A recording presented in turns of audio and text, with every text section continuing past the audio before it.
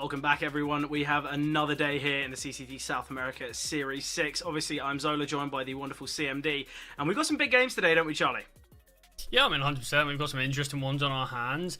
And, I mean, we obviously covered this yesterday. We got to see the points where we are coming towards the end of the Swiss stage. We're even closer to that point now, where it is another 3 games today. And it is really feeling like this is where some teams need to step up, because we've seen a couple of teams when they're in the spot where your back's against the wall or you're one spot away from making it to playoffs, and it feels like we're just not seeing the greatest of them. Sometimes they scrape the games over the line just to stay in it, or they narrowly finish and don't make it to playoffs straight away. So we are in a spot now where it is time to really dig your heels in and show everyone what you can do on the server. But it's definitely going to be an interesting one. You mentioned it, we've got some interesting games, obviously starting off with Solid versus Bounty Hunters. We're looking forward to that game, but we've got a ton more throughout the rest of the night, throughout the rest of the day in general. So yeah, I think they're going to be some pretty competitive ones.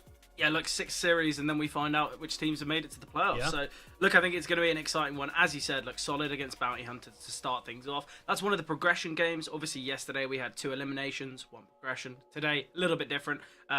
Two of the sides are going to be progressing today. So, it's going to be an exciting one. I think this game, this first one, I think this is probably the closest of the 3, or maybe that third game is actually going to be a pretty good one. I'm a little bit disheartened again. It's another side that I've really wanted to kind of be on the mic for. The Bad News Chickens game.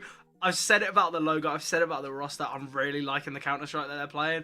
It just seems as though the schedule, it just doesn't want me to get to see the teams that, you know, personally I want to be watching. But look, every game here in the CCT South America does have that level of excitement. Not to say that the other teams aren't going to produce these kind of top-tier talents. But look, Solid against Bounty Hunters. Let's get right into it, Charlie. Let's look at the rosters. We can kind of talk, obviously, about the Solid roster first. Anyone you want to point out here?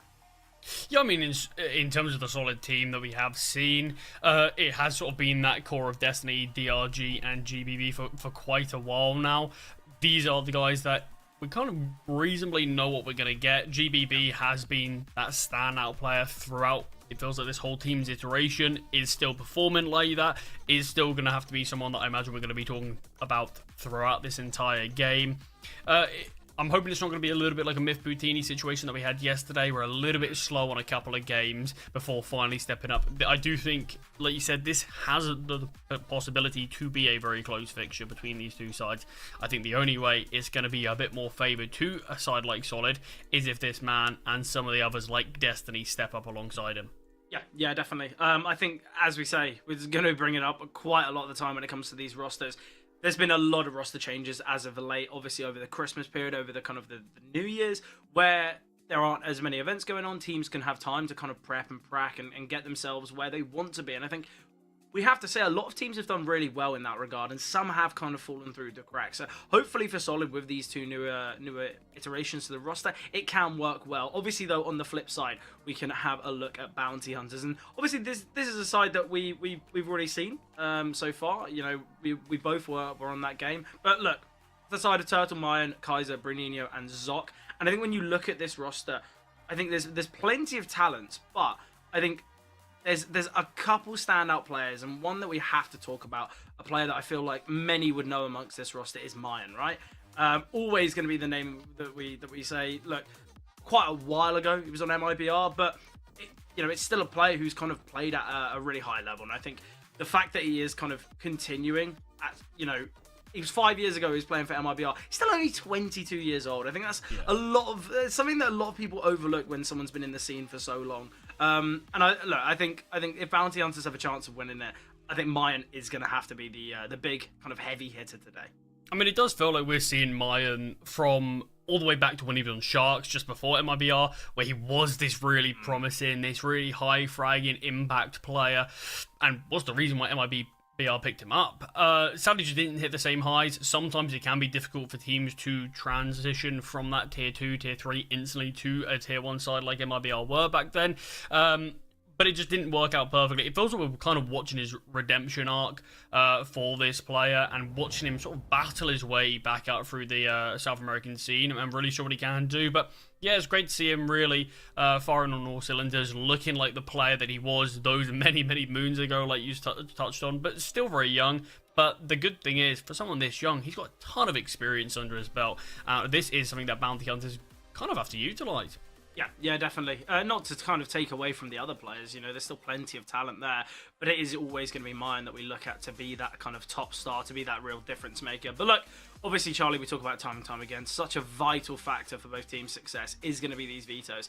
And I'm quite interested for the vetoes because we haven't seen all too much regarding sample size for bounty hunters, yet for Solid, it's looked pretty good. You look at their stats on Anubis, you look at their stats on Ancient, I would be very scared if I was bounty hunters, and to me, one of those two maps has got to be the one that goes.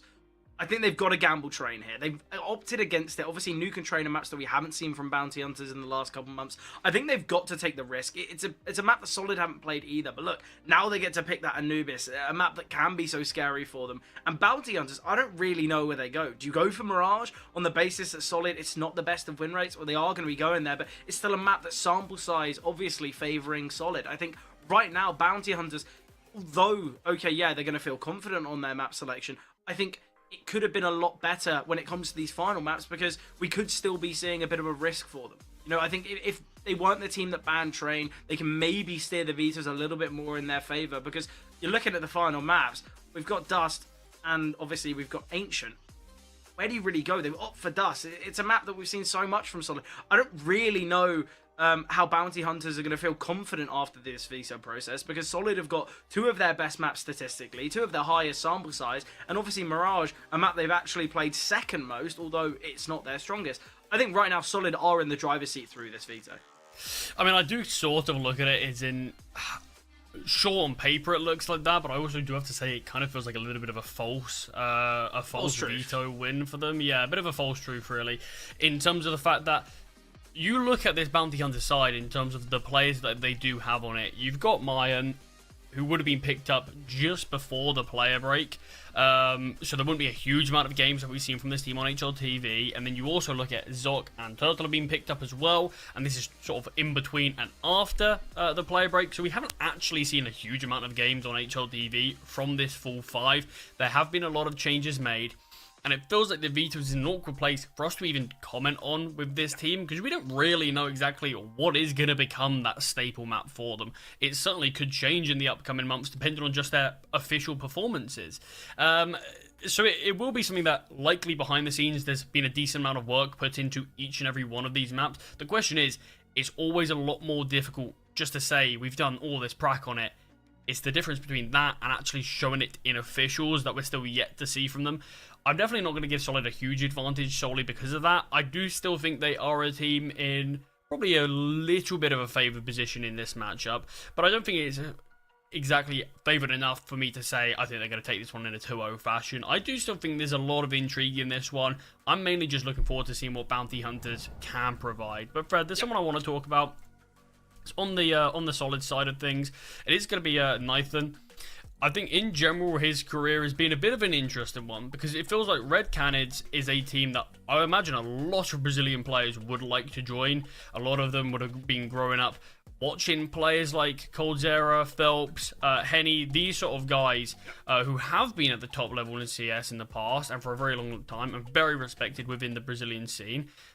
You obviously can't turn down when you do get the offer to join that team. But it hasn't really worked out for this player whatsoever. Nathan, he's had a great sort of time on multiple different teams, but it feels like we just didn't remotely get to see the same player on this one.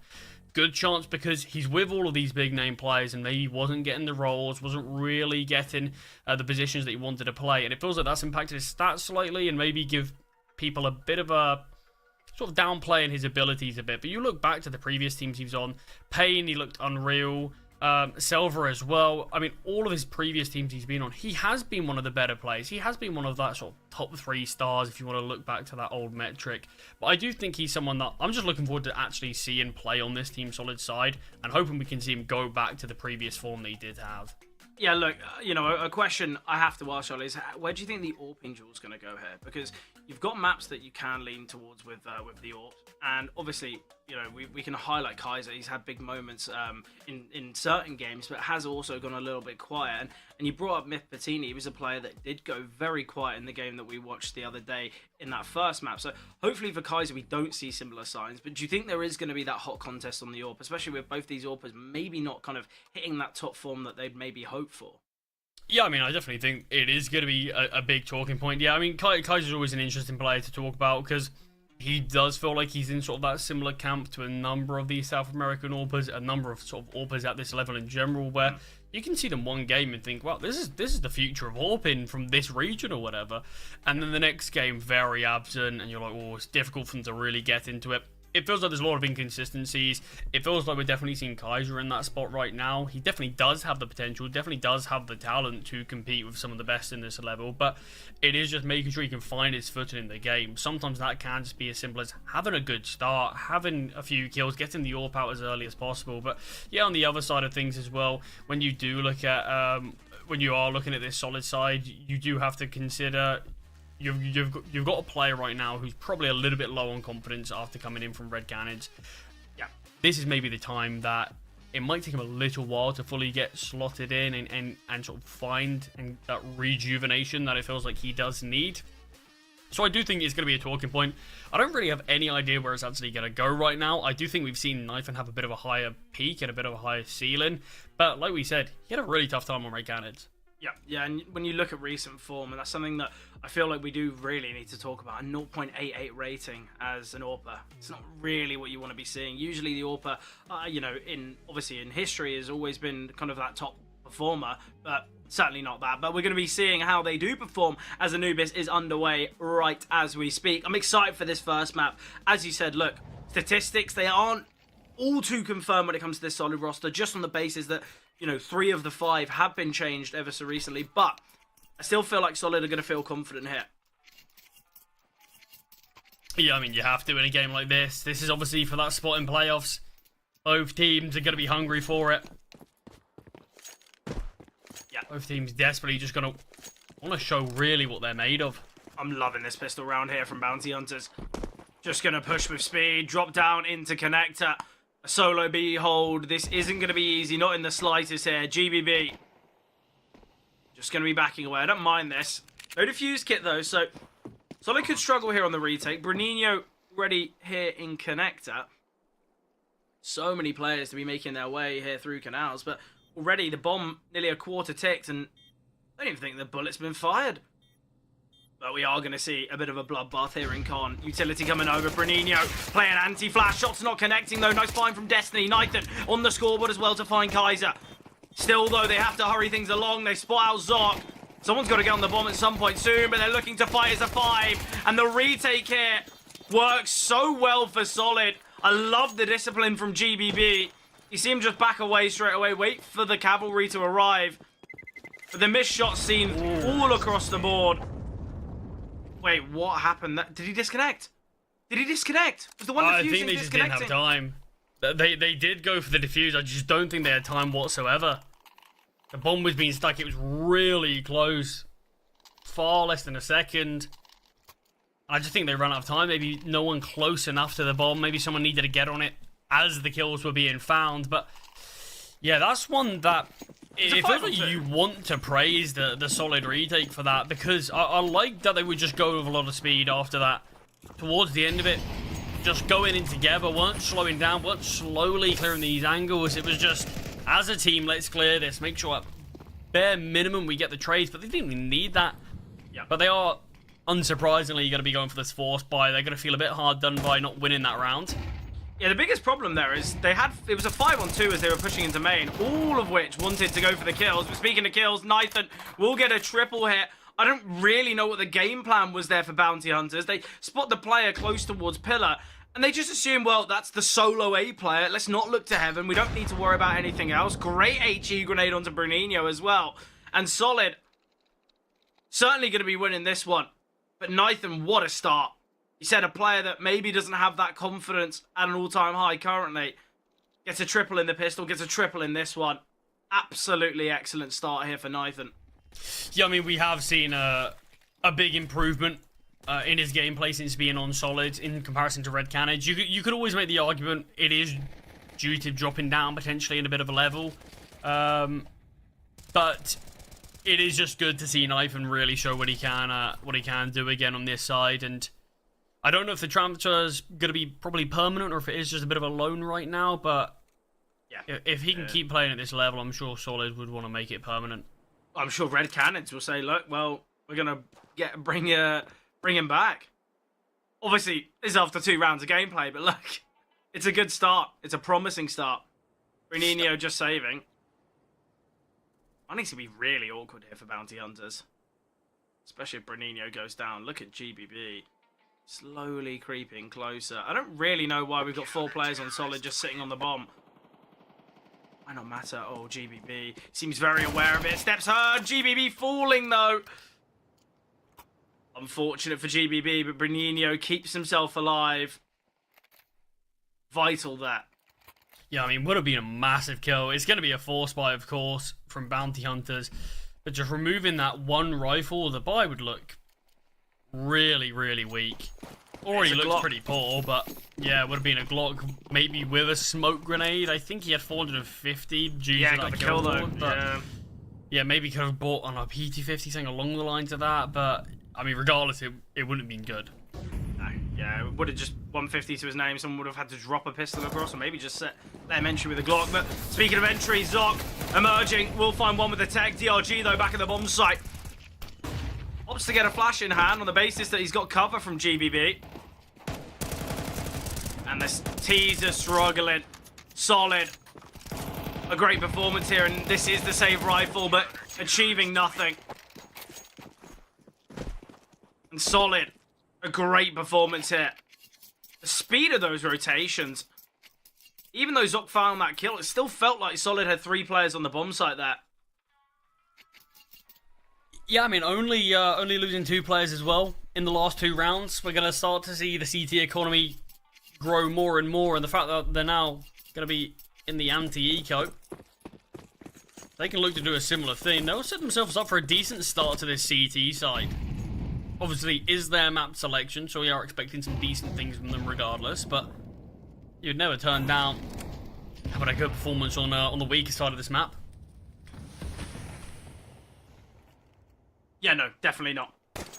Obviously, it's their map selection. They want confidence, they want strengths, but we know how treacherous the CT side of this map can be. So I think if they can get themselves, 4 or 5 rounds before we've even seen Bounty Hunters find his second, that's where they'll be feeling very confident.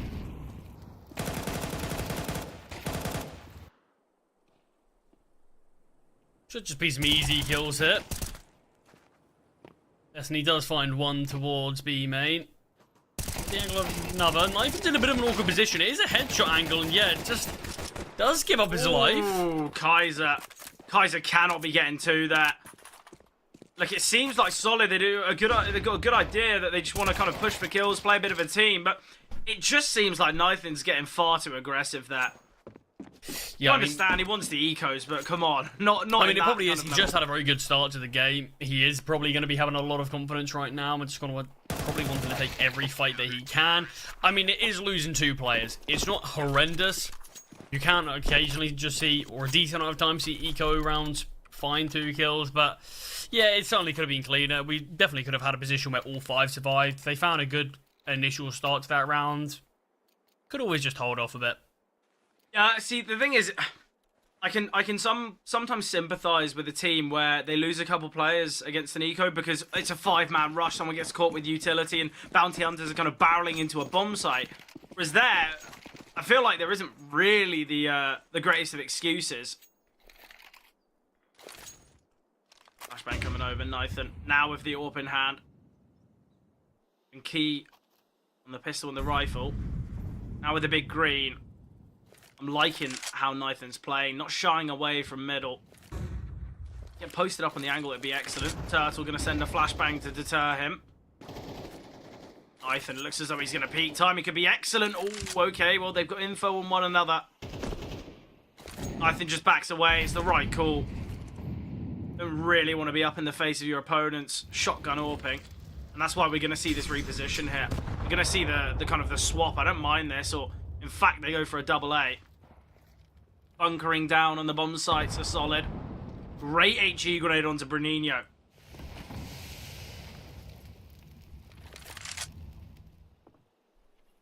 Yeah, important round this one for Bounty Hunters.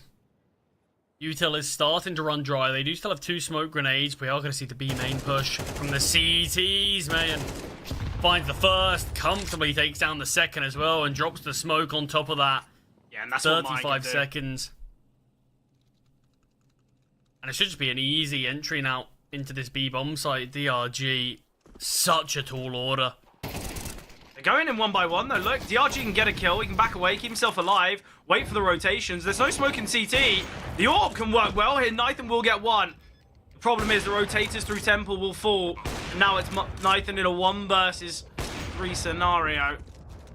Flashbang comes over, he backs away, but DRG really have an opportunity to get a second there. I was worried that the Bounty Hunter kind of entry pathing and spacing would have been a big problem, but Nathan saving is going to be really difficult now. Ready, Bruninho, Kaiser so close by. It's all going to be about timing. Oh, he spotted the shadow. Oh, definitely not. Bruninho will find. AWP can be retrieved. And Kaiser now wielding. Finances are okay for Solid. I believe they can still get the AWP out, can still get a full investment, but yeah, the fact Kaiser gets 2 here is crazy. But this is what I'm on about. You see DRG, he's able to isolate that fight. I don't think we really needed to see the swing there from Tomate and obviously DRG, because the AWP was posted up. They could have just held a kind of a bit of a crossfire for Platt. Either way, though, Bounty Hunters, as you said, recognizing that round being of vital importance, and they have got themselves it. But it's the double from Mayan. Something that it can't really be happening there. Where's the trade?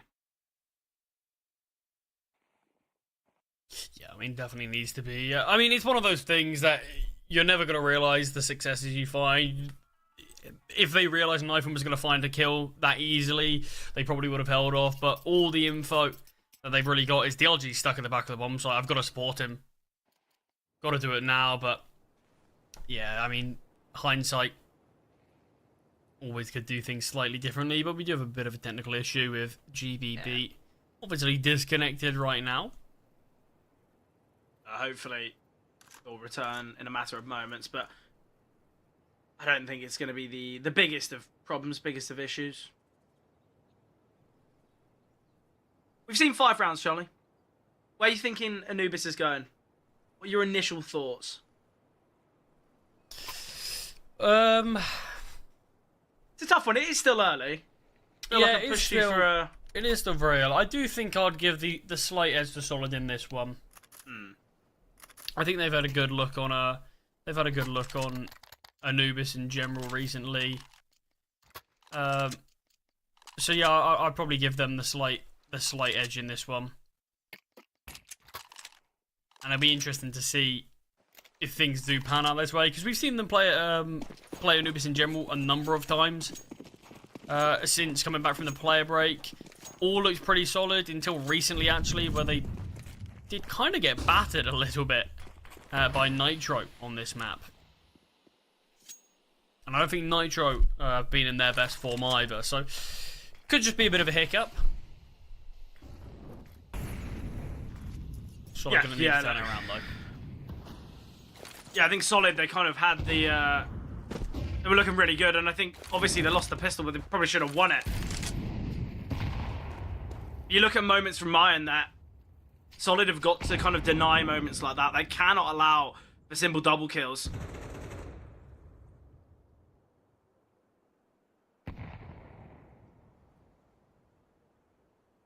Nathan posted up here. Flashbang coming through. Ooh.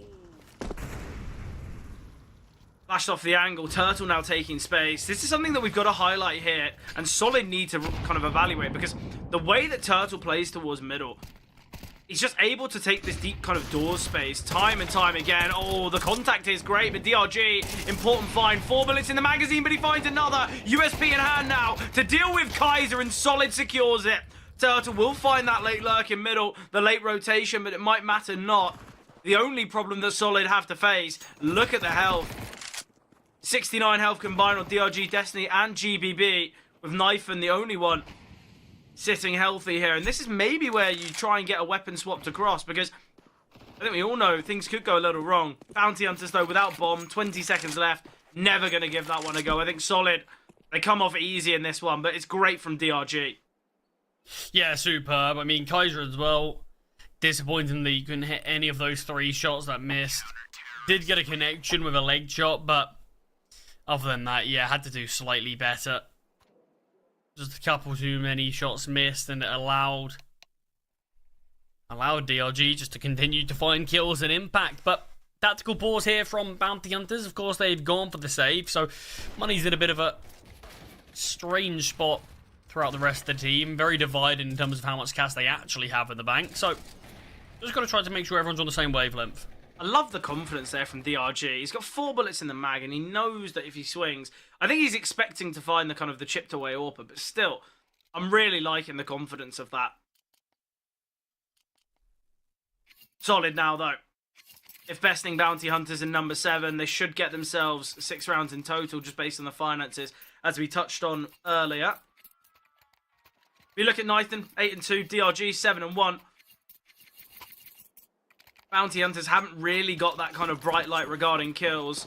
You know, we've had a moment from Mayan, but we need to see a little bit more, some more resistance, someone to step up, because otherwise it seems like Solid will continue. Nathan posted up here with the AWP. Will be peeking off the bases. His teammates flash.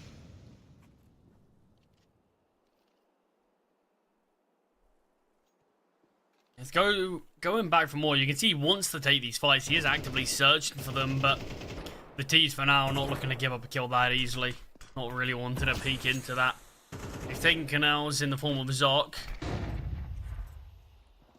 Just going to slowly sort of default this round. Nathan, though, will find Turtle, as I said. Solid, they've got to deal with Turtle's late lurks, but Nathan, he stays steady there in middle, effectively finding. We've seen a gamble over towards the B bomb site. They've got no one defending middle, 4 players towards B. With Bounty Hunters looking as though they were going to go towards A, but they have kind of changed their tune currently. Another smoke landing here, though, in connector. Could be costly. A gamble rotation again. GBB. 3 bullets remaining. This is where Zoc could look to explode. Oh, the swing from Kaiser's nice. Great spray transfer there. Running and gunning, but makes it work. The RG rotating in. The Molotov going to force him back. It's a 3-on-3 now. And you look at the spam through that smoke. Look how unnecessary it was. It's cost them that controlling connector and potentially cost them the round. I mean, it was all a ruse. It was the setup that they were going for. You can see GBB, he could have easily just backed away around the corner, but went for the reload so that Destiny could be there to get what in theory should be an easy kill. The issue is GBB just took so much damage, and then we eventually saw Kaiser go for a swing, find GBB, and at that point, find Destiny, but at that point GBB, he's so low. Yeah. He's got not a lot of health to find an easy trade, and he doesn't do so. Sure, gets the damage off on Kaiser, but eventually just gets taken down for it, and it's a nice idea on paper, but you think maybe if we ended up seeing GBB back away slightly just so he can instantly get swung on and brought down so low, maybe we would have seen a few more successes from it. Well, I think as well, the idea of the setup, okay, yeah, they might try and bait him in, but I think at the same time, it's a really strong setup anyway.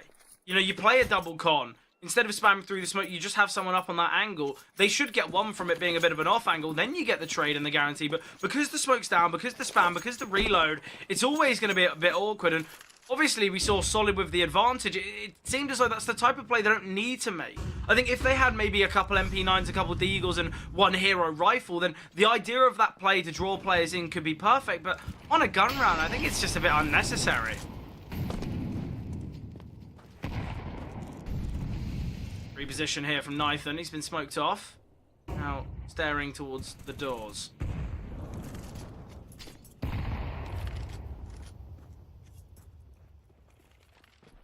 Turtle creeping. Nathan. He's posted up here.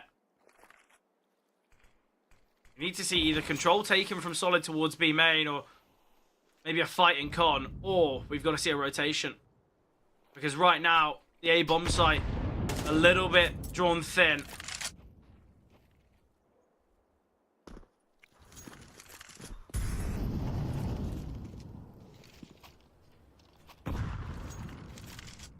Yeah, just Solid holding mid from afar. The Molotov's going to delay slightly.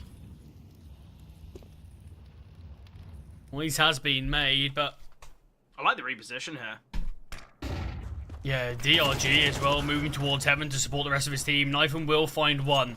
Yeah, great there from Nathan. We're going to see GBB rotating in, and he can look to pounce on these players progressing through camera. Smoke thrown here from Kaiser to try and delay for GBB. We've got a flank coming through from Destiny. A 4-on-4 here. Neither team with much utility. If Kaiser can find a pick here, he's in such a nice angle. I doubt it even gets checked. They are taking their time. They've got a kit here on Nathan and DRG. Slowly creeping is DRG. Spotted the shoulder. Great from DRG. He gets one. Information on the second as well. Tucked in the bomb site. DRG again. And now we're going to see the aggression with Zoc finding Destiny. Things can become quite tough, but Nathan finds. And the round will go the way of Solid. They got enough time for the defuse. Excellent there from Solid. Taking their time on that retake. Being disciplined to back away from middle. It's great there. Yeah, I mean, I like the rotation that we see from DRG as well, just to support the Heaven players. Know that there's not a lot he can do, waiting out the smoke in middle, and then having to finally get in mid, and likely waiting out a smoking camera. So he rotates around, have more impact quicker, and that's exactly what happens. Finds 2 kills in that round, knifing with a double as well, and Bounty Hunters do get the bomb plant, but no round. So they're going for the force buy, actually. Yeah, big risk here. Obviously, you look at the money for Solid.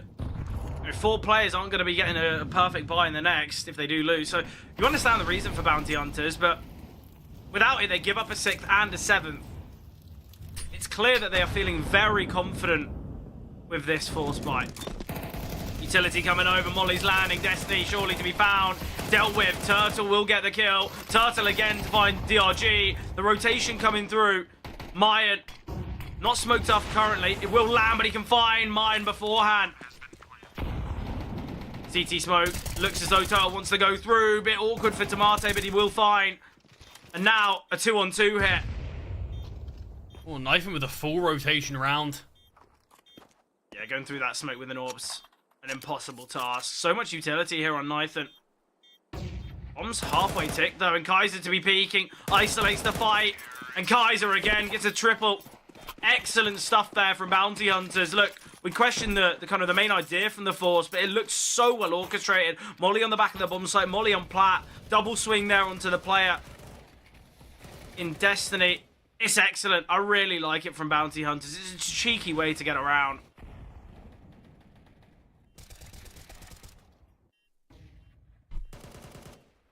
Yeah, I mean, Kaiser's actually having a lot of impact with this rifle. Had a number of big moments with it. And at least half of the rounds that Bounty Hunters have won have been from a big play from him with the rifle. I wouldn't mind maybe honestly just seeing him stick with that if the AWP continues not to really find the success he's wanting. Well, look, it doesn't seem like Solid are looking for these kind of info plays, looking to kind of get a player deep. I say that, obviously they push B main as I'm criticising them, but it seems like the AWP could really struggle here. Utility coming through. Oh, Tomate. Nice find. Doubles there. Flashing a... Oh, he's found a 3rd with the MP9. That's the bomb as well. Things become really difficult. And Kaiser, will he be ready for the flank? Well, he dodges the bullets. He's got the information. And now, I love it here from Destiny. Just backing away, drops the smoke. Make sure that he survives. But it's all from Tomata there.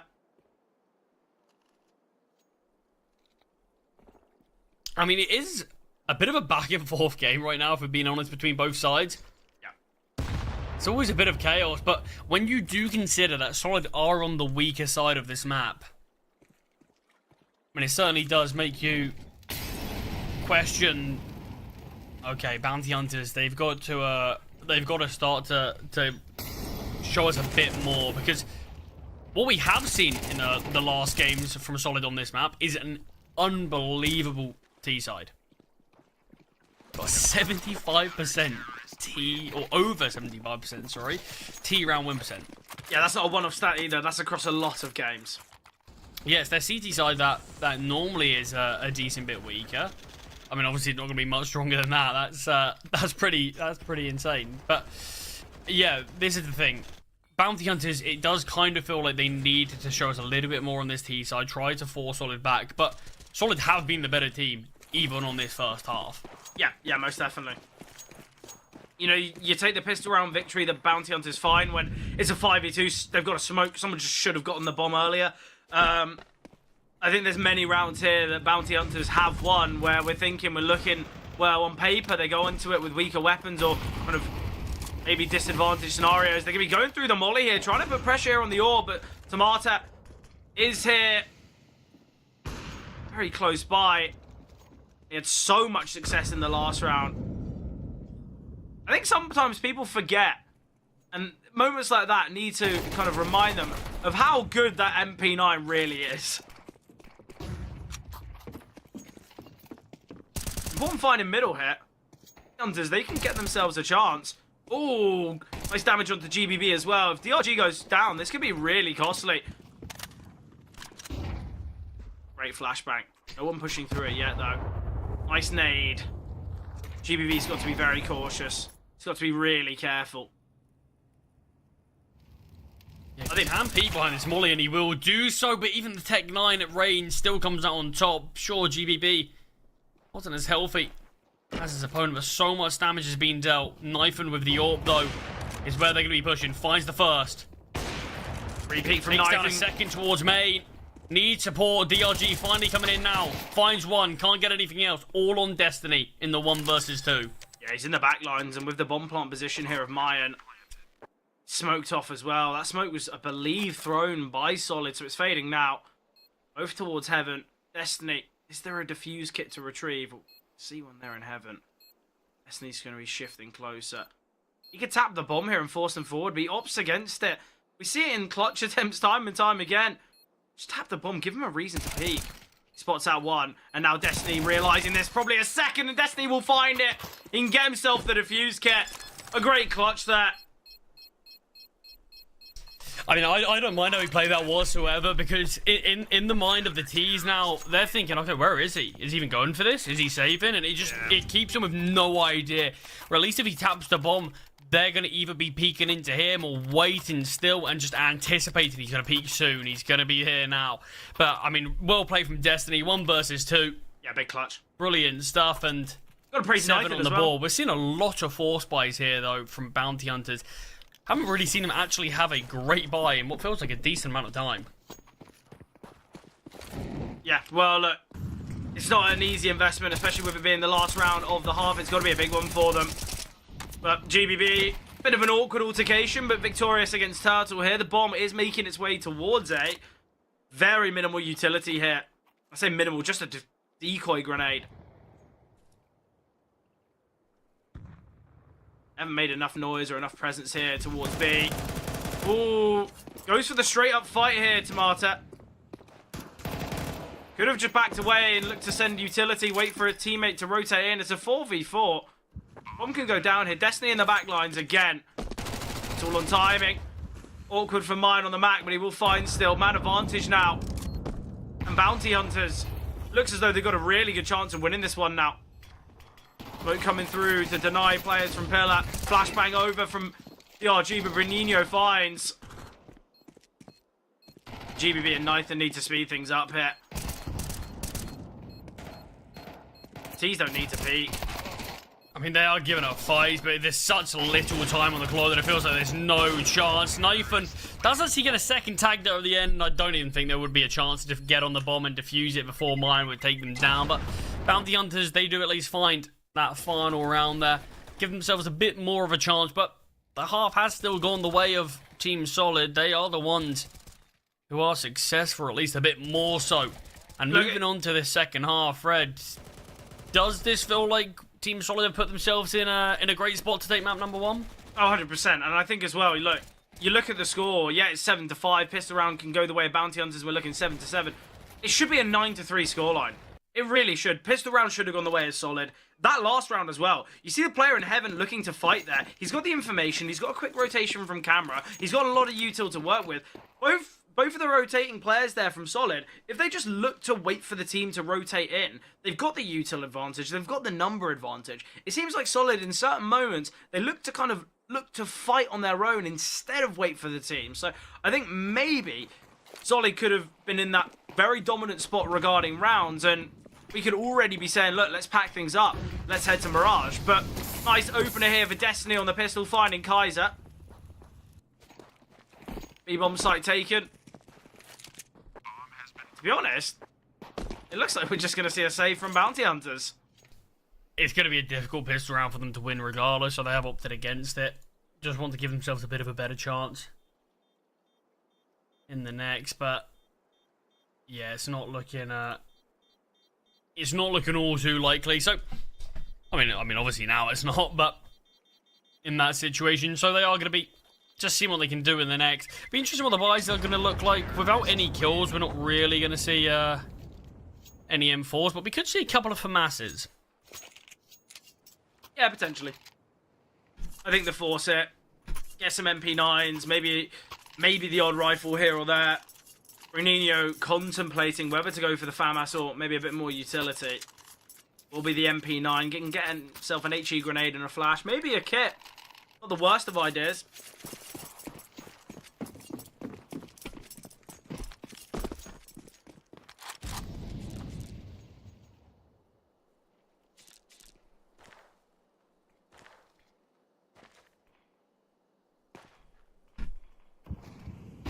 There is posted up towards mid with this scout. But obviously, I mean, a round like this is massively important. I mean, does it feel like these constant force buys that we've kept on seeing is Bounty Hunters looking at themselves and saying, we are the underdogs on this map, we need a lifeline, we need something to claw ourselves, not just back into the game, but potentially break the economy of their opponents and see what they can do from that, get a few more rounds. Because we saw a ton of them on the first half, and once again, it feels like without any hesitation, instantly go for it again. Yeah, I'll be honest, it's not coming from a place of confidence, not at all. I think for a team to be continually forcing weak weapons in nearly every round, I feel like there was more Tech 9s than we saw AKs. I actually genuinely think there was less than 10 AKs seen for Solid, for Bounty Hunters. I'm probably waffling, but it really felt like it was mainly Galils and Tech 9s.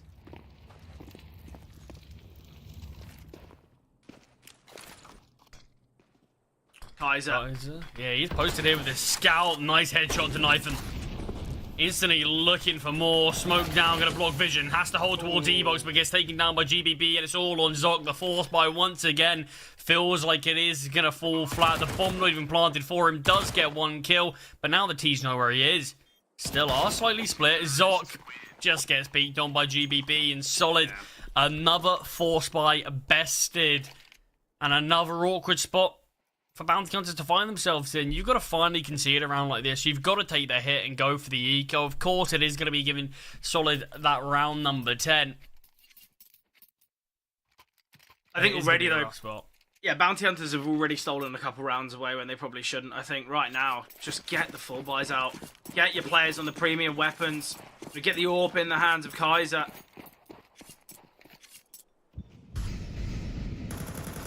Utility coming here towards B, to Marta. Just waiting for it. Flashes come through. Neither of them really blinding. Obviously, he's playing from deep, so won't be affected. But either way, nice find.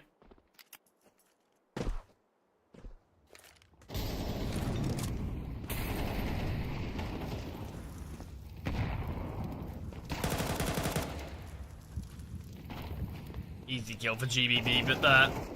And with the smokes down, these pistols can get up close and personal, but it feels like as soon as this bomb does get planted, we can see the T's just lock into their post-plant positions and not allow the CTs any chance whatsoever. Feels like we're already there. A kill would have been nice for the CTs.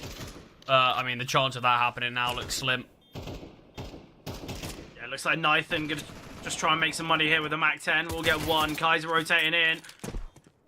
Okay, well, they got themselves a kill, but that's best case scenario. GBB can drop an orb over to Nathan as well. Yeah, I probably would have actually, if I was Nathan, swapped over the Mac 10, because he didn't actually have a lot of health. Yeah, probably would have swapped over the Mac 10, give it to GBB, someone like that, and just say, I'll play passively, keep this gun alive.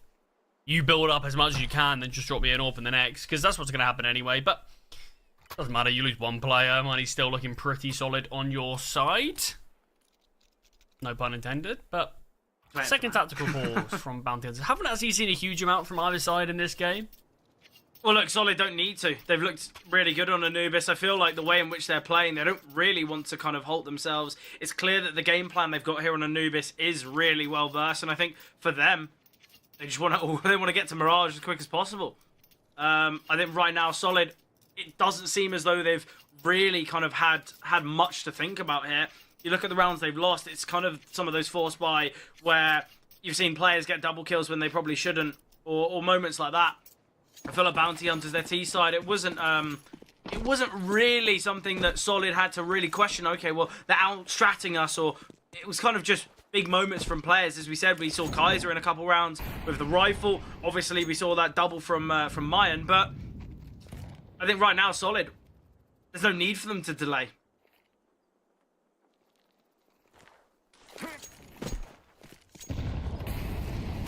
Bit of nade damage onto Destiny makes these M4s one-hit headshot. We've got to start to see some more rounds on the board, especially in these full buy situations where, I mean, I can definitely probably count on one hand how many actual full buys we've seen Bounty Hunters have this game. There's not been many, because it feels like the situations where they just need to take a step back and go for an eco or go for a half buy.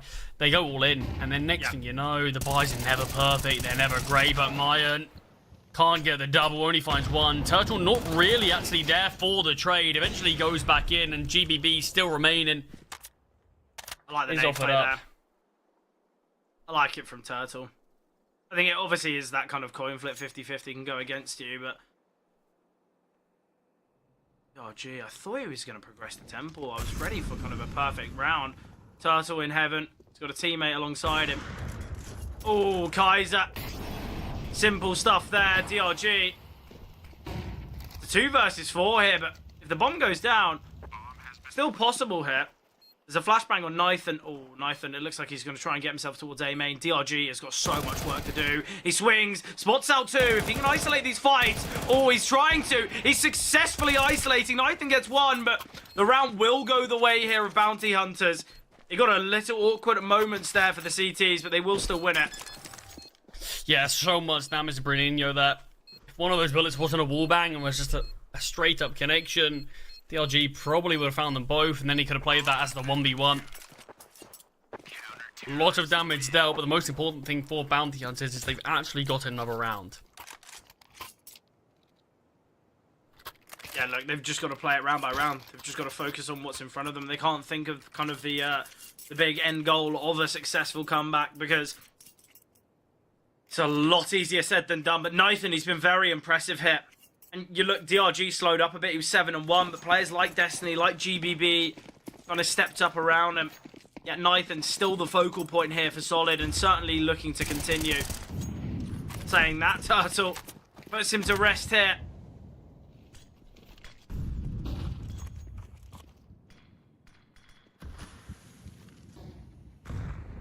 DRG slowly creeping through middle here. Turtle. He seems very much aware of this, just on the basis that this is the kind of the game plan that he opts for himself here on the T side. He knows there's going to be a late lurk at some point.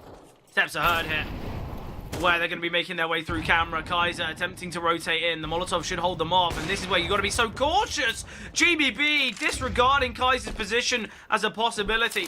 Destiny now with work to do. Flashbang coming over. Mine will get 1. Final player in Destiny. Very late to strike. 1 versus 4. Going to drop a flashbang, but he's getting flanked. Oh, just as the smoke fades. Destiny can find, in fact. He can drop a molly on the bomb. There's a chance. He's got to deal with Kaiser, though, in heaven, who's just posted up on the angle. Look on the bomb now, though. Oh, he's baited out the AWP shot. It's a full stick of the bomb, but Bruninho now with a decision to make, but he stays sticking. Destiny wins a 1 versus 4. A ridiculous round here. He smoked the bomb, but doesn't realise he's thrown it too far. The missed shot there, or the baited out shot as well. What have we witnessed? I think when Destiny was sat in that smoke for so long, everyone would have just assumed game, set, match in number 17. Round is over, but Destiny, what a moment. It was the kill in Zoc that really impressed me there. Yeah. The fact he had the awareness to look behind, the bait of the AWP shot. The instant kill on the repeat. And yeah, you mentioned there was the decision maker for the diffuser. It was sadly the wrong one. It was a full 10 seconds. You understand why? Maybe you're hoping that Destiny is going to consider after you've killed the AWP. Surely he's going to swing now, but the wrong call. But a 1 versus 4. That has to be the straw that breaks the camel's back here for the CT side. Yeah, devastating for Bounty Hunters. Flashbang comes through. GBB needs to come to his teammate's aid. And GBB will provide with the MAC-10. Destiny finds as well. 12 surely secured here, unless if Zoc and Turtle can provide brilliance. Just seen here by Destiny, but I doubt it. Destiny continues. 6 kills in the last 2 rounds, one of which being that 1v4. But a mental moment there. Destiny already, he passes Nathan so quickly. Yeah. Yeah, that's what I was going to say. I mean, the fact that we've just seen Destiny sort of be the one to take the lead in this game over Nathan is impressive enough as it is. Because Nathan's had a great game. Sure, slowed down ever so slightly, but Destiny there to really pick up the slack. But in general, all of Team Solid have had their moments here or there. And it's why we're seeing this 12-6 scoreline. 6 opportunities to take their map selection before bringing us to Mirage. And it feels like it could be sooner rather than later here. Look, I think you've got a spot on. I think you look at Tomato. He's 10-9, hasn't had the greatest of games. You think back to that MP9 round where it's a half-buy, it's a weaker weapon investment or a force, and he's able to get a triple. Everyone has had that kind of round-winning moment, and Nathan, he's wanting to be the one to lead the lines, to top the server here as he gets his 18th. Searching for more is Nathan. Molotov on pillar in the hopes that Zoc will overextend. Turtle now holding, he's got a Molotov. Oh, Nathan again though, will get his second of the round, make it a third! And now Nathan, no chance for Destiny. He can match it, but he can't best. Unless if we see Bounty Hunters win this one, but it's a 2 versus 5. Kaiser, a heroic flash, gonna be seen in a second. Mine will get 1. 2 versus 4 now. A quarter of the bomb tick. Maya, he's got a smoke, gonna use it for the bomb. In fact, uses it for E-Box. Another flash coming through, not blinding, but still finding Maya again. He's found 2 so far with a reload. Caught off guard, GBB ends it all, and Solid, they are successful on Anubis. Quite the showing. Really, really impressive stuff there from Solid. We had a little bit more of a back and forth first half for sort of those first 10 or so rounds, but at the end of the day, that was always Solid playing on the weaker side of this map, and still they were always in the lead despite it being back and forth.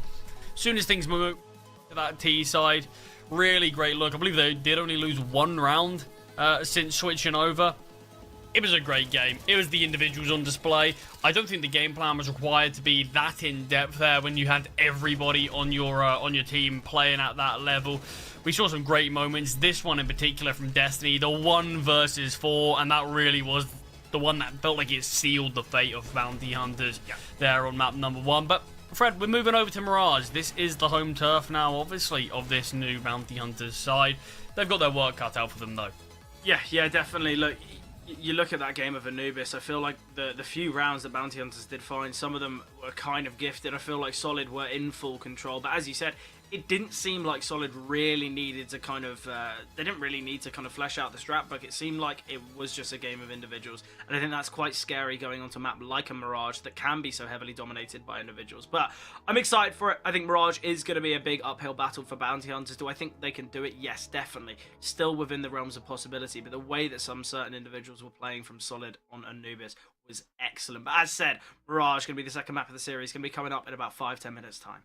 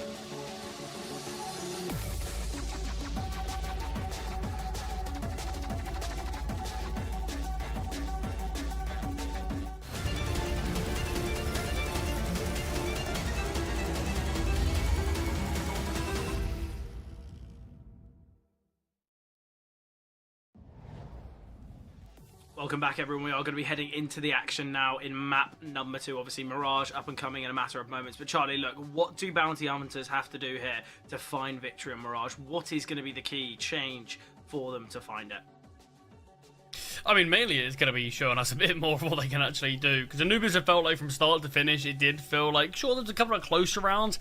But you have to say a lot of those close rounds came from the fact that it felt like bounty hunters were just force buying next to every single round. Yeah. We almost saw... I honestly would probably bet that they have more force buys than they did full buys, which is a bit of a unique situation to find them in. But this is a map that they are more well versed in. It is a map that we've seen them play and have a lot more success on, especially recently with this squad. Sure, they have been some close games, but I am just hoping that we get to see bounty hunters put on display what this team is about. They didn't really have the individuals stepping up as much as obviously Team Solid, who pretty much everyone had their moments. We obviously saw Destiny's 1 versus 4. Knifing has some great moments. It felt like the whole team really had at least a round or two where they were on display in the limelight. But bounty hunters didn't really feel like we could say that all too much for them. So that's going to be something that they need to show. Because if Solid just play like they did on Anubis individually on Mirage, there's a good chance they can just go on to win the game without any real tactics being required. Yeah. That would be the same sentiment I'd have for Dust too if they do keep things going there. But Mirage is going to be an interesting one. I think we need bounty hunters just to step up individually and actually show us a bit more of a game plan that they did have. Because what they had on Anubis was reasonably basic. And it wasn't a huge amount for us to talk about in terms of the actual tactical depth that we had. But Fred, we're going to be jumping onto Mirage now. We're going to get to see what they are looking like here. So Team Solid, are they going to be able to take this one in a 2-0 fashion? Or will bounty hunters have some sort of response? Yeah, look, they've got to. It's not do or die. It's not elimination. So at least they're going to have another chance if they do lose in any fashion, 2-0, 2-1. They go to that 2-2 bracket. But look, we touched upon individuals. You just have to look at it. Tomato had the worst KD. He was 11 and 10. He's still middle of the pack in comparison to Bounty Hunter's performance. You look at Zoc 5 and 16, Bruninho 6 and 13. Is that playoff ability? Is that playoff potential? Certainly not. So I think we need to definitely see a little bit more from them. Don't get me wrong, it can happen, but it's got to start now. They've got to have that instant injection of success. I mean, we did see, obviously, Bounty Hunters versus MIBRFE, and they were very lucky to win that game. It felt like MIBRFE pushed them to the limits. Really close affair. We could have easily seen Bounty Hunters go down there, and they would have been in a very different look in the Swiss stage. But Bounty Hunters, good pistol round so far, finding the kills. You've been baited. Great, in fact, mate. Solid, sorry. Yeah, look, it happened to me as well. I was like, oh, Bounty Hunters is looking great. No, it's not them on the CT side. It's a tough one. But look, speaking of Bounty Hunters, you look at their sample size here on Mirage. It's a couple games, there's a couple wins, 2 of which being 13-10, both here in the CCT South America Series 6. But it's the T side they favour so heavily. They've got a 61.8% win rate on their T side. When it comes to the round distribution of the rounds, the amount that they've won, 60% on their T side. So they've got to do really well here. They have to. They cannot take their foot off the gas. Bounty Hunters have to have, I want to say a 7-5 half here. I know it might sound a bit crazy, but I think they've got to find 7. Otherwise, I'm not confident, not in the slightest. No force buy here. Tomato is getting a triple with the MP9. We've seen that before. I'm sure we'll see it again from him. But lovely there from Solid. No casualties there on against the anti-eco. And the money's looking good for Tomato. Can drop over the op to Nathan in the next round. But a good start for Solid. and a scary start for Bounty Hunters. I think this round will be a real determining factor. If they lose this, we could be seeing kind of a 4-0 start for Solid, and very, very scary one. Yeah, I mean, it's definitely not going to be end of the world situation if you do get into that spot, but it's more just after what we saw on Anubis. You just want to get off to a bit of a flying start, and a round like this really will be the play. As you can see, there's only been one kill found in general from the T's, and that's been on Zoc. So it's just now time to actually string something more consistent together, and mid has been taken. Zoc towards underpass, and rejoin the rest of his teams in this spot, and we're not seeing Solid fight too heavily for this. They've used a bit of early util, but more than happy to give it up, and you can see on the other side of things, Bounty Hunters have used a lot of their util just to claim this bit of real estate.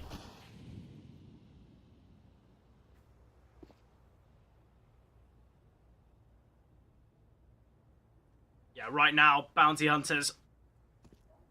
Zoc's going to be progressing through under. Already, though, I'm quite tentative about Bounty Hunters in this round. They don't really have all too much utility. Oh, Destiny. Destiny just gives his life away there. I see no real value there in what Destiny's trying to achieve. He's giving his life up. Obviously, util here is going to be really tough. Molly, excellent. Minimal time. This is going to be tough. GBB now we're looking for a peek. Excellently timed. We'll find one. DRG now in apartments. And oh, the kill feed's gone blue. And Kaiser in a 1v4. We'll get his second now. Brought down to the 1-on-2. 18 seconds remaining. Can get a bomb plant here towards A. This is something that Solid haven't accounted for. When they hear that smoke come down, though, they will realise. And now the reposition comes through. Still, though, look at the utility of DRG. He's got a smoke, a nade, 2 flashes. They can go shoulder to shoulder, and he's holding towards CT. Oh, what a shot from Kaiser! Takes down the util player. Now on Tamata. We saw a 1v5 from Destiny, but not from Kaiser. Tamati denies. Devastating there. What a round it would have been. Sadly, not to be for Kaiser. Still, yeah, I mean, though. It was such a good setup initially from Solid. They're in such a strong position. But just a couple of 1v1s given up. And he takes him. It's this fine, though. What a kill to get on the player falling. You can see he tries to catch off his opponent there by swinging early. Does get a bullet in the head instead. So 3-0 from Solid.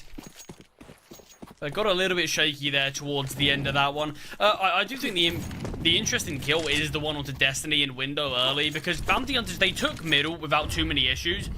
But it's, you see a lot of teams able to take mid, but it's what do you do actually after that? A lot of the basic goals are to get someone in ladder room, something along the lines of that, get someone in connector, things like this. But it felt like Bounty Hunters were just waiting, hoping something was given to them, and eventually it was, and that's when we started to see them progress. If Destiny didn't go down there, maybe we would have seen a bit of a cleaner round for the CTs, but it's looking pretty clean here, though, until Zoc finds DRG. A lot of players looking a bit worse for wear in terms of health, but it's been brought back to this 3-on-3 situation. The CTs are rushing the retake. There's no gain. There's so many players in market. I was waiting for, Solid to just take it slow and just win the round based off advantage, based off utility. But they speed things up so unnecessarily. Important find for GBB. It's now on Bruninho to win this 1 versus 2. Right now, Nathan, he's got to go searching. Allow GBB to have the chance for the trade. Bruninho still tucked here towards bench. Bruninho going to be spotted. And now GBB, oh, I think he stepped. Bruninho's certainly aware of it again. Another clutch going the way here for Solid, but it should have been a round that they found anyway. These rounds are coming closer, brought down to 1v1s, when realistically, it's a 5-on-3. You can just wait and mark it. Wait for your teammates, wait for the cavalry, but still, Solid. They get it over the line, however awkward and a bit kind of nervy it looks. Yeah, that was the game plan, it felt like, but you just saw Kaiser actually taking a big risk there on low HP to push through the market window smoke and found a lot of success and just caused a lot of panic, it felt, in the Solid retake. Allow Bounty Hunters to find a bit more footing and somehow bring it to a 2-on-2 after that. Almost went on to be able to win it.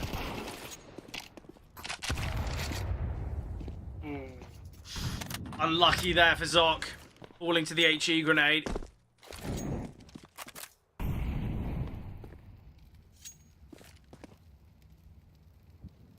DRG. 22 HP. He's tempting fate here. One body shot will take him down. DRG is playing very scary. He spotted the shoulder. He's got information now. There is an H. There is a molly that can land at his feet. DRG still here. Molotov going to be landing. Reposition needed. Oh, he's so low with the orb of Nathan. Trying, attempting to keep his teammate alive. Great rotation from Tomate. Will find Bruninho. And it's a 2-on-4. Deep position we can see from GBB towards ramp, just confirming that it isn't going to be this A play. Mayan still stepping, still searching, hoping for someone to make a mistake, but currently no one moving. DRG spotted, but he would have done the same for Kaiser, and no need to give him the fight, give him the chance. So he's just going to be backing away now. And putting bounty hunters in a spot where if they want to get the kills, they've got to be the one to find them. We have 25 seconds on the clock now. It feels like we're just going to be seeing a save. What else can you do in a spot like this? Smoked off now. No opportunity into the round. Solid financially, they're not in the greatest spot. There's no real need to force a hunt, but obviously removing these weapons from the T's hands is always going to be nice. Yeah, but look, so many rounds. You know, you look at how many 1v1s we've seen already. I think right now, Solid, they just want to ensure that they can get their own finances in order. So I do really back it.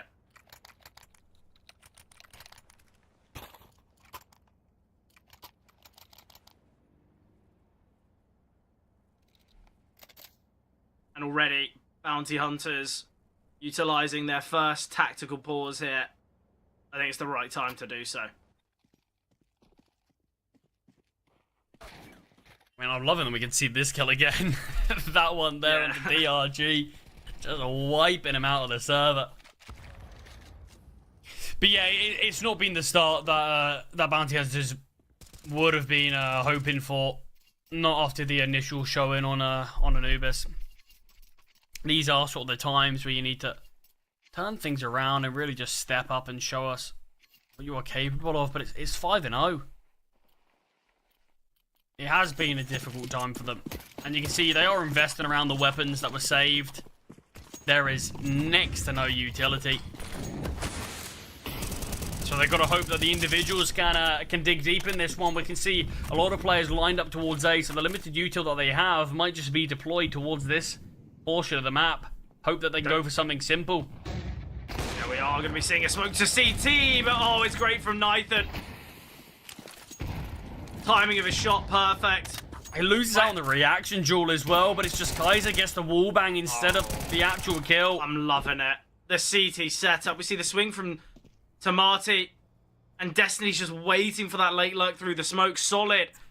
Already they've achieved so much on their CT side. I said, bounty hunters, I think best case scenario, if they want to be convincing here, if they want that chance, they've got to find a lot here, but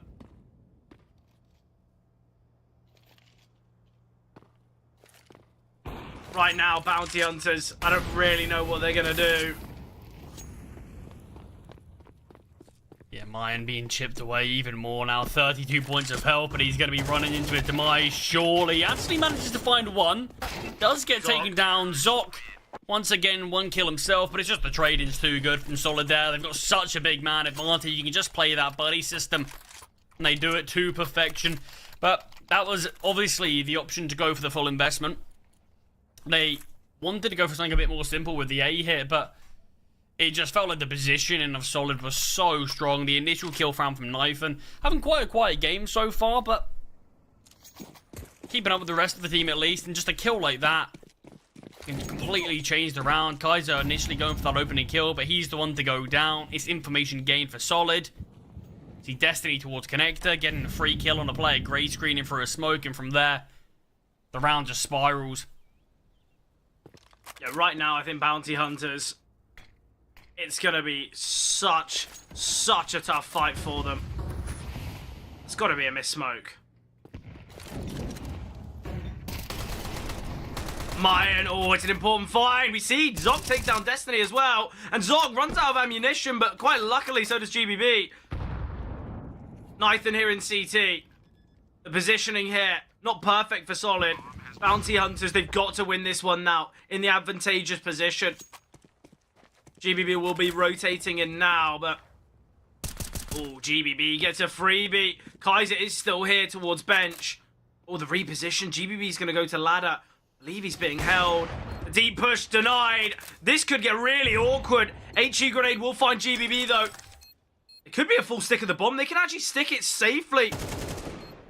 Oh, realizing no one's on it. Nice find from DRG, aware where the final player is. They will get the kill. They will have time. And Solid again, somehow. They do find a round. That was a 4 versus 3 with deep positions in jungle. But Solid take their time on that retake. And they find victory. It does feel like maybe we're just seeing bounty hunters. We mentioned there's a couple of newer additions that have been brought into this team. I mean, same with Solid, but it doesn't feel like so far we're seeing any of these similar issues in terms of communication. That's what feels like we're seeing bounty hunters lack quite a bit there. GBB just getting a free kill on the bomb site onto a player with their back turned, clearly oblivious that short is an issue. That short can be a point where they can take you down from. And I don't know what it is, communication, just misunderstanding, whatever it was, it can't be happening. You're advantaged, finally, you're in a decent spot. You touched on the deep jungle positions that they had. It felt like they had everything to win that round, but it's just the mistakes they keep on giving it up. Yeah, I think the plant position as well was a little bit costly. I don't think they but you could see someone weren't aware that both players were towards jungle or both players were towards connector. They were still paranoid about Palace in this. Sure, it's not an optimal bomb plant position whatsoever. But it is just these simple things. Oh, great damage. She will finish him off. Turtle falling. Again, opening kills found by Solid. It looks far too easy for them. I have to say, Bounty Hunters, this does not look good enough. They find another. The team plays excellent. We said that on Anubis, it seemed like Solid, it was just individuals that were giving them that edge. It was just ability. Yet here, the synergies working perfectly. There's nothing the Bounty Hunters can do. Every slight movement, every slight look that they attempt to find a kill, it costs them. And we might see another moment here. GBB, Kaiser's given his position up. A little bit worried about a late connector player, but 7-0 currently a Solid. And I don't think it's the O that's going to change in 23 seconds time, as a save will be seen surely. Solid 8-0. Yeah, I mean, interestingly enough, their money's not actually that good. Some of the rounds have been bought close, but it never actually feels like it's close enough where Bounty Hunters, they have to win this round. It's so favoured. There's been a couple of moments where, sure, mistakes have cost them, but Solid, they haven't grown their economy by a huge amount. It is in a decent spot, of course, especially with this round with 5 players surviving, but it doesn't feel like it's going to cost them that much, mainly just because Bounty Hunters aren't getting any rounds. They're not getting anything to actually break it. Yeah, I think, and you look at that last round, it could have been a real breaking point. You know, as you said, the money on players like GBB, like Destiny, Tomati as well, that could have been the moment where Bounty Hunters might have had a look back in. Obviously, DRG and Nathan, they're pretty strapped for cash, but even still, I think it was a moment, it was an opportunity, and I think that's now slipped away for Bounty Hunters. It's 8 rounds to 0. I think even if Bounty Hunters final 4, they're going to really struggle. I think already Solid, they've just got to make sure that they don't fumble, that they don't kind of mismanage decisions. You know, we saw earlier on when they were in that 5 versus 3 with 3 players towards market, it seemed like Solid were kind of rushing a retake. Obviously, as of late, in that 3v4 with the bomb plant towards A, they really took their time, and that's what yielded them that successor. Solid, they've just got to make sure that they do find victory here. They cannot kind of overlook Bounty Hunters' comeback, because it certainly can happen.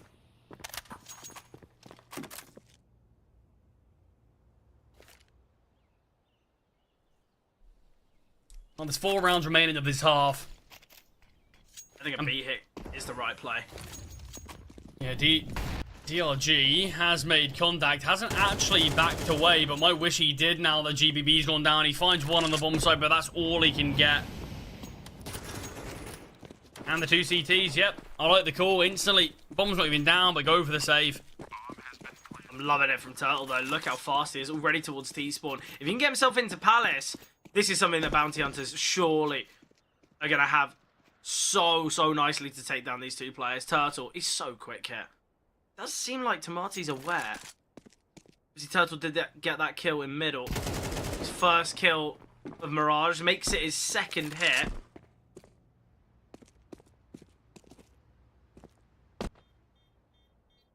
Now on Nathan. But look, Bounty Hunters. Better late than never, but still. They do still need to find these final three. I think a 9-3 scoreline. A little bit out of control, especially with it being their map pick, especially with obviously Bounty Hunters far favouring the T side. As I said, look, 62% win rate on their T side opposed to their 41% win rate on the CT side. So the second half is where things get really scary for Bounty Hunters. I mean, we do need to look at it, though, in terms of Solid.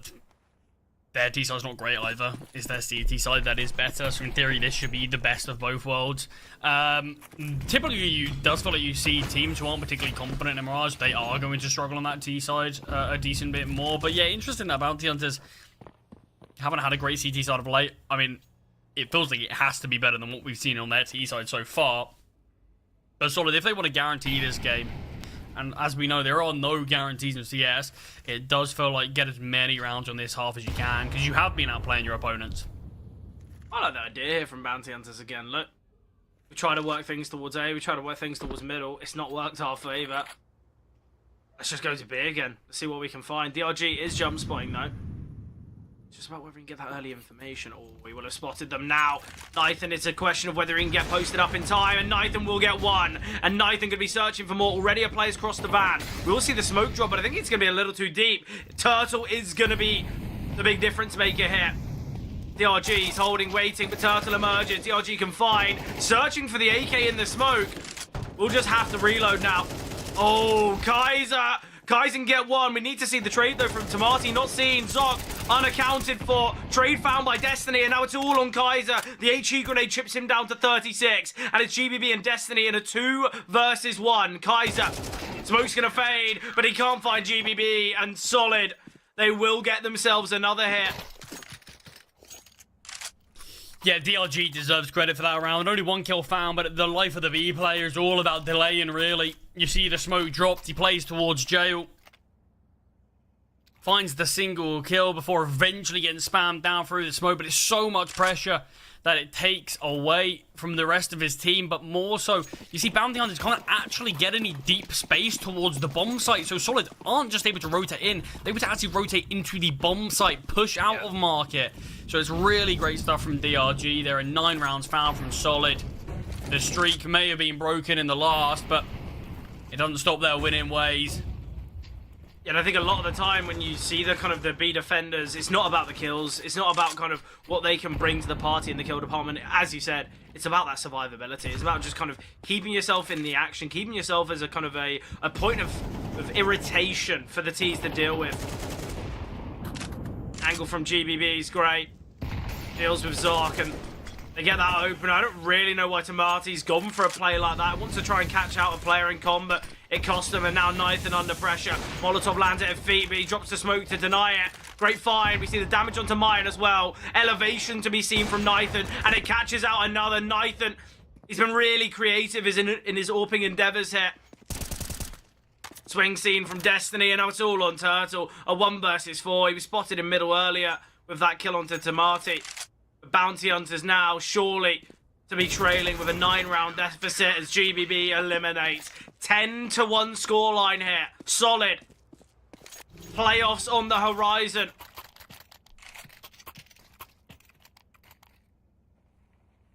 I mean, final round of the half. The fact we could be seeing 11 on a map like Mirage as well. Yeah, look, it's become a little bit more CT-sided, but not to a state like this. Not to a 10-1. I mean, not on your opponent's map pick as well. Yeah, exactly. I don't really know where Bounty Hunters would go regarding Veto's. You know, I brought it up at the start. It seems like there wasn't really any kind of avenue for them to go, but a Palace Pop could be the one. This could be the avenue as they deal with Tomati. Destiny finds one, though. Mayan just playing towards Palace. Destiny now repositioning. There's a player on top stairs. It is Zoc, but he falls. And now Destiny now under pressure. Needs to find a pick while blinded, but Kaiser dealing with him. Trying to find Destiny through the smoke, but he backs away. Again, I'm liking the discipline shown here. The smoke's going to fade. Oh, has Kaiser spotted him? Well, definitely not, but information could have been traded there for both. Destiny has a Molly and an HE. Is he going to be prepared for Kaiser? The steps are heard here. The T's are swinging. The bomb's not down yet. They've just offered themselves up. Destiny gets another. And now Kaiser in a 1 versus 4. We'll get 2 to start with, but nothing more up on the menu. Solid find 11. And again, it's the T's. They have a great initial game plan. They get the kill in CT, and then things all fall apart. But a 10-round lead for Solid as they head into the T side. Off stage, here we come. This is the biggest issue that I have with Bounty Hunters. I do think they are showing us the worst side of their team right now. This series emphasizes the weakest points of what they have seen. And don't get me wrong, there's still a lot of teething issues, evidently. The biggest issue is that all of Solid, you can say, yeah, they've had their moments. They're all feeling warmed up. They all look brilliant. On the other side of things, I don't think there's really anyone on Bounty Hunters you can say that for. You can make a bit of an argument for someone like Kaiser, but even then, it's tough to justify the performance that we have seen throughout this whole series. I mean, you've got players like Breninho on 2 kills, Turtle on 3. How are you ever going to expect to win a game when these two players have, for example, 5 kills combined after 12 rounds of play? Yeah, and I think as well, something that we've got to talk about, a lot of these kills that we're seeing are in these kind of 1v4s where they might get a double, but they're never going to get the round. Big pistol here, though, Bounty Hunters. If there's any chance at a comeback, it will begin here. Retaken from Market. This could be so problematic. Wow. DRG, a cheeky way to get a kill. Oh, he's going to look for more. How has he been able to find these kills, no trade? And they're all going to be coming out of door. And the individual, oh, DRG! What is this pistol round? He gets the ace. And that's one for the highlight reel for DRG. The first kill's the kind of the craziest of them all. Just jumps up. There you go.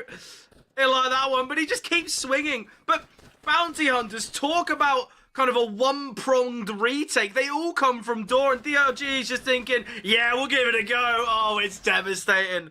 And that round perfectly embodies how Mirage has gone. It doesn't matter how many players are being faced here from DRG or any player for Solid.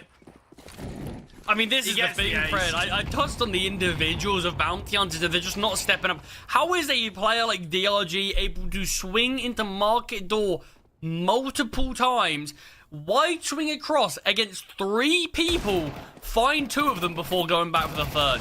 It feels illegal. No world. I mean, great find there from Mayan, and I mean, finally, it looks like we're seeing a glimpse of Bounty Hunters. Yeah, not when DRG wins the 1v5.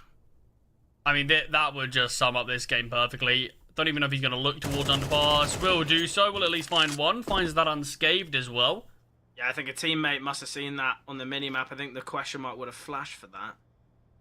DRG gets 1. Bounty Hunters. I don't know why all 4 of them don't just sit in ramp.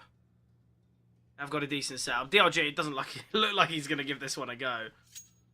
Back-to-back aces, surely deep down the kind of, I don't know, the player in you would give this one a try. You're 11 rounds up. You need 1 more. Give the fans what they want, right? I mean, it might honestly just be looking at it in terms of, okay, this one is lost, but I want an AK next round. Yeah, true. It's going to be an I want to be able to see what I can do. Feeling good after that pistol.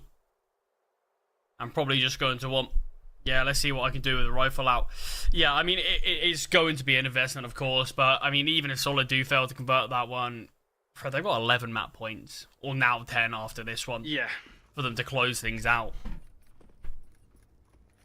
I think this is just, for Bounty Hunters, it's just whether they can kind of salvage their reputation here on Mirage. Like, if they can bring it to maybe a 12-7, 12-8, at least they can say, well, look, our CT side, we won 7-8 rounds in a row. But I think success here, it would be an outrageous statement.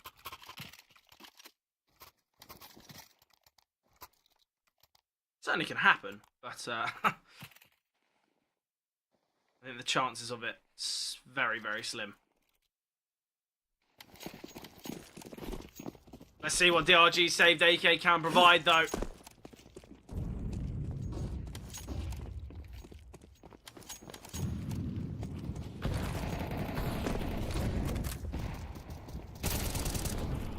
Nice find there from Zoc. Yeah, that is that AK. Great awareness there to take that down. Can be retrieved by someone. Has been picked up by Nathan now. Yeah, that is big. Being able to retrieve that AK. I don't have a chance at this. We're seeing the CTs aggress. I really don't like this. They've got to realise that they're going to be against these weaker weapons. I think looking for a fight in middle could be so costly. Reposition here from Zoc. Destiny. Zoc peeks. Ooh. Destiny. About timing it. I think he can spot the gun barrel. Has spotted out Zoc though. And now he's trapped. He's stuck in ladder. There's an AK towards top mid. There's nowhere that Zoc can go. Top con smoke. Okay. Big gap in that smoke. Mayan here in window. Nathan going to be creeping. Mayan repositioning now. Onto market. Zoc needs to be cautious. He needs to be careful. And he goes down to the P250. And now they can look to accelerate. Turtle on the back of the bomb site. We've highlighted he's not had the best of games. They've spotted out two. Destiny's picked up the M4. Destiny gets one. Oh, Tamati finds Turtle. Man advantage for Solid. Things get very scary for Bounty Hunters. 4 pistols, 1 saved AK. And it could be the round to do it. Just a 1 flashbang here on Bruninho. They spotted the player into apartments now. Nathan is in such a good position though. Flashbang coming through. Nathan holding Bruninho. He gets 1. And Nathan ends it all. What a performance from the Solid there on Mirage. 13-2 scoreline. Look, the only takeaway that we can really have here is Bounty Hunters. Let's work on the Mirage before we feel so confident picking it, because that is a ridiculous performance. Only, what, 8 rounds found there from Bounty Hunters across the whole series. Yeah, I mean, right now, this is not playoff form. They're lucky that they do have another chance, but, I mean, when I say lucky, I mean they really are. I said it before, Bounty Hunters just about scraped a victory against MIBRF, who in another world, they definitely could have been the one in this matchup instead of them. And, I mean, after that performance from Bounty Hunters, they probably did deserve to be, because that just was not good enough whatsoever. Yeah. Nothing to talk about. 2 rounds on your map selection. I mean, what can we say about that? It just isn't good enough. The players looked invisible in a lot of the games. I didn't see what they were intended to do in any of the rounds, and that was one of the biggest negatives we have to say. But rather than touching on too many negatives, let's move over to Solid, because what a showing that was. Fred, firstly, the individuals. Yeah. Who wasn't stepping up should be the first question. Yeah, look, I think everyone had their moments. I think you can pick apart every single player here for Solid. You can kind of really highlight everyone having 2-3 rounds where you think, well, okay, well, they've, given their team that round. You think Destiny 1v4 and Anubis, DRG's ace there, obviously on the pistol. Tamati here had plenty of triples there with the MP9, obviously 1 on Anubis, 1 on Mirage. I think he might have got a second one. Nathan on the AWP. Everyone had those kind of big step-up rounds. And as you said, for Bounty Hunters, we didn't really see the individuals doing all too much at all. And you touched upon it, look, is it playoff form for Bounty Hunters? Certainly not. And I think when you look at, okay, yeah, they've got a second chance, I still feel like they're not going to be very confident. And you touched upon it, look, 13-2 on your own map pick. If it was a train, if it was a map that you've just brought in, that you're trying something out, fair enough. It's Mirage. This is not a map where you can use that as an excuse, use it as an argument. But Solid, they've got themselves to playoffs now. They've booked that ticket, and look, they're going to be ecstatic about it, especially with a result like that. Talk about going into playoffs with that confidence. They are going to be feeling just sky high. So I think Solid right now, if they can bring that performance to the playoffs, I think they could actually really upset some sides and make those deeper runs. But kind of final thoughts from you, Charlie, before we jump to a break. Yeah, I mean, I'm looking forward to seeing Solid in the playoffs. Obviously, for Bounty Hunters, they're gonna have a moment where they need to take a step back and just sort of reevaluate what happened today, and hopefully we can see the better side of them that we do occasionally see glimpses of. But it is just right now, maybe it is just due to the newer players, a lot of inconsistencies between this team. But Fred, still got a lot more games left, and I'm looking forward to getting into those in a bit. Yeah, it should be really, really good. Obviously, the next game being Shinden against Game Hunters. That is going to be an elimination game, so no second chances for one of those sides, as it will be elimination if they lose. Obviously, the victor goes 2-2 and potentially could be playing against the likes of Bounty Hunters. Name slipped my mind there. Obviously, though, as said, we are going to be jumping to a break beforehand, though, so don't go anywhere.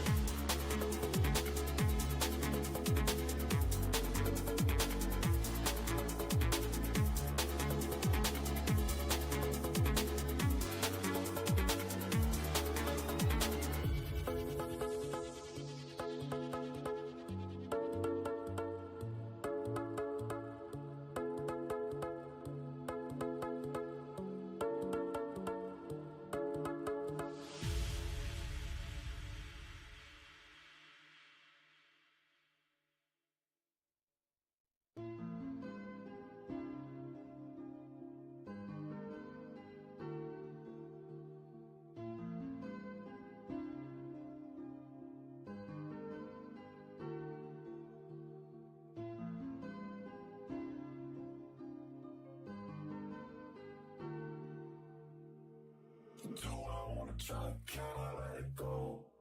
We're running from the past, wanting to be sure. Chaos in my mind, constant deja vu. But every time, it comes back to you.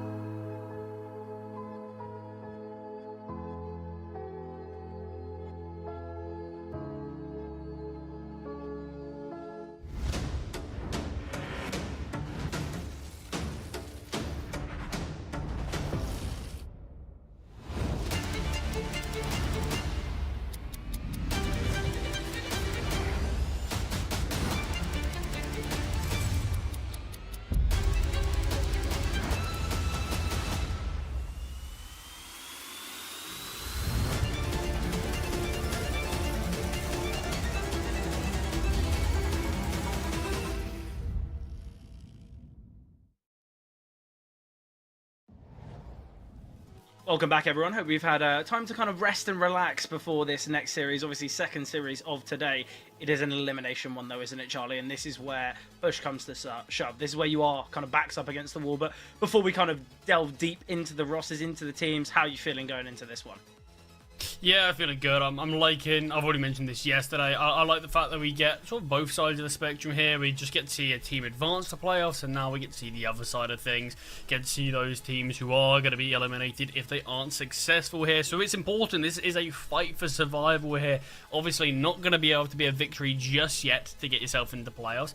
It is going to be that spot where you're just keeping yourself alive. Here's the standings for you. Fred, we've already seen some teams advance. Already seen some teams get eliminated. We're just in that middle of the bracket now, finalizing the rest of these teams. Yeah, 5 series left, and then obviously we know the outcome of the Swiss stage. Obviously, to touch on some of the teams that have advanced, Tropa de Taco, Exolus Laser, they looked absolutely incredible. Obviously, we did just get to see that victory for Solid, in which they played very well. A real playoff performance, I think we have to say. And I think when you look at games like that, and obviously I'm guessing the final 2 casters that will be joining at the end for the Adelamigos 2.0 and Bad News Chickens game. Oh, it's not easy.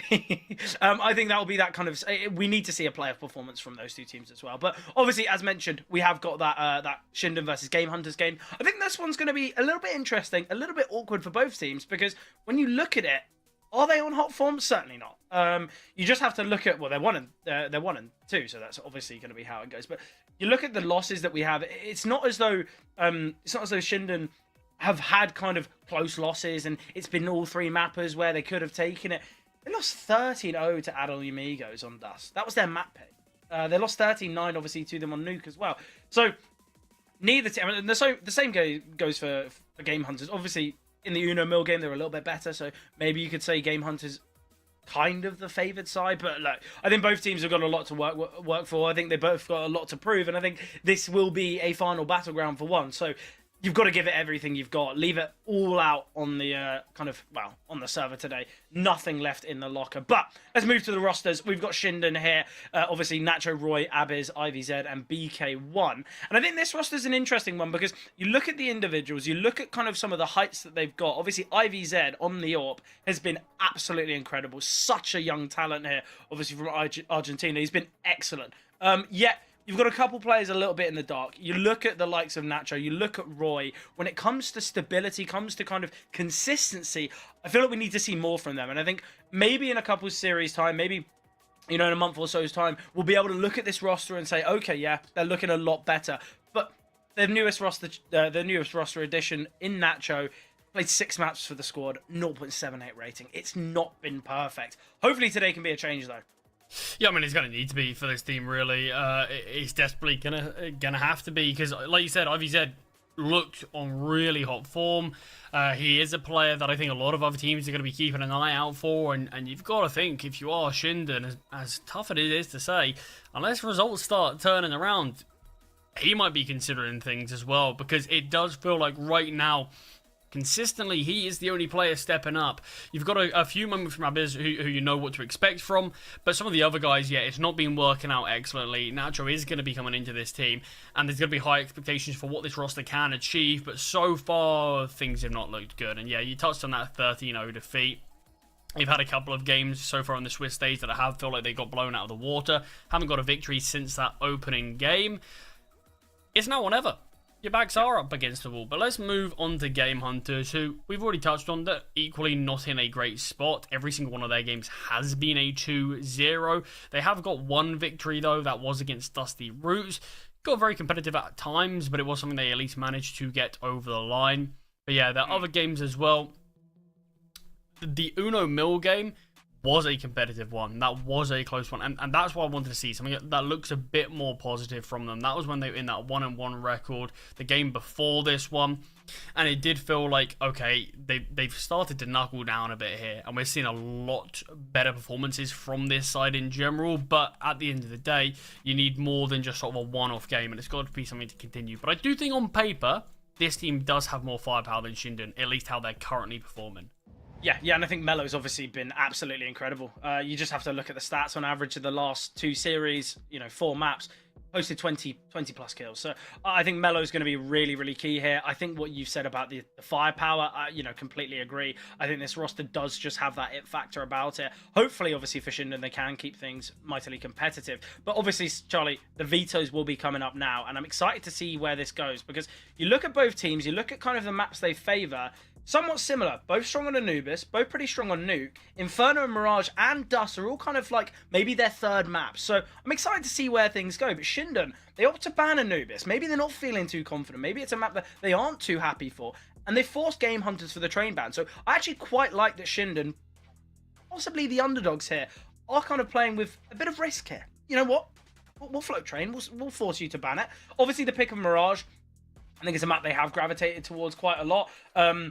Obviously, normally they'd pick Dust, but recent performance, 13-0 loss. Dust's also a map that Game Hunters seem pretty decent at as well. So they're not too confident on it.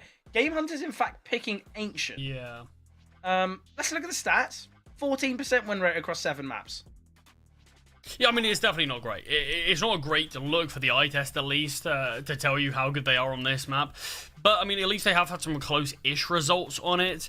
You do have to consider things. Maybe they are looking at, or maybe we can punish Shinden in this. Maybe we've seen a weakness. But, of course, a lot of these stats are going to be taken from before the player break, before we've had that time off. So, Game Hunters, for all we know, they've come into this. They've had a long talk as a team. And, obviously, they've made a recent addition as well.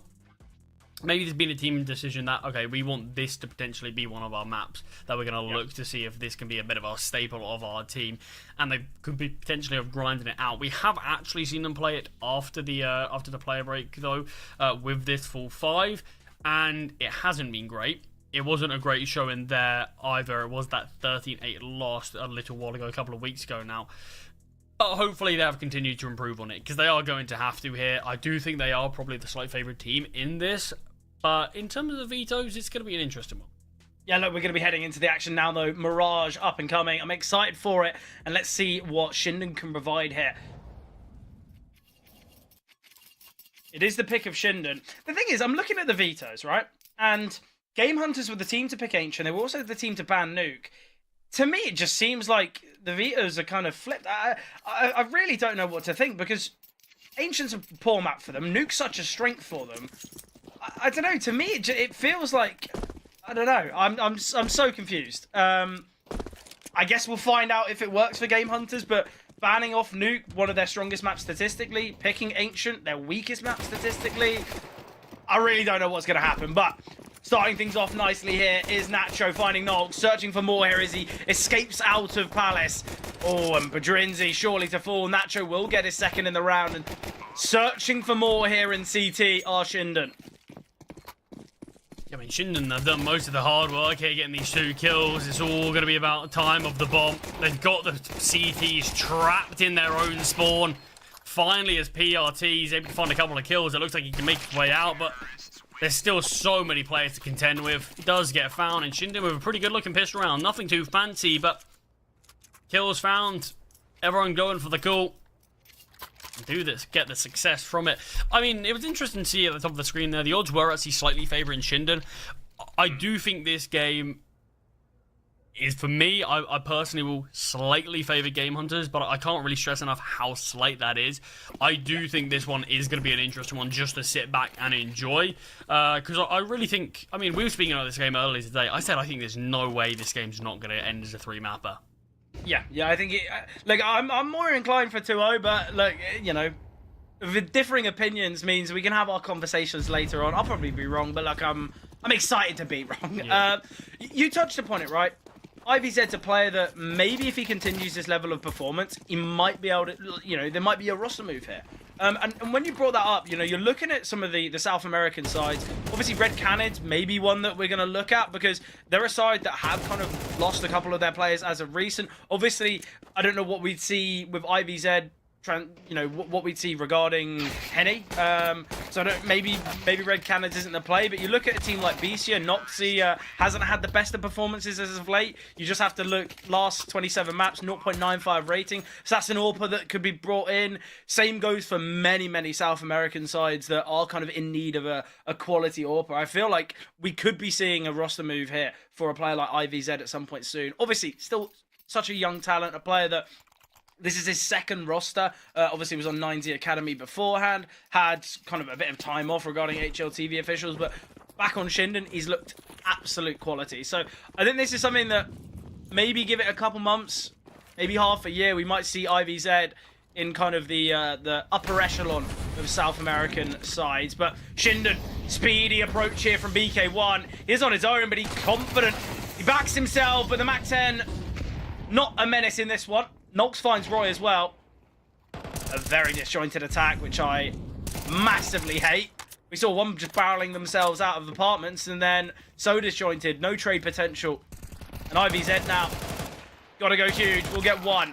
Ready for more, but ABR finding, and Game Hunters, first round on the board here. Yeah, confusing round to kick things off in the first gun round for Shinden there. Yeah, like you said, we saw the initial push out. And I don't mind that idea whatsoever. Have someone go out pure speed, earn a bit of util for the rest of the side, but you've got to at least support them with util. We ended up seeing the util come out later, but no one's pushing with that one. Yeah, I don't really get the whole idea of that round. It did feel a little bit disjointed. I feel like there was an idea that they had there, just executed poorly. Hopefully it is something that we're not going to be seeing as a consistent trend throughout this one, but Game Hunters do find their first round, and we are still in the weapon round for both teams. Not a lot of util remaining on Shinden, though, but they're starting to take mid. Roy does find the kill to Nox, but the Molly gives Nox the kill, even in the afterlife. Yeah, I think for Shinden here, they're opting for kind of a default approach in the hopes that these AKs, these invested rifles, can provide kills. And I think with that gamble, I don't mind it. The problem is they've now given up middle. It doesn't seem like Mello wants to fight for it, so at least Shinden aren't going to be kind of a little too worried. It's double push towards ramp. Oh, Padrinzi being spotted. Frag is found. ABR is now in a good position as well. I really don't understand the reasoning for that. There's two players, both with smokes. One could just jiggle. And now, look, the drop's been heard. ABR's in a really difficult spot. They're going to be pushing through this. ABR, we will spot out one. Second scene, ABR continues. Shinden, they push through the smoke. And all players falling there to ABR. Nacho now 1 versus 3. Shinden, they were given a gift towards ramp early on, but they wrapped up a present and sent it Game Hunter's way. 3 players all pushing through that smoke. And Mello will find a bit awkward in CT, but still eliminating. Game Hunters continue. Again, though, it's a mismanaged decision. We saw it from Shinden in the last round as they kind of went one by one out of apartments, and we see it there pushing through the smoke. I don't really know how ABR wasn't spotted there from the player pushing out on his left-hand side. It seemed like, I don't know how you couldn't have seen him. I mean, it's a really powerful position. You see a ton of players play it now, and I mean, that's one of the main reasons. If anyone pushes through the smoke, you're not actually going to be staring at that angle whatsoever. You're going to be grey screened. The ramp player who's that close is always going to be advantaged, but it's just the fact how it goes. You can normally dodge a lot of the flashbangs as well if it is a full execute, but yeah, that's why you rarely see teams pushing through those smokes now, because it's such a common angle that players do end up playing, and ABR just put it on display perfectly and demonstrated why players do play it. Oh, great flashbang. BK1 finds one. This is the B-bomb site open. There's going to be players rotating across. Oh, the Glocks. There's a real chance here. Rotation from ABR. He's taken so much damage as well. We can see things go so wrong here. Padrinzi, he's just got util in hand. The bomb's going down towards A. Look at the health on the remaining 2 players here. Anubis is going to find Mello for free. This is a full eco with 1 flashbang invested in, and we can see Shinden find it. We've spoken about mismanaged decisions from Shinden. An embarrassment of a round for Game Hunters. It's just Glocks and 1 flashbang. Yeah, it definitely feels like this could be something we should expect from this series. I do think there are going to be a lot of scrappy rounds, a lot of mistakes. Definitely make for some entertaining Counter-Strike, but certainly maybe not quality, as there were a lot of mistakes in that one to lose to Glocks and a flashbang. Just get your gun out. You see the player, I believe Padrinzi's just jiggling top con. He's 0-5, and that's a tough way to have your 5th death. But after we see a couple kills come through, we see BK1 die, and he was the one flashed off the angle. It's fair game. He's fully blinded. There's not really much he can do. But the rest of the guys, just get the guns out. We saw players bringing utility, nades in hand. If you just have the weapons there, Shinden struggle. Yeah, that's disappointing for Game Hunters. Massively. And with this being Shinden's map pick, and one of which Game Hunters obviously can still take with it being Mirage, that's a type of round where if Shinden are victorious here on Mirage and it's a close one, we're going to be highlighting round number 5 countless amount of times. It's a mistake you can't be making. Oh, surely not. The USP's not hit. Found a couple of kills. They're still in a 3-on-3 though. Of course, the weapon's still going to be favoured. The Dinks have done a lot of damage, but just keeping the distance with the rifles. And look, Shinden do what obviously Game Hunters couldn't. It got a bit treacherous, it got a bit awkward. Guns in hand, crosshair placement. That's all you need. Not the end of the world either for Shinden. A couple casualties. I mean, look at it like this. We were in a round where Game Hunters got a couple of rounds in a row. They're in an anti-eco. A position where you're looking to start to build money. They lose the round and instantly they're reset instead. So just that one round, it's cost them a couple. And obviously with 13 being the magic number now, each round being more and more important than ever. Just 2 rounds to give away for sloppy mistakes is costly. Great find there from Nacho, the nade. Just about allowing him to spot Nulks and taking him down. Did a good amount of fighting from Nulks here actually towards underpass. Quick question, look. Whenever a flashbang's thrown and it blinds someone, you get a flash assist. That HE grenade, not thrown by Nacho there, I don't believe. No. Do you think we're ever going to come a time where you get kind of a little nade assist? Because, obviously, it's massive. It has given Nacho that kill.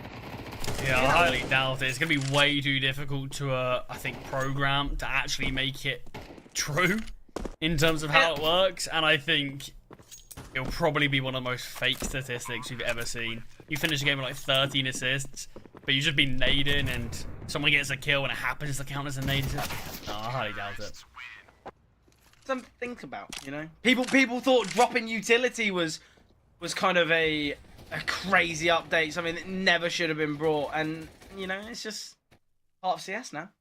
True. Part of the furniture. Yeah, I was one of the people who didn't like the dropping of util, but yeah, it feels very natural now. Yeah.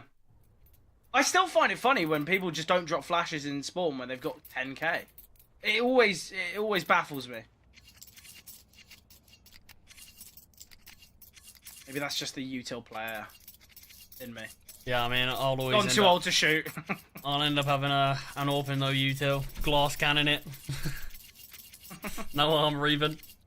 But I mean, once again, money's tight spot for Game Hunters. They're gonna wish they could have a bit of util, as they're gonna have to eco this one. I mean, what should have been a 3-2 start has somehow spiraled from losing to 1 eco. It's just that slight lapse in concentration that's cost them massively. Yeah. And that's something that you can't afford for, especially with it being an elimination game. Obviously, that's something we've got to highlight here. Okay, yes, it's Shinden's map selection, but as we've said, Ancient, bit of an unknown for Game Hunter's pick. I still am questioning why they banned Nuke. I mean, this is the thing. You've just got to look at it in terms of these two rosters and what we've seen from them so far in the new year. Neither team's been on good form. They've both definitely slowed down a lot, and I would say this is a game that is completely up for grabs. There's no certainties here whatsoever, and that includes map selections. There's no certainty in terms of Shinden are going to win their map selection, Game Hunters are going to win theirs, and those rounds, those moments where you do make mistakes like that, they are what can lose you games. Make a couple of those, and you're asking for trouble. Yeah, I think both teams have just got to play these like 3 best of ones. I think you can't really be backing and kind of saying, well, okay, we lost map 1, but there's still 2 maps that we know what we're doing on. They can't play like that at all. And I think with it being Mirage, a map that everyone knows, same with Ancient, I feel like Ancient has become a map that is in nearly everyone's map pool. We see it so frequently as that kind of third mapper. Finally, we do see the push from Shinden. They take their time here. I like this. They're a lot more disciplined. Not making these mistakes against the pistols. Well, look, they don't want to kind of have that throwaway round that Game Hunters have offered, because then it's an even playing field. You go back to that. Well, they made a big mistake. So have we. It's even. Shinden are in such a good advantage right now. They're going to be going to that kind of 6-2 position, and on a map like Mirage, we talk about it and the ways in which it has become a little bit more CT sided. This is not really the start that Game Hunters are going to want, not in the slightest. I'll be honest, Charlie. Anubis and Nacho, they've crept up right to the top of the leaderboard, kind of a little bit secretly. Anubis 13-3, Nacho 10-4. Nacho, a player that I have said has maybe not had the best of starts coming into the this roster, but right now looking really good. I mean, it's sort of a similar thing with Game Hunters as well, with Nox being bought in. Neither of them have looked mind-blowingly good so far, but it does feel like that is just the nature of how these two teams are playing right now. It's difficult to show your best form, and the whole team's not exactly playing at the level that you probably thought they would be when you're joining. So I definitely think both teams have had a couple of those early roster change jitters that, I mean, hopefully we're just going to see over time evade, and they'll eventually get back to where they need to be. But nice find from Mello, opening kill for Game Hunters, something that it does feel like they need. Well, IBZ giving them a bit of an opportunity. Yeah, I think you can't really be offering stuff like that up to Mello. I think it's just such a simple kill. Maybe they're not expecting Mello to be in market, but it's got to be something they're accounting for. IBZ has got the AWP in play. Hasn't really been a battle of AWPers. Obviously, with those eco victories and kind of weird, weaker weapon successes, we're not really seeing all too much of the AWP. Look how limited the utility here is on both sides. There's only 2 smokes remaining in the server. But look at the lack of information Game Hunters have. Yeah, it's going to be really tough. They know very little about middle. You can see how passively they're playing towards short and connector. Nox worried about that. We did have Mello looking towards jungle. So they don't have a lot of an idea of anything. But PRT, if overlooked, he won't be, but he does find the kill. Nox as well strikes from jungle. And the deeper positions have paid off. Oh, important kill from Anubis. If Anubis can double here, well, it doesn't find Trinity. Great from PRT. PRT finding 2 there, cutting off those rotations is excellent. It might sound silly. I would have actually really liked to see kind of a double boost come through, them both push through Murder Hole and maybe try and wrap to B. Because they don't really have the utility to do this. They can't smoke off short. They can't molly off PRT at all. So trying to get the bomb up con doesn't really work. It's not going to happen. Important round, though, for Game Hunters. Finance is still pretty strong, though, for Shinden, allowing them to invest quite comfortably into this one. You know, Anubis, IVZ still sitting pretty financially. No AWP in play for IVZ. And no round in play for IVZ either. Has been taken down for Trinzy, full finding Roy. BK1 aggressing, and BK1 rips apart the A defenses, attempting to continue to find Nults, but unable to. And now it's on Anubis and Nacho, the 2 heavy hitters of Shinden, to win this 2 versus 3. See a late flank coming through from Nults. Yeah, surely the teams are going to eventually start to consider this as a possibility, but the bomb is a 3rd tick now. There is a defuse kit in play. I don't mind this from Game Hunters. They are playing this really slow. As you said, though, Anubis has got to be ready. He is out in the open, I believe. Oh, gun barrel spotted. It's been seen, but steps are heard. PRT is going to find him, though. And the swing from Nacho.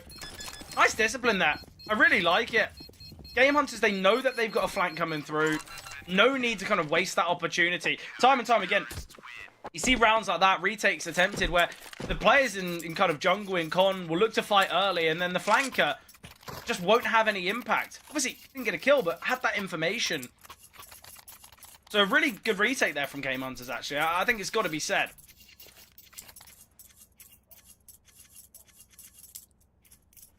Yeah, I mean, good retake.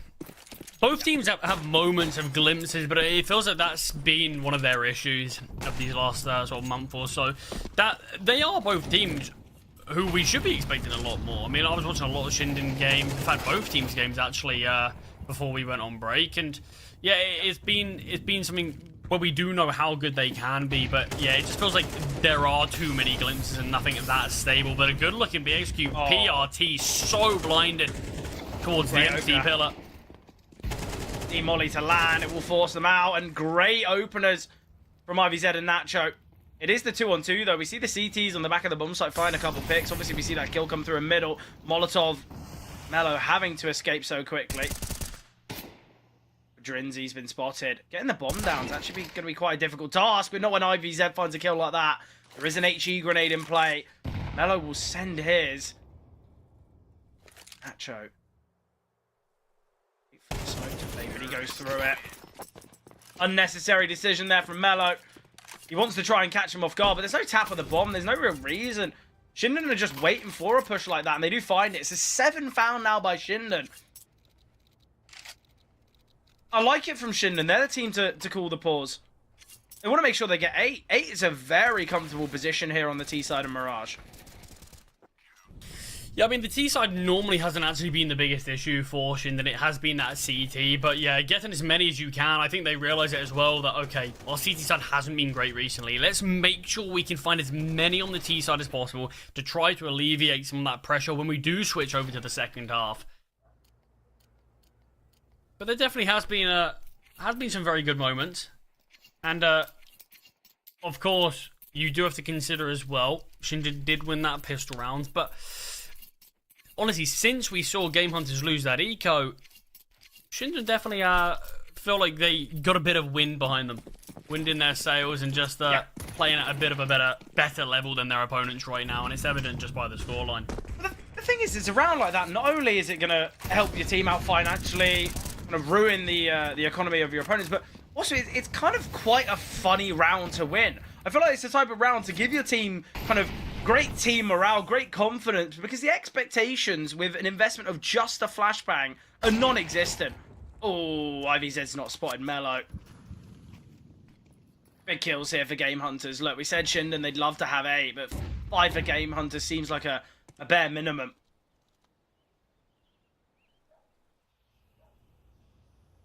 This round's all going to be on the shoulders of BK1. Try and surprise Mellow here. Ooh. Mellow spotted him. Clearly not. BK1, oh, he's able to bait the shot. Drops the smoke and repositions. There is another player here towards A. BK1 can find, and Mellow's offering up very little here. He's got to do more from CT. He seems somewhat alone because of Ramp and Palace, but he's got to deal with the aggression there from BK1. Flashbang coming through. Great flash. BK1's in an excellent position as well. PRT's given up his position in connector. PRT, oh, PRT's very, very well prepared for BK1.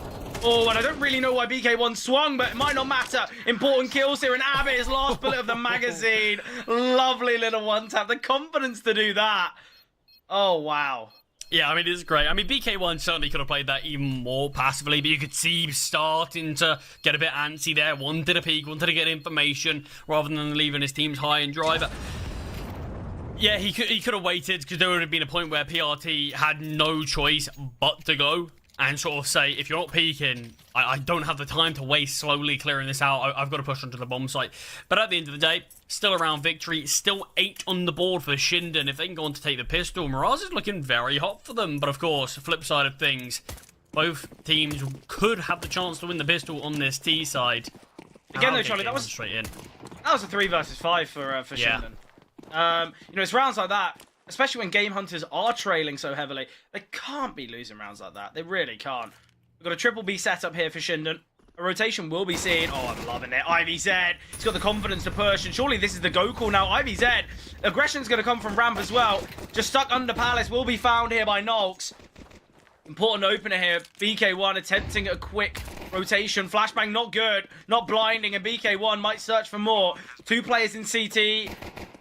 Very close rotation as well, but BK1, he had a great last round and he's looking to continue. ABR dropped down to 12 HP. Mellow with work to do here. Glock in hand, he spots out 2. We'll get the first and the second. Searching for the third, but unable to do so. ABR, 12 HP now, tap of the bomb, and it's all about timing. Nacho just needs to turn around, but ABR, discipline there in triple, and Game Hunters will win the pistol. Yeah, just about. Got very close there, but it was the double kill. I'm not even sure who it was from Game Hunters to find 2 kills towards triple and just baiting their teammate. Nice finds from BK1, but it seemingly just wasn't enough here. It was this double from Mellow. Excellent work, even though he goes down. Not expecting the second player towards triple.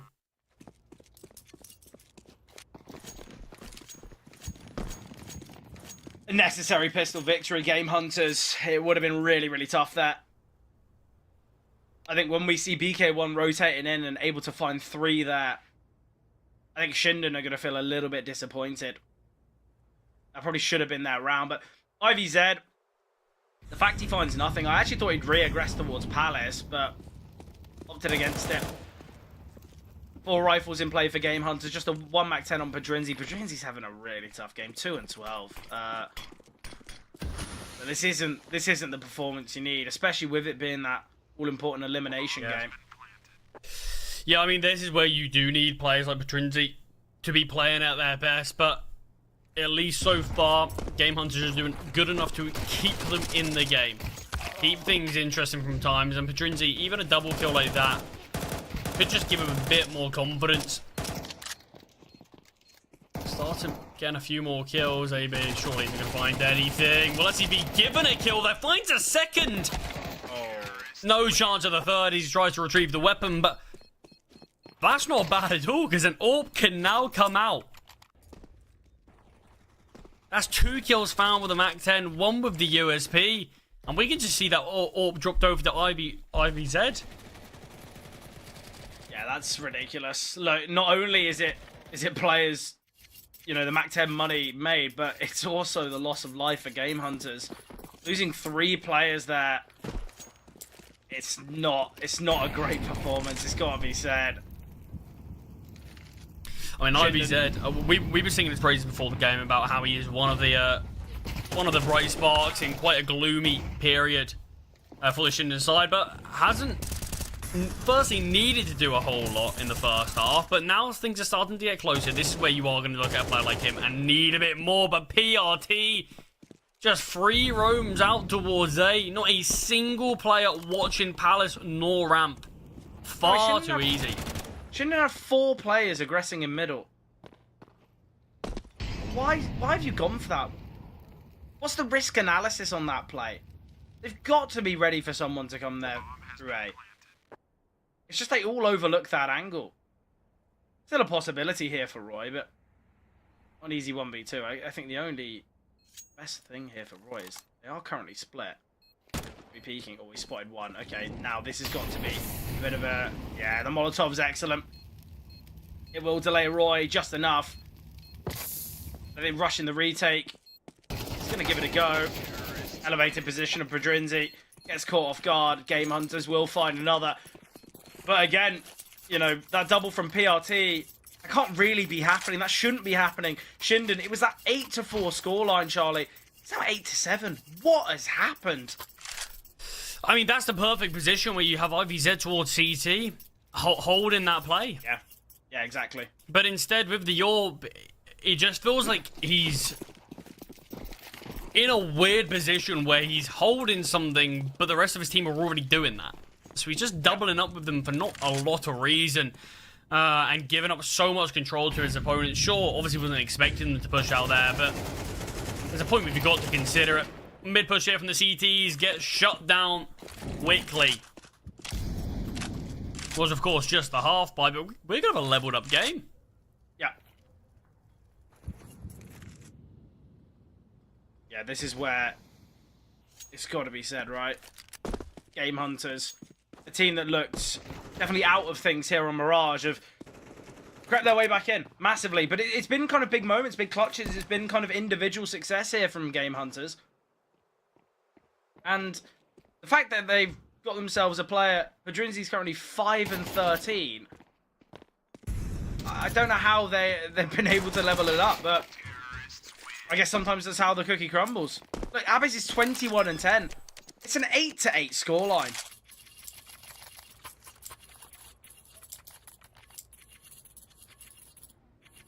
Yeah, this has to be just where Shinden don't get too nervy now. Things happen. You lost the pissed round, you lost 1 full buy. And from your 8-4 scoreline, things have very quickly come into this spot, but You can't let it ruin your whole series. no, not at all. Can't let it ruin this map. There's still all the possibilities, but yeah, you haven't shown us the greatest of CT sides in the past. Show us now. Needed the smoke, it's good to find one. Might have just caught the glimpse of the second player there at BK1. Yeah, they seem pretty confident. Roy repositions here. Roy can find ABR. The flashes aren't good enough. IvyZ, a quick rotation, and Roy will eventually go down. IvyZ, nice find here. Feeling confident on the orb, but Mello denies. And now a 1 versus 4 gone 1v3 for Mello. Repositions the top van. He's going to drop the molly. He's going to force out BK1. Okay, Mello. Yeah, definitely a misclick there. Not deliberate. You'd hope so. Unless he panicked and saw sort of missiles or something. He might have seen a player in market. I'm not too sure. Maybe he heard the molly, expected. I mean, the no scope's ambitious anyway, but he was looking sort of up to the left. I mean, he wants the clip. Maybe that's what he was going for. But Shinden do deny Game Hunters taking the lead here. Yeah, and finally, signs of life from IvyZ as well. Yeah, important kills there, rotating in, finding 2. It seemed like he was going to find the 3rd as well onto Mello. He seems so confident, he seems so sure of himself. But again, it's a big moment there from BK1. Getting that kill, getting that information, allowing a kind of early indication. Investment seen here from Game Hunters. Nacho now in short. Anubis, though, he's been the highlight here for Shinden.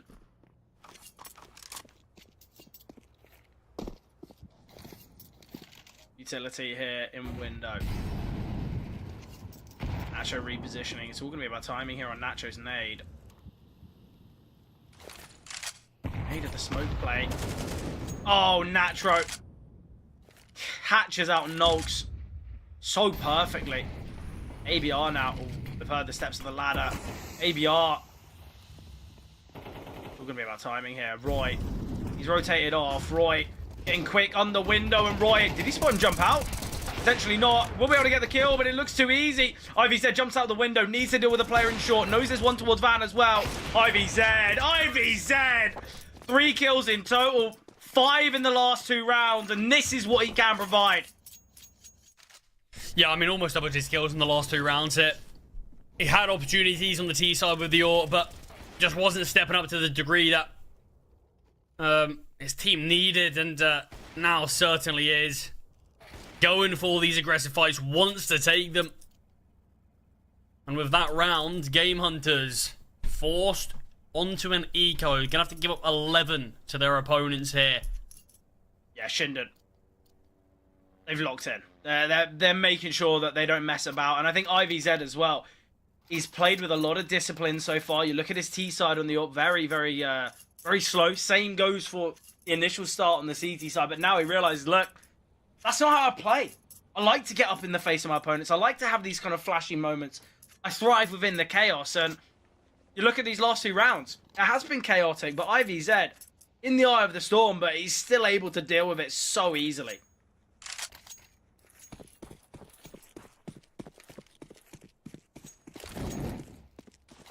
Bit of an 8-hit scene here now. Game Hunters. Surely a Palace, Bob. You got the flashbang on ABR as well towards Ram, but the positioning of BK1 not going to be blinded by this. Should be having a field day towards Palace. He's decided to go for the first.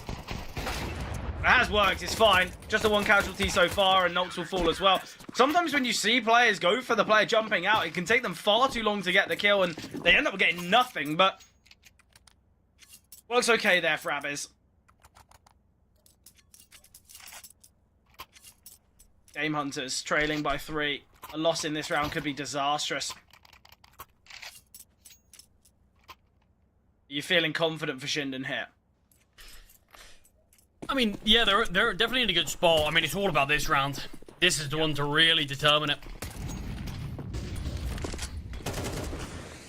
BK1 looked like he wanted to make the short jump, but now finding themselves in underpass. ABR could just push into connect here and get a free kill on Anubis. Will do so. Oh, I love it from ABR. He's disengaged. So much utility coming here towards A. Nacho might go overlooked. Never mind for Drinzy. IVZ attempting. Nox finds. Game Hunters. Necessary round here. And time and time again, we see players spam through smokes and you see them get caught off guard. We saw it earlier on Anubis with like a double connector setup. We've seen it there in Con again. I think spamming through the smoke there, what do you achieve? Well, yeah, obviously you're looking to find the kill, find some damage, but nothing worked out at all there. BK1 will find one on PRT, but does eventually go down. I was going to say, it feels important to at least keep one of those weapons alive, just so Anubis can have a weapon. He is your top performer currently. Yeah, and this is where I'd actually like to see a player, maybe like Roy, drop over an M4 to Anubis, play on an MP9. That's exactly what's happening. I love it. 5-7 even. I think it's the right play. I think sometimes you do just have to say, look, this hasn't been my best game. Anubis is playing really well. Why put a shackle on your strongest asset right now? There's no need. Give him a rifle. Let's see what Anubis can do. Utility's been dropped here. Seems like Game Hunters have found their kind of plan. Look, we're going to head towards A. I like it as well. They wait for the smoke to jiggle. Making sure that the AWP doesn't get an easy one. Anubis now. I said he's been given this rifle. He sees this molly go. PRT. He is dead to rights. PRT, if he waits for the smoke, he's done. He's got a molly in hand. Goodbye, PRT. Anubis seems somewhat trapped here on top of balcony. There's nowhere for him to go.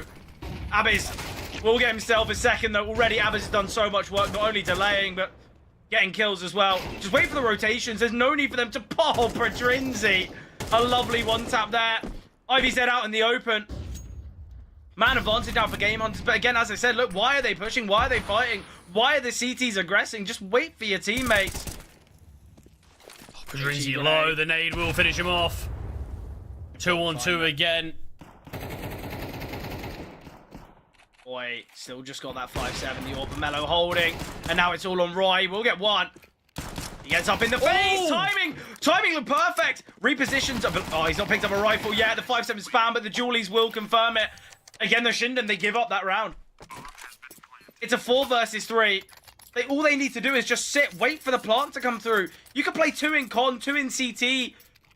But they just look to swing for reasons unknown. Seems like both teams, they are showing the truest forms of mistakes. I mean, Roy's going to be kicking himself there as well. He's not had a good game. But the fact that Mello's in the open reloading the dual Berettas, Yeah.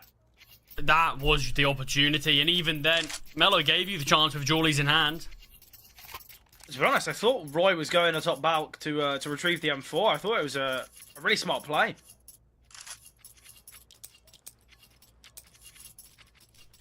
And 1 round separates the two. I mean, we've seen 21 rounds of play, Fred. Are we any closer to getting any picture of where this one's going? No, not a chance. Not a chance at all. I think both these teams have not looked on that hot form that's needed. And I think right now, you know, what can you do? It's not been effective as enough. It's not been either team showing, look, okay, we're here to play. We're here to show why we are kind of in this spot.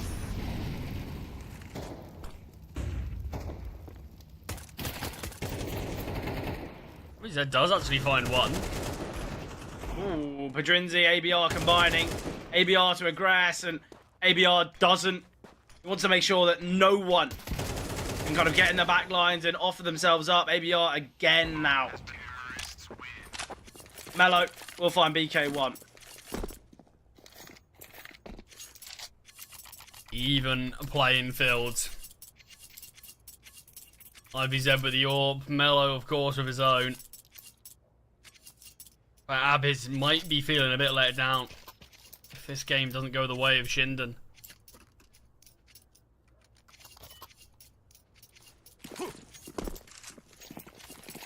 I mean, we have to say, Shinden have no money in the reserve. Game Hunters, the fact that they did win that one reasonably cleanly, you've got to think they're going to be fine in the next. Yeah. Yeah, I think right now, Shinden, if they are to lose things here, it would be a really, really crazy kind of set of rounds, set of games, where not many would have expected it. The fact that Shinden, they had, you know, a crazy first half, and a very impressive T side, and the fact it's gotten to this is, let's just say, I don't think many would have expected it.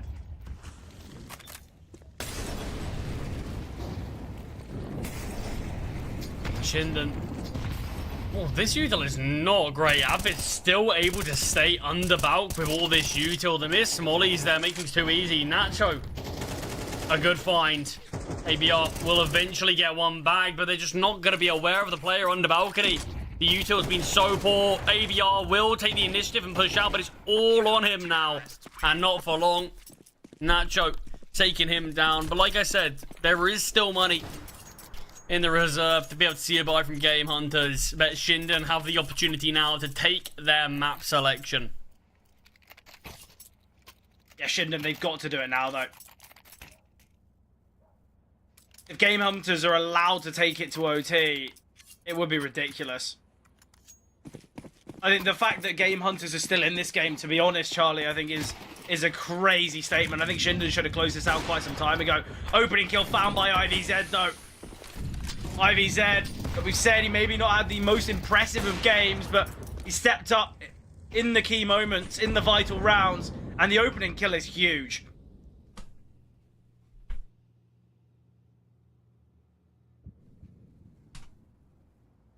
Nacho. Oh, it's an off angle. ABR completely caught out by that Nox. Is going to push out and does get taken down as well. Fred, surely this one's done. Oh, Padrinzi doubles though. Might get offered a third, but IVZ denies and PRT now. Roy finds him. Shinden win. They do take map one, however awkward and kind of uncomfortable they might have felt after that, or during that, sorry. They are still victorious here on Mirage. They have the chance to take it in two, but they've got that first notch in the belt. They've got that, you know, that first step towards survival here in the Swiss stage. But thoughts and feelings after Mirage? Yeah, I mean, it was sort of honestly what I was expecting between these two teams. A bit of scrappy CS, mistakes on both ends, and nothing concrete. A couple of individual plays digging both sides out of some pretty deep holes. But Shinden do just about take it. Overtime felt like that's honestly where that game was going to head, and I wouldn't be surprised if we had a couple of overtimes in this series. But Ancient's obviously going to be up next. Shinden, they've got the opportunity, like you said, to take it in that 2-0 fashion, but one step closer to safety. They've just got to make the most of it now, because there's all the chance this one still goes to that third game agent. So they are going to be looking at this and thinking, we're in that spot that we don't want to be. Yep. We really are as far backs against the wall as it can get. Need to see them show us a little bit more. There was a couple of players we obviously pointed out in terms of who didn't have particularly great games. I think the pretty obvious one there is Padrinzi. As yeah, on the Game Hunter side, he just did not really show up often. A couple of his kills did come from those full ecos or the anti-ecos that they were up against. We're going to need a bit more from the whole team. Yeah, definitely. I think the first half there was exceptional from Abiz, and then obviously IVZ stepped up when needed. Obviously, as we said, it was as close as it gets. I think Shinden probably should have taken it a little sooner, but look, they still find victory in Mirage. They still have chances here to take the series in number 1 and number 2. Or sorry, in number 2 and number 3. But look, I'm excited for Ancient. As we said, bit of an interesting pick from Game Hunters, but that's something that we're going to be getting into in about 10-15 minutes time.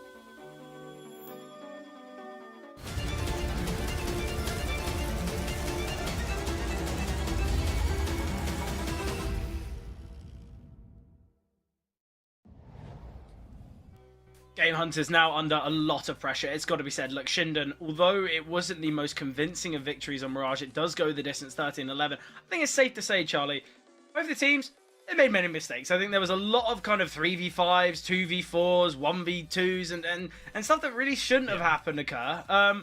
Hopefully for Ancient, we get a little bit more kind of, I don't want to say simplicity. I guess the natural order of things, you know, teams not throwing against Glocks and a flashbang. So I hope we can see a little bit more kind of normality. For Game Hunters, though, they've got to find victory here on Ancient. Obviously, if players like Anubis, like BK1, like IVZ were playing like they were, I think it's going to be tough because Ancient, look, I've alluded to it throughout. I feel like maybe you're not as kind of worried as I am for Game Hunters. But they picked a map, Ancient. It's not the greatest. We're going to be seeing it underway. Pistol round in progress right now. But as I was saying, Ancient. It isn't really the most convincing of spaces for Game Hunters. They could have played Nuke. They could have picked it, which obviously is a map they've looked really, really consistent on. And I think as well, if Game Hunters had made maybe 3 roster changes recently, you'd understand it. The main core of this roster, you know, 4 of the 5 players, sorry, it's the same map pool. I really don't love this change, and I think it is going to come to bite them. Yeah, I mean, we'll have to wait and see. Hopefully they have got something prepped, some practice shown on it, but so far, his continuous form from map number 1, 3 kills for him. Still, yeah, anything can happen in this round. Player spotted towards the window with the Jewelies at range aren't perfect, but IVZ, well, okay. Shut up, I guess they are. Unbelievable shots there with the Jewelies. The second one at the Mellows, meaty. I mean, look at this from Anubis. Yeah. You see the missed shots, you know, there's a bit of a spam. Obviously, the third kill is excellent, and obviously so is the first, but he should be getting taken down there. I don't really see a world in which Anubis should get 3. And look, Shinden, great pistol, great start. As I said, look, players like IVZ, like Anubis, if they're playing on that hot form, things could look scary. Already the pistol round has shown that. Yeah, already a nice start from them here on the CT side. I mean, it was a close game on Mirage. It really could have went either way. And obviously, you were mentioning Chancellor round number 5, I believe it was. We might end up talking about that when Game Hunters lose that full eco.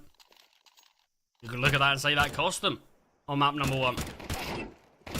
Nice taps from Roy. He does get dinked, but it is just with a Glock, so he is still alive and kicking. Nacho, not the greatest of sprays with the MP9.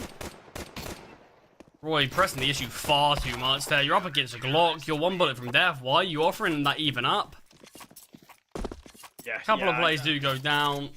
Feels like 2 of them definitely didn't need to go down. Yeah, look, it's still not the end of the world. I think they are going to have premium weapons in this one. I think if we saw a third fall because of unnecessary peeking and errors, then I think we really would kind of highlight this next round as problematic and complicated. But they've still got 5 rifles. They've still got decent utility. A bit unnecessary, though, from Shinden.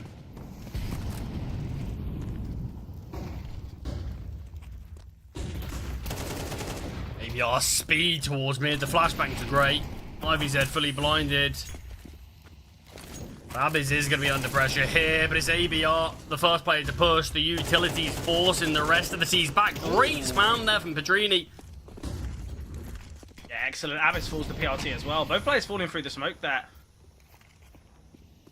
A little bit unfortunate for Shinden, but also well worked from Game Hunters. You know, oh, I thought that was a player's gun barrel. We'll get 1. Roy peeking out, second as well.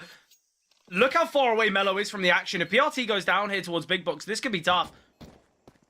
They've got to find him soon. Oh, the step's been heard. Nacho's got this information now. Important fight, but look how low they are. Roy, is he aware? Well, steps have been heard here. Oh, Roy will get 1. He's picked up a defuse kit. Mello.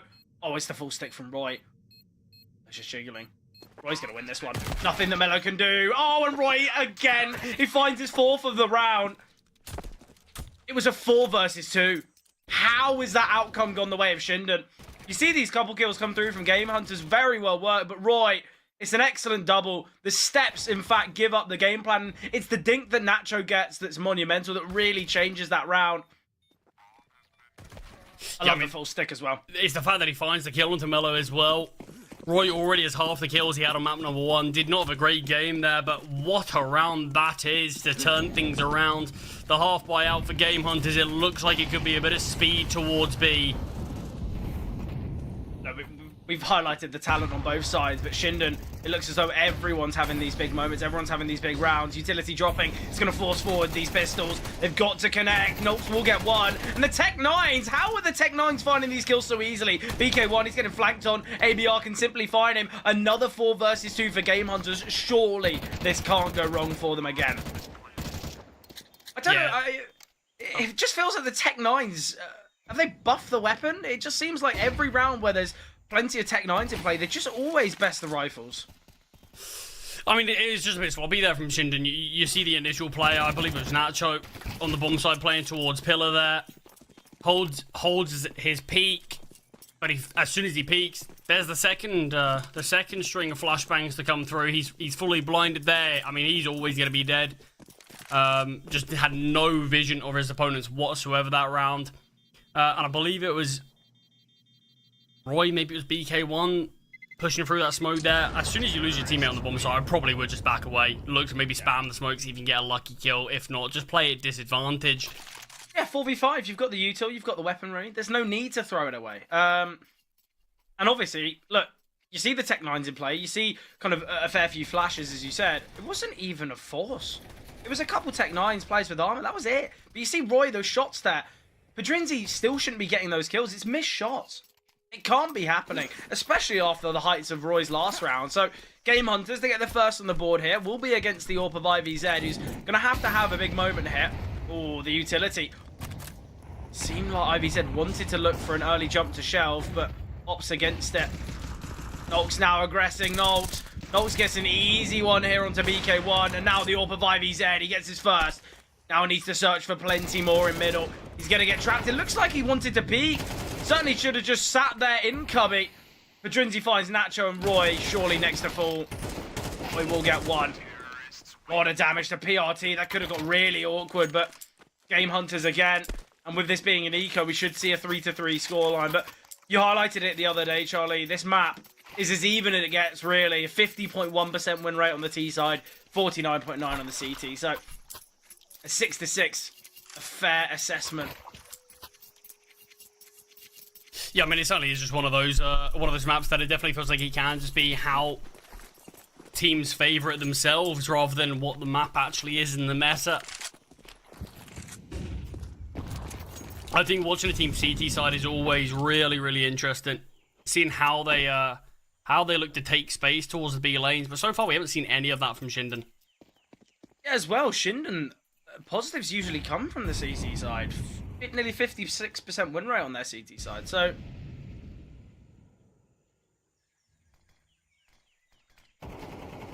there is going to be a smoke drop, but I was going to say Shinden could just wait it out. They might look to swarm through the smoke. One kill found on the BK1 there. Util landing, Util dropping.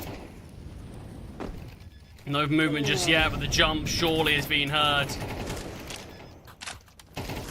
Gunsy finds IVZ. Who's spotted? Comfortable round here. Game Hunters not losing anyone. Keeping their finances high. No warp in play here for IVZ.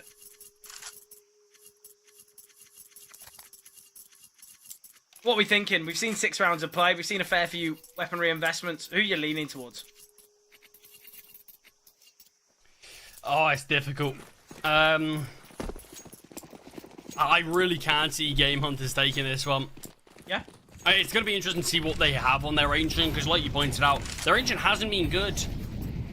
Hasn't been positive really whatsoever. Sure, a couple of the games have been bought close, but if you're picking a map, you want it to be more than just close losses. You want it to start converting some of them into wins. So, yeah, I'm very interested in what they have to say. Nice find there from Mello onto Roy. And look at the space this opens up towards B. Could deny the plant here. IVZ opts against spamming through the wall. Smoke thrown here. Oh, great from IVZ. Oh, so much damage onto PRT as well. Mello with work to do, but he's found by Avid. And PRT now 1 versus 3. He's information on all 3 players, in fact. And even with the quick headshot, BK1 will find. So Shinden, they get the lead once again. Money in a good spot here, though, for Game Hunters. Shot from Mello, though. So quick. From the jump spotting player. Mello hasn't really been the AWPer and the player that we'd hoped for. I think right now you just have to look at the Mirage performance. 14 and 14 on a map that can steer very much towards an AWPer. Maybe it's just not his day. Yeah, I mean, it is going to be interesting as this game and as this series goes on. We're just seeing how both AWPers can react and produce, because obviously it wasn't great for most of Mirage. A bit quiet at times, but we saw glimpses. Mello's also had a couple of them, but it's just... Ooh, this is a risky play, just straight jumping both players through the smokes, but they do take a 1-for-1 trade. But it's been this B side that has been heavily tested so far in this game. Game Hunters, it feels like they're not having many issues actually taking and overwhelming the players on the bomb site. It's just getting set up in the post plant that's cost them in 1 or 2 rounds. But they're looking to send things towards A, and Shinden have already gambled over towards this side of the map.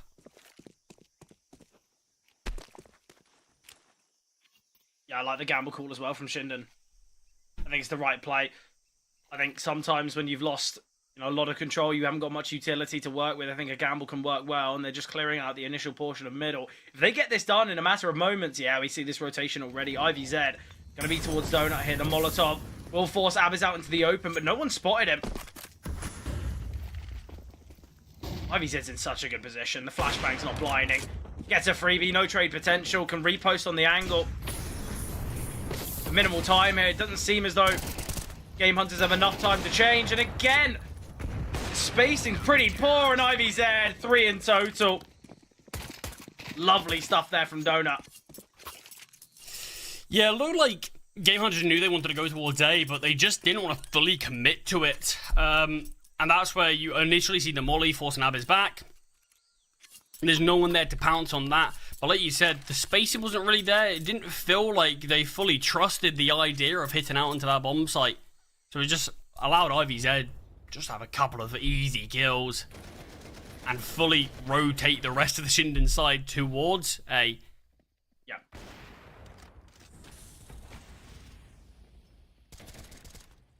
Yeah, I think it's just too simple for Shinden there on the defenses. Game Hunters, it seems like everyone was just so disjointed. They weren't really on the same page regarding kind of the entering. And that's something you can't really be doing, especially with this being your map pick with elimination on the horizon. And I think a round like that perfectly amplifies that Game Hunters, they have still got mistakes in them.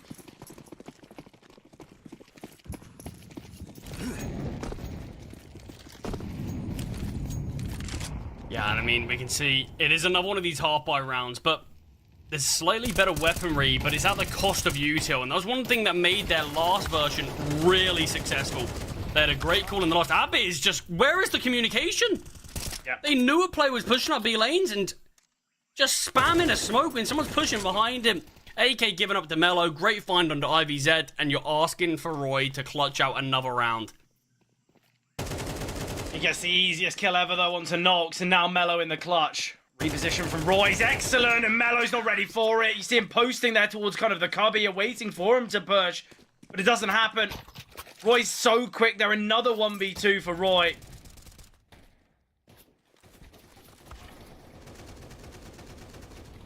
Yeah, I mean, I'm not sure what we're seeing there from Abiz initially.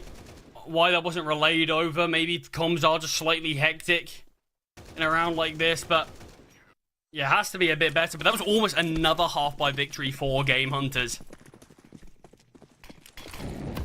Yeah, it can't be happening. Obviously, Shinden do win, but still. As But you you're said, asking Abiz Roy to do that again? Yeah, no, it can't be happening. Little mistakes like that. Thankfully for Shinden, it doesn't go against them, but they've lost so many players. You can see it in the utility, you can see it in the weaponry. Nacho with an MP9. Obviously playing towards cave, it's not the worst position to have an MP9. Probably the best, but look, it shouldn't have come down to it. Nacho now. Nacho catches off one, but Pedrinzi's so close by. VK1 can get found as well. Great double from Pedrinzi. IVZ now in middle. We're going to be about whether Pedrinzi decides to peek. IVZ. Oh, IVZ! Great readjustment there. Another clutch for Roy. Another 1vx scenario. Mello. Is he going to lose another 1v1 against Roy? That's the question. The game of the mind here. Mello. He's going to be progressing through Red Room. I think it's the right approach. Roy, having a little bit of a look towards Donut. It's all going to be about timing here. Mello. Now clearing here. Oh, he's got his back turned. Knife out. Roy. Oh, it's so awkward. Roy can just take his time now. Save plant here. Roy can get so close. Mello got util in hand, and Roy's dealt a lot of damage, but hasn't got the kill yet. Mello, all about timing here. Roy tapping away systematically through the smoke, of which Mello just sits in and waits. Roy needs to go silent. He's given Mello all of these opportunities and fluffs his line at the end. See, I think Roy's in a really good position right at the start. He just sees the shoulder, though. And I think it's not the easiest of kills to get. I think if Roy just shifts up the right-hand side, I think he wins that round every day of the week. Quick adjustment there from IVZ. It's unfortunate for Abis, but yeah, I think you're spot on there. Roy doesn't actually need to fire when the smoke goes. He doesn't really need to do anything, but he just makes it really easy. Somewhat frantic in that clutch. I mean, he had time to even wait out the smoke if he wanted. Yeah, definitely. Something to think about there. Force buy's been seen here from Shinden. We could see this 6-6. ERT, nice fight.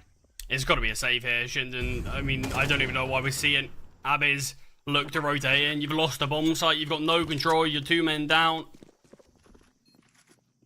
But it does feel like we're sort of in a bit of the panic stations now, where players are just sort of losing their grip a bit, losing their nerve. I feel like Roy, definitely. I mean, he's been great in the clutch there, but I don't think he's played that well. I think he'd want to go back in time and play that in almost any other way, and we're just seeing people over-rotate in rounds that, let's be honest, are already lost. Yeah. The hunt here from Game Hunters. I come back to bite them, and that's why they are saving. That's why they are just sitting, waiting in middle. ABR is out in the open. Oh, he's been spotted. Pre-fire scene here. Nacho. He's done so much damage. He's got so many kills now that he can drop over a rifle to a teammate. And this is where we put in question for Game Hunters. What do they really gain from that? They're trying to get rid of a Galil, understandably trying to save it. But after the first player goes down, I don't really see the need for it. I think you've got to show a little bit more respect there.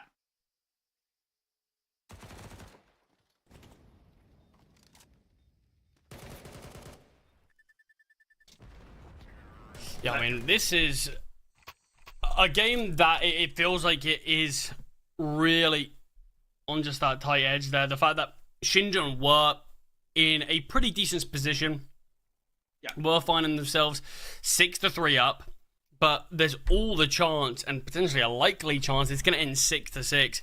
And where this game feels like it can still go either way. Game Hunters, they picked it for a reason. Shinden have had a decent start to this game, but things are starting to slip. Both teams have to play on top form, and I still have no indication as to where this one's going to go. It feels like, I want to say, a third map. But, I mean, the clutches from Roy, some of the moments that Shinden can have, it's tough to count them out, but when it comes down to the clutches, maybe that's where you've got to look and say Game Hunters in general play better then. Yeah, exactly. I was just going to say, look, Shinden, 3 of their rounds have come down to clutch moments, and I think, the fact that Game Hunters are still well within this one. Oh, flash comes through. Noggs, I believe he spots it. Oh, the drop-off is going to be heard. IVZ, I think they've accidentally baited in the CTs. I don't know why Abis has gone to pull out a smoke there. They've got 2 kills. It's clear there's going to be more players ready and waiting, but Mello, you said Game Hunters not been the best in the clutch. Mello's now got the biggest one. 1v4. We've seen a 1v4 today. Will we see another hit? Roy shifting through the smoke. Mello back turn. Mello taken down. And Shinden, they do end the half in the lead. But it's not been the most convincing of maps I think both teams really, as you said, are going to want to replay plenty of rounds. We've seen 2 1v2s from Roy. We've seen some mismanaged decisions from Game Hunters. Same can be said for Shinden, though. I think you're right in that final round that it seemed like they accidentally baited them in. How I think Game Hunters viewed that is you hear an audio cue of someone dropping. They're probably thinking there was one player on the boost and he's just dropped off, rather than it's 2 players trying to drop someone down quietly. So they go to swing, and you can see they keep on swinging wide, looking at the other player, but it just allows, I want to say it was Anubis maybe? Or Nacho, regardless of who it was, ended up just getting kills too easily. A couple of kills found, Anubis finds 1, and for a weak weapon hold, you'll take that every day. Yeah, definitely. Getting the double. Getting 3, in fact. Absolutely excellent. Mellow elevated up here. We'll be able to get 1. Nothing more. PRT now peeking. PLT, the fact he's got a kill here. The HE does so much damage. A 3-on-3 here. All so close to this smoking CT. Oh, and they're going to flash themselves through. Minimal ammunition. A bit of a cause for construct, but Nolks, nice find onto BK1. Now on Nacho. Oh, nice dink from Nacho. Nice find, but Nolks, the elevated angle. Besting Nacho. Game Hunters with a required pistol victory. Utility was on form there. You see the molly slows down for the rotations. The flash caused players to turn. The HE grenade did a lot of damage. I think of the minimal utility that we did see there from Game Hunters, very effective. Yeah, I mean, I actually like the flash through the smoke. You can see Shinden weren't set up whatsoever. You had 1 player towards A main, 1 trying to make their way towards Temple. And Roy just caught in the open. Not ready, low ammo in his Glock. Just the pistols here, so it should be another leveled up game. Yeah, 3 MP9s in play here. Game Hunters. I don't love it. I feel like it's 1 too many, or potentially 2 too many, because they're going to be facing off against the 4-buys. It's going to be AKs in play. It's going to be, 3-4 pieces of utility. They are going to have a fair few weaker weapons. Just the 1 M4 if there's no casualties here. I think it could come back to bite them. I have to say, I talk about that type of investment, or this type of investment, sorry, with such negativity on the basis that look at the weaponry they're actually going to be going into round number 3 of this half with. It's 3 MP9s, a FAMAS, an M4. Okay, yeah, you've got Padrinzi's on 3.2k, but it's no loss bonus. Look at ABR. He's going to be on 3.4, 3.6 for Nolks, 3.5 for Mellow. If they lose this round, they're not going to have a great buy in the next. They might have to eco if they want to get a perfect investment, or they have a mismanaged buy again. I think this is the problem with opting for too many SMGs. Hopefully for Game Hunters, it doesn't have that kind of effect, but it certainly can. Nolks has gone loud. Nacho will get 1. IVZ's on the AWP. Yes. An awkward position, Nolks. This is so dangerous. So unnecessary. No information on the other side of the smoke, so he opts to push into 3 of them. Of course, not realizing how many of them are there, but it was at least an even man advantage just giving one up there for free. Of course, if he pushes through and sees someone back turned or nothing, it's huge information, but you've got to weigh up the risks. Weigh up the pros and cons. There's no need for that. I think for me, if Mello's got a flash, you can send him in with a flash. I don't mind that type of play. Oh, timing for Mello looks good. Flashbang's coming through. Mello will get 1. Spacing's not great. ABR with a trade, but IVZ on the AWP backs himself in that angle. I think IVZ would have loved to kind of post up on the angle deep towards CT here, but the fact he was the one with the bomb, not able to do so. He is still posted here. PRT, he's got to get this kill. He's got to get it quick. Baits out the AWP shot. Anubis, though, going to be peeking, catches him off, and Shinden, they will find the round. And as I said, Charlie, look at the money. Padrinzi can get an M4 with utility. Nolks can as well, but it's not going to be a perfect buy. And that's why they're having to half buy.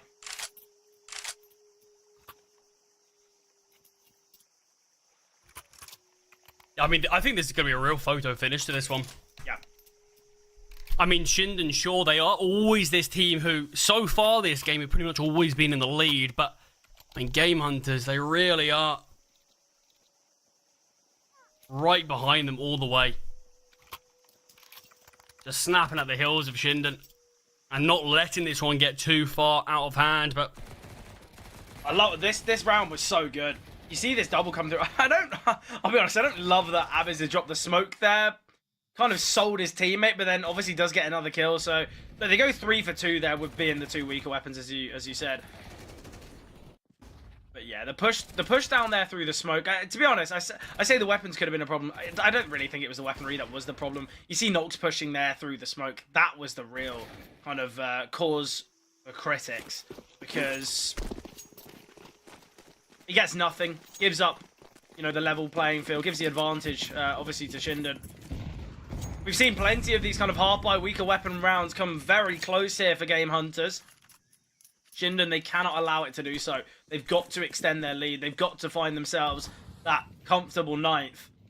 Because, again, it will be another highlighted round where a big mistake's been made by one of these two teams. What's it out? 1. So awkward hit. PRT gets a kill. Might look to try and retrieve that Galil now. I like the elevation. Anubis does not need to peek this. Roy's in such a good position. Roy now clearing. His shadow would have been spotted. Oh, I guess not. ABR. Not ready for it. Great from Anubis. Waits for that recovery. Yeah, it's a very good recovery from Shinden. You lose the first player. Just back off and reset. Wait for Roy. Wait for your teammates to get closer, because we could have easily seen a round where the T's start to go in a little bit 1-by-1. Yeah. But they don't allow that to happen. They will find their 9th. But the thing is, I mean, rounds like this, so far from Game Hunters, they're really difficult to count out and just guarantee anything. Nothing feels like a guarantee in this game. We've already seen a number of rounds where they've had these successes on the pistols. Same with both sides throughout this whole series, really. So, yeah, they always do feel a little bit, even more worrying than the full buys, I suppose, in some sense. Just knowing these are rounds that you should be winning, but if there's a moment where you have that lapse in concentration, you will get punished. Nog, push through the smoke, takes down IVZ, finds one more. Yeah, excellent that. Absolutely excellent. The fact that, 3 casualties there on the Shinden side, that's not bad at all. I mean, look at the money. They're going to have to reinvest, wait for the weapons to be fully bought, and you're going to see just what those 3 kills have done. Yeah, massive. Absolutely massive. Money's not great for Game Hunters either. Neither team can be praised financially, but for Game Hunters, this could be a must-win round. Look, they lose it. Shinden find 10. Then it's another half-buy. Could be 11-7. And with their bit, backs against the wall here for Game Hunters, a loss in this map, series is over. Shinden go 2-2, Game Hunters eliminated. So this is a big round here for Game Hunters to kind of find some stability, but utility coming through. Oh, IVZ. Wow. Yeah, that's a really cheeky way to get the opener. And IVZ now hunting. Yeah, I love it. That's how you have to play as an AWP. Mellow now will get a freebie. I like that he takes his time there. BK1 taken down. Roy's got to be careful. Roy's got to be really cautious. Nox. Roy's giving up this position. Nox is now retaking it. Flash is excellent. I'm loving this. ABR sends in Nox. Opening kill went the way of Shinden. They're now disadvantaged. No utility. I don't really know why Shinden have opted to kind of change things up there. Why didn't they kind of look to push out onto the bomb site when they get that kill? It seems like IVZ wanted to, but a different approach from the rest. And I'm liking the look from Game Hunters. Let's play this as a retake. Let's play the numbers. We've got the advantage. We've got the kit. PRT with a little bit of utility. Let's not mess things up. But plenty of players here towards the right-hand side. Anubis now requiring a 1 versus 4. Again, though, look at the discipline from Game Hunters. They back away, wait for PRT to rotate in. The indecisive nature of that round from Shinden has cost them massively. I really don't see the value. I don't know. They sent the molly there towards cave. For some reason, Roy's just wanted to send 1 flashbang in middle. In doing so, he gives up the cave control. He would have found that kill if he was still lurking in cave. I think Shinden, they find that pick there with the boosted from IVZ. You've got to accelerate.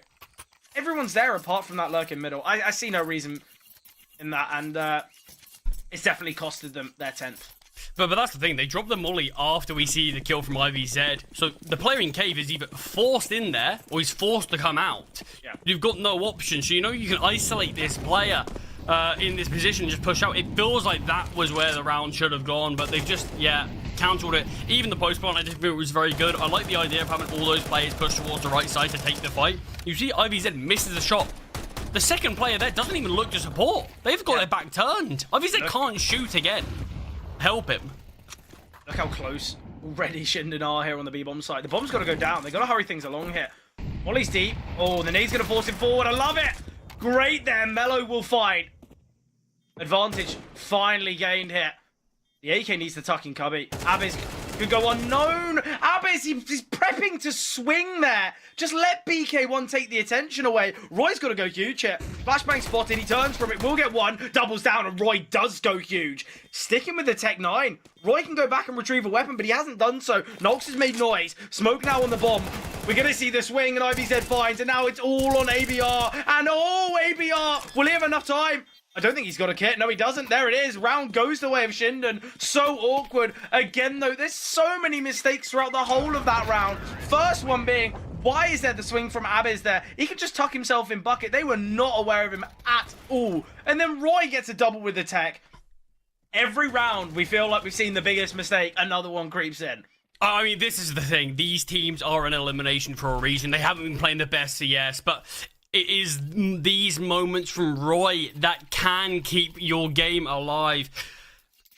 He's not top of the server. He's second lowest kills on this Shinden side. He is by far the player of the match here. Oh, yeah. On Ancient at least. I mean, what a performance he's had. Clutch upon clutch. What a big moment there with the Tech 9. And look, we talk about players kind of having maybe not the highest kill games, but having so much impact. I feel like every single kill that Roy has got has had 100% impact, has swayed the round. Not only in the clutches, but that double there with the tech, it changes everything. And look, I said, why is Roy not gone to pick up a weapon there? He's just making sure that his teammate doesn't get swung. I think that was the initial kind of decision. But look, Shinden, they've scurried off with a 10th, and actually now it puts them, although awkward, a better situation, because look at the money. Game Hunters have to force. They lose this, they either eco and give up 12, or they force again and potentially cost the game. Game Hunters are not sitting comfortably here in round number 19.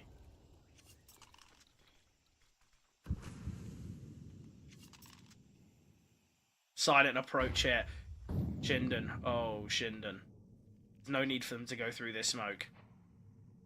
Step heard there in A main. It's going to force Mello off, actually. It's going to be big. Smoke's faded. We've got to see this trade from IVZ. You will get it. Rotation's going to be seen. Nacho in an excellent position to deal with them, though. Nacho, he finds two. Information on another. Oh, Abyss, he hears the steps, finds Nogs. PRT now, he kind of has to save. There's such a low chance of winning this one. He goes down to IVZ. Great round from IVZ there, getting two. Obviously, Nacho's double's excellent in middle, but Shinden now find 11.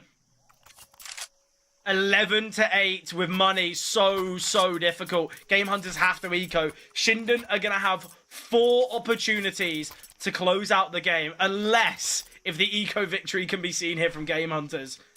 And the only reason in the last, that one push through the smoke, it is a round-winning play, but it also is just such a risk to go for. The chance of it working is slim, but if he gets that off, there's no one that close to Abyss to instantly get that trade. He can retrieve a weapon. You're in a 2v2. I love it from Roy. Yeah, I agree, but I'm loving this from Roy. He's got a Mac 10. I'm going to go as speedy as possible towards Cave. I'm just going to be such an annoying player to deal with here. Make sure that you have no chance at the round. Obviously, it's USPs, but we have to preface it on the basis that so many of these half-fire and eco victories have been seen here in the game. But I mean, Shinden need to keep players alive. They've been really tested, and players have been taken down time and time again. They've got to keep at least 4 players alive, bare minimum. They'll keep 5. They can start to grow an economy, something that they just haven't really been able to do, despite winning a decent amount of rounds in a row now. But like you said, Fred, 4 opportunities to take their opponent's map pick of Ancient and eliminate them while ensuring their survival here. Yeah, look, Shinden, I think they've had big moments. Individuals have really stepped up. Ancient hasn't been kind of the best battleground for them, but I think it's safe to say they have been the better side in the series overall. I think they should have closed out Mirage in more of a dominant fashion. Plenty of players towards the middle here from Game Hunters. A quick rotation will be seen. Mello gonna look to get posted up here in Temple. No AWP here for IVZ to try and find him. Mello is in an excellent position here. Can they creep out and boost though? That's the question. Hugging close to the wall and Mello gets one. There's no need to swing onto him. Send a Molotov.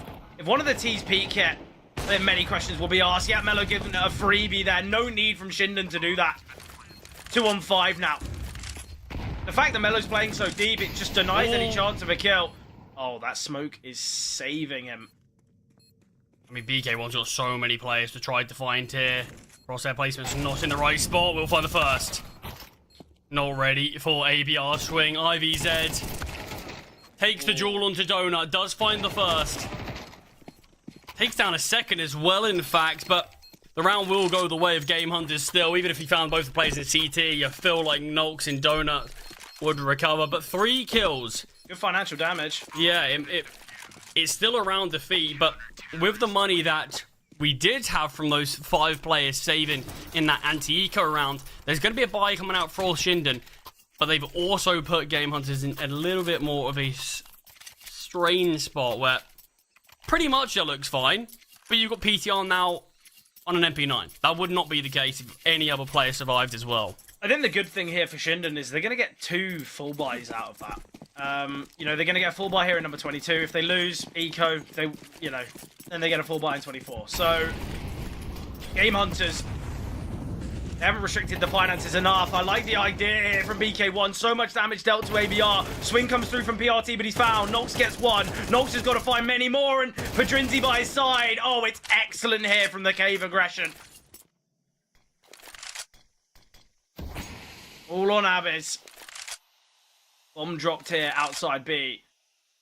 Abiz. I think he kind of had to go through that smoke. He's waiting for someone to push towards A main, but it's never going to happen. I think the only way Abiz wins this round now, he's gone towards A main. The only way he wins it, he's got to win it on kills. He's got to try and force Game Hunters into the bomb site. It's the only chance that can happen. But he's going back. It's a 1v4. It's clear that Abiz doesn't fancy his chances. I don't think many would, but Shinden. It's a round that doesn't go their way. Again, we said, look, they had 4 opportunities to do it. It's going to go down to 2 after this one. Ready Game Hunters. Half their job done.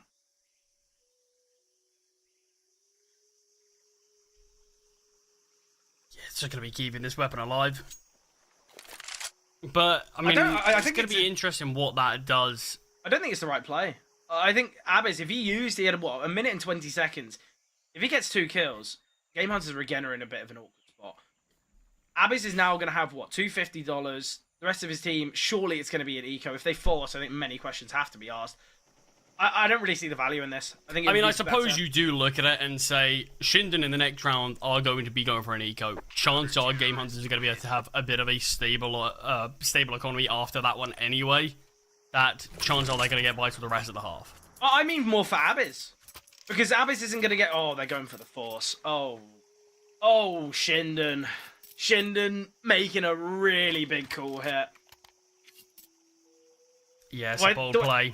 Do I think Game Hunters are expecting it? No. I think the only reason they're not going to expect it is because I think this play could cost Shinden their chances. They lose this round, Game Hunters, they've got a very good chance of going to OT. ABR has been able to get onto shelf so quickly here. A more disciplined approach from Shinden. I think Shinden they're just going to wait this out. I think Shinden are going to try and force Game Hunters to get a little bit antsy, a little bit kind of nervous and kind of question, okay, well, we've got to push this. Oh, speaking of pushing this, they're going to go through the smoke. This is going to go so wrong. Oh, they will get the trade, but it does still go so wrong. But again, we saw it from Nolks when he was on the CT side, pushing through the smoke. Why have we seen it again? Oh, missed shots from BK1. PRT's been given a second life there, and PRT takes full advantage of it. Ring around the roses. Roy, you're not catching me. Oh, and Roy runs out of ammo. PRT finds him. But Shinden, what even was the game plan there? See, I really liked it initially, Shinden playing passively, waiting for Game Hunters to get aggressive, and they just grey screen through a smoke. They had flashbangs, they had smokes, they had mollies. They just opt against using them. And that's I have to say, that's an embarrassing performance there from Shinden. They have thrown their chances of Ancient away. It's got to be said. I mean, they still have one last crack to take things in regulation, but the buy's not great. Yeah, it's one of those calls that I do think someone's just said, oh, maybe we should do this. It's a bit of a risk. ABR finds the first kill through the smoke. Looks like they want to hit towards A, but the molly is going to halt them for now, and a smoke on top of that. See a boost coming through, but it's been spotted. Naded the smoke. Nacho's going to fall to Roy's nade. 1 versus 5 for Roy. Vegan hand now.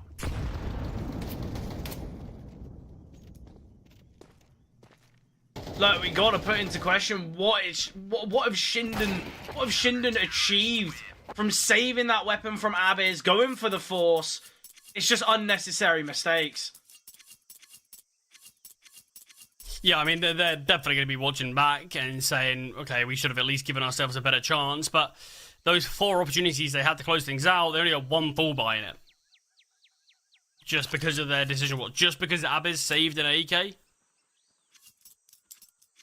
I mean, see if you can set him up somehow. Sure, chance of you actually winning the round with 1 saved AK are slim, but just let him try to trade all of you. Push in somewhere, see what he can do there, and then in the next round, have him on a Mac 10. If there's no bomb plant or anything, have him on a Mac 10. You are giving your chance of winning the game. You are making it very difficult for you to actually be able to do it just by having those 2 weak force buys. I'm pretty sure they had 2 rifles in both of them, maybe 3 on the first one, but it's not great. And then the call that you make for your force buy is to grey screen for a smoke into a position where you know factually the CTs have just taken control of. Charlie, look, the scoreline was 11-8. Game Hunters go for an eco, yeah? Shinden win that round with 5 survivors. Money's at an all-time high. They can always invest in the next round. So, of the final 4 rounds that Shinden can get investments in, they've got that 12-8 where they get a full buy. 12-9 they can get a full buy as well. Because Abyss saves in that round, they force, as you said, 3 Tech 9s, weak weapons along, and it's the same again. If Abyss just looks for a couple kills in that round, they eco as a unit, they get 3 full buys. 3 full buys in those final 4 rounds. Somehow only got 2. It's ridiculous. It should never happen. It's a game and a call that Shinden will regret if they lose things here to Game Hunters. Great finds here though. Roy and Nacho wanting to right the wrongs and kind of alleviate the errors. And Nacho, that's a triple. That is excellent. Opens up the B-bomb site. Shinden potentially saving one of the biggest mistakes I think we've seen in CS for quite some time, but it happens. Look, a team, when they're up against it, they feel the pressure. They might make some split-second calls that they regret. Mello now. His game plan is to save. IVZ denies it, though. Great triple there from Nacho.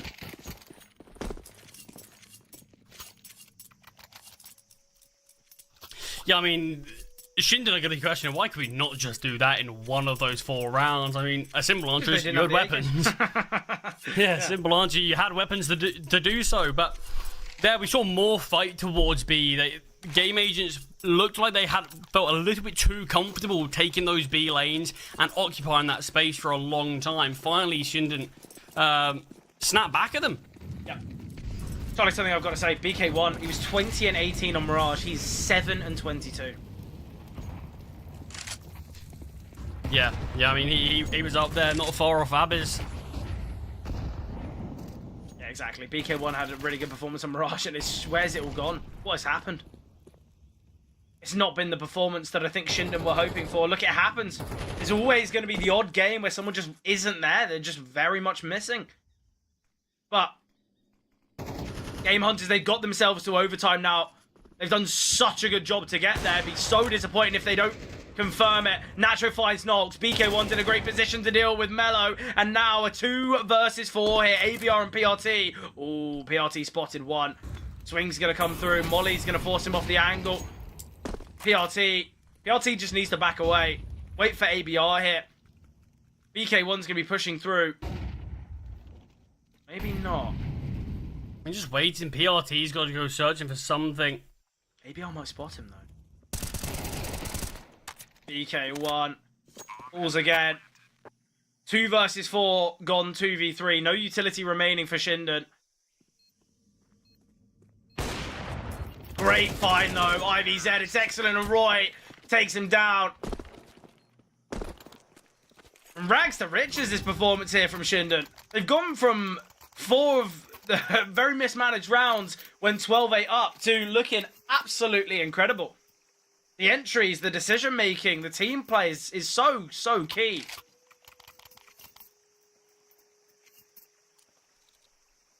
I mean, the fact that they have the chance now to win all 3 rounds on this T side will be very interesting. Because they had an okay CT side. Sure, Roy definitely dug them out of a few sticky situations, but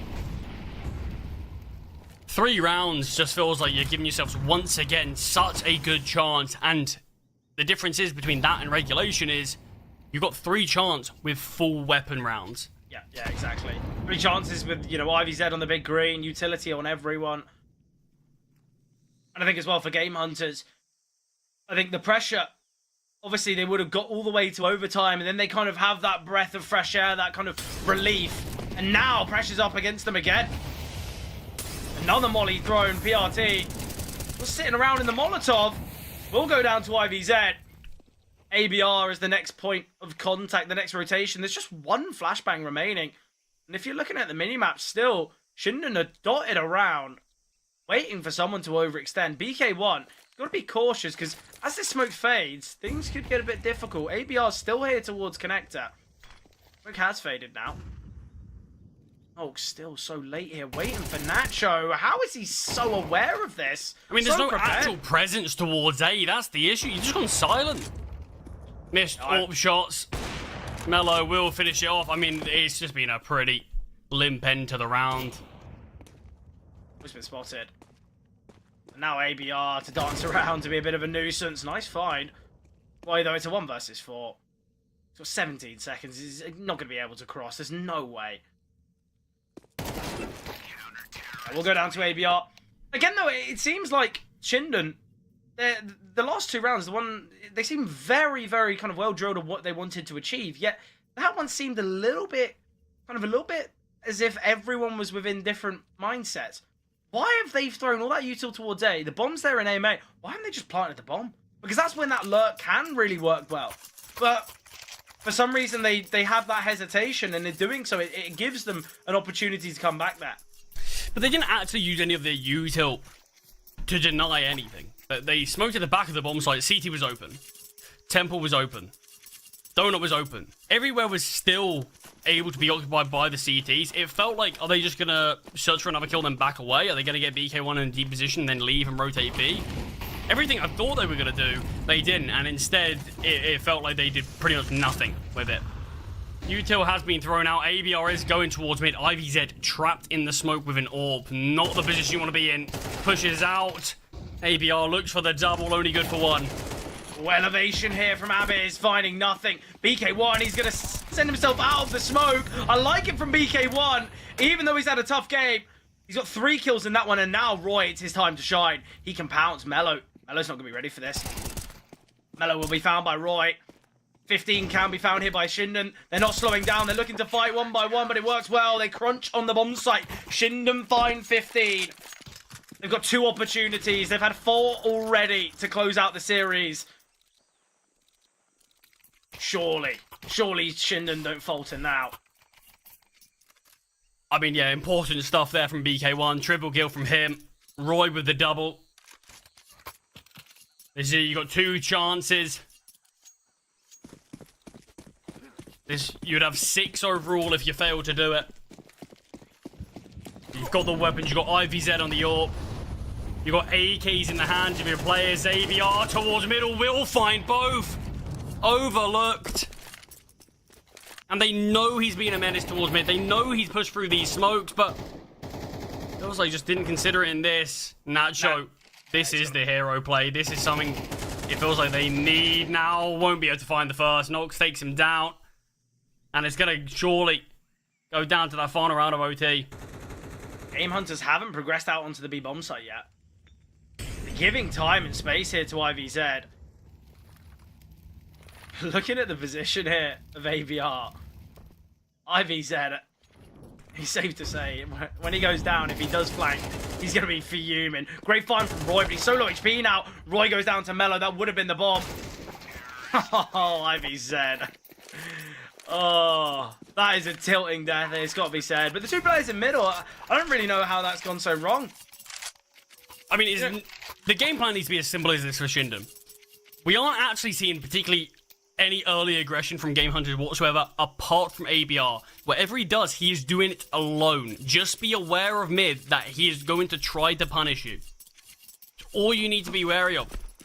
Yeah, definitely. Still, though, perfect investments throughout, obviously. ABR going to send the Molotov. Smoke top, BK1. Oh, BK1's in a great position now. He can get so quick here. Catches off one. Oh, he brings Util in hand, but hasn't been capitalized upon yet. Badrinzi. You see the Molotov land. Badrinzi so close. Badrinzi will fall. It's now a 5-on-3. BK1. Surely. Yeah, BK1 gets the double there. It's excellent. No need for Shinden to overextend or make any silly mistakes here. They've got control of middle. They've got control of B lanes. I think right now, the best option for Shinden is maybe back away to the bomb sites, but there's a lot of utility here on Game Hunters. They're going to use it to try and deal with BK1. Nacho has got a flash and a Molotov, but this ramp smoke's going to be fading at some point soon. A minute on the clock now. Nacho just jiggling. BK1 backing away. It's the right play. It's the right decision. I love it from BK1. Molotov's landed now. Spam comes through. BK1 needs to hold his nerve here, but he's been spotted getting into the cubby. A lot of damage dealt. Mello posted up with the AWP. Mello will find. Now a 3-on-3. Nacho's Molly finding ABR though. PRT, oh, a great tap onto Roy. They're aware of Nacho's position, and all IVZ lucky to be alive. Smoke going to be landing. Mello posted up on the angle. This is a 5 versus 3, but IVZ, cheeky peek, and Nacho finds PRT. Shinden close it out in overtime. They best Game Hunters here. They are victorious in the series. Such close Counter-Strike, although a little bit scrappy. They do push it over the line. They do find it. They do retain that spot in the Swiss stage. But what a crazy game, right? Oh, 100%. I mean, you said a little bit scrappy. I think that's the only word I could use to describe this. Scrappy and individual. I mean, they're the two. So many individual plays. Very scrappy CS. Brilliant to watch, though, you have to say. A lot of big clutch moments. A lot of very dicey rounds. Tons of mistakes. But, I mean, this is what you get. Some of these teams have made some changes recently. They're not really fully formed. A lot of these teams, these are their first official matches after coming back from the player breaks. You know, we're not really seeing them in their final form just yet. You one have to hope a lot of the sides will step up when they make it into the playoffs. But yeah, final round is chaotic as it gets. You get a 5-on-3, somehow lose it. Roy pushing through with no support, no util, getting one tapped. I mean, it really is madness that we got to see. Shinden, though, Fred, they survive to play another day. Sadly, same thing can't be said for Game Hunters. Yeah, look, Game Hunters, I think going into this, they looked like a team that looked pretty well formed. I think a lot of people would have said maybe the favourites, but again, I have to bring it up, Charlie. I have to say it. Look, Ancient. You look at the vetoes. Game Hunters ban Train, Shinden remove Anubis. There is still Nuke for Game Hunters to pick. One of their best maps statistically. It's the same roster that all these stats, 4 out of 5 of these players where the stats come from, they opt to not pick Nuke. They ban it again. So even if it got, they could have had Nuke at third. I really don't know what's going on with the vetoes. Game Hunters picked their worst map statistically. As you said though, it's clear that they're wanting to play this map. It's something that they've clearly been working on. But is this the time to do it? Is this really the time to kind of gamble on that Ancient? Well, as the results say, clearly not. But look, really big moments, obviously, from Shinden, and I think we have to praise them as well. So many clutch moments there from Roy throughout the whole of Ancient. I feel like many players had some big moments throughout, and I think as well. Okay, yeah, BK won. He was 7-22. He ended that game, obviously not positive, but his overtime was where he really stepped up. Yeah, and I think obviously that was the difference maker. I think Shinden probably would have taken it over the line in regulation if BK1 was fragging, but it wasn't seen. Obviously, though, we have another team eliminated here. You know, we are seeing other teams join in the likes of Dusty Roots, MIBRF, 2070 Atrix. Already we've seen plenty of teams eliminated. Obviously, we do have another progression game up and coming in a matter of, in about, 45 minutes time? I'm not too sure, but it should be up and coming soon. It's Adult Amigos against Bad News Chickens. I know I'm going to be sat watching that one, excited to see what Bad News Chickens have to offer. Obviously, you will be joined by the wonderful Even Tune and DIO, so make sure you guys show them some love. But before that game commences, we will be jumping to a break.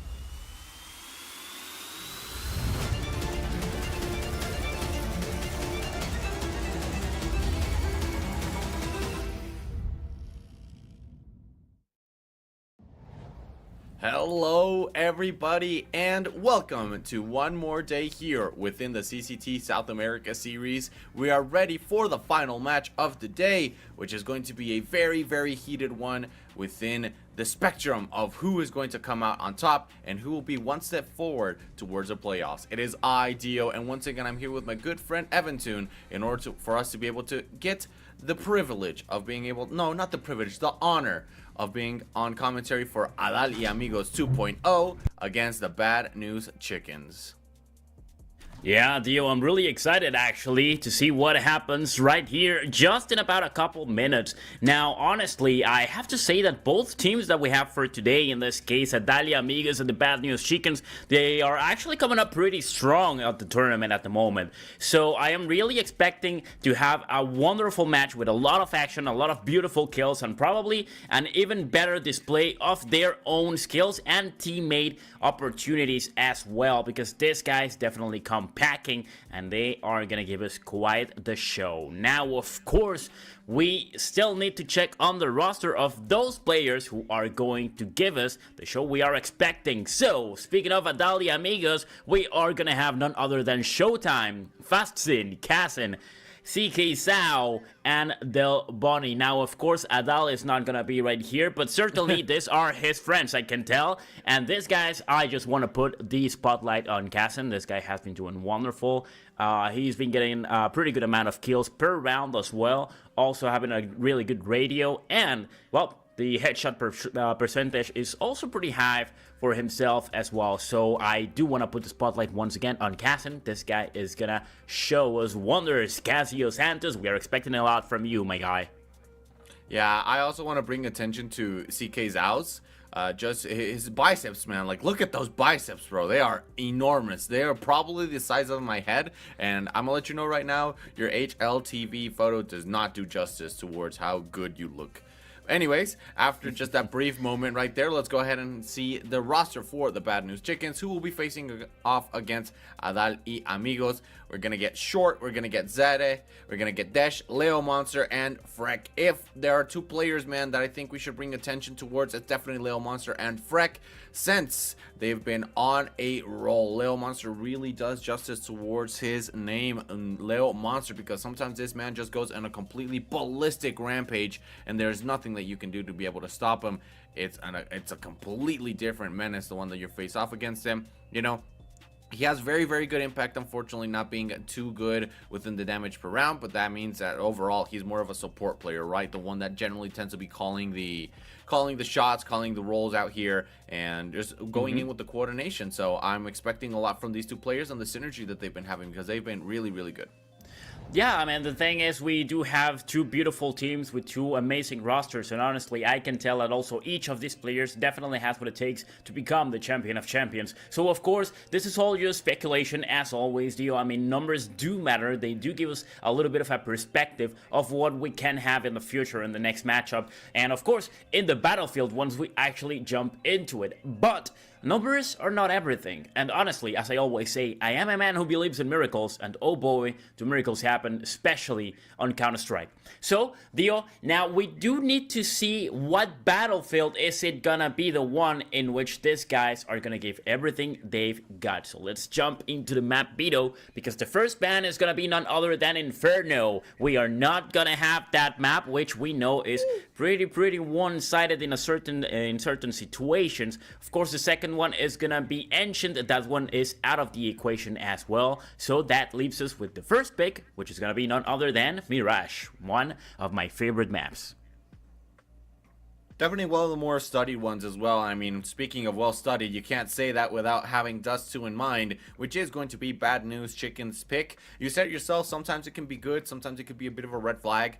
Right now, I definitely think that it could be either of them being realistic, because the more that I see it, the more that I know that Bad News Chickens has that experience just simply based off the roster that they currently have, right? We're going to see the ban on Train. I unfortunately have not been able to see a single map of Train being played within this series, while as the ban on Nuke leaves only one map remaining to be played, which is going to be Anubis. So we got a lot of extra dosages, man. I don't think that we've been on commentary for any of these new maps. Like, I don't recall like being on commentary for Inferno or Train.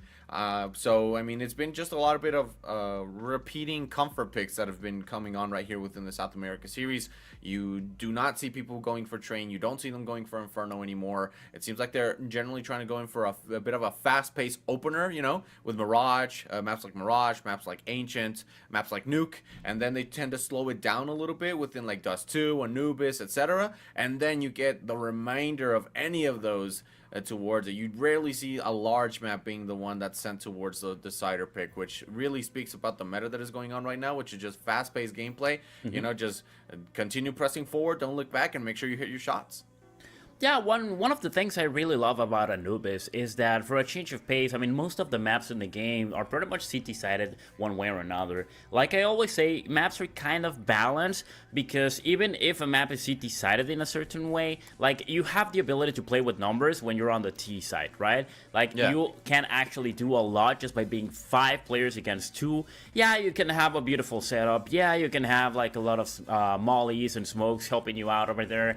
But usually when 5 players are running towards you, it's going to be really hard to come out on top. So that just kind of balances everything a little bit. But it's nice to see that Anubis is one of those maps in which the terrorist force actually has the advantage. So it really does call for a change of pace because some players and some teams are simply better playing aggressively than they are defensively. And once they actually reach the terrorist force on the second side, I mean, that would be your chance to stride. And this is one of those maps in which that also helps us see a lot of action from the beginning to the end of the game, especially depending on who picked that map. But of course, once again, always getting a little bit ahead of myself, that is going to be none other than the decider. So first of all, I mean, we would still need to actually reach that map on a third one if we do have the occasion. Yeah, I definitely agree with that. And speaking of the occasion, it seems like these teams have not yet risen to it. So we're going to go ahead and head just into a bit of a small break. Make sure everything's ready so we can get the first beatdown over here within Mirage ready. Who's it going to be for? We don't know, but stay tuned and we'll give you that information in just a little bit. Don't go anywhere. We'll be right back with some more action.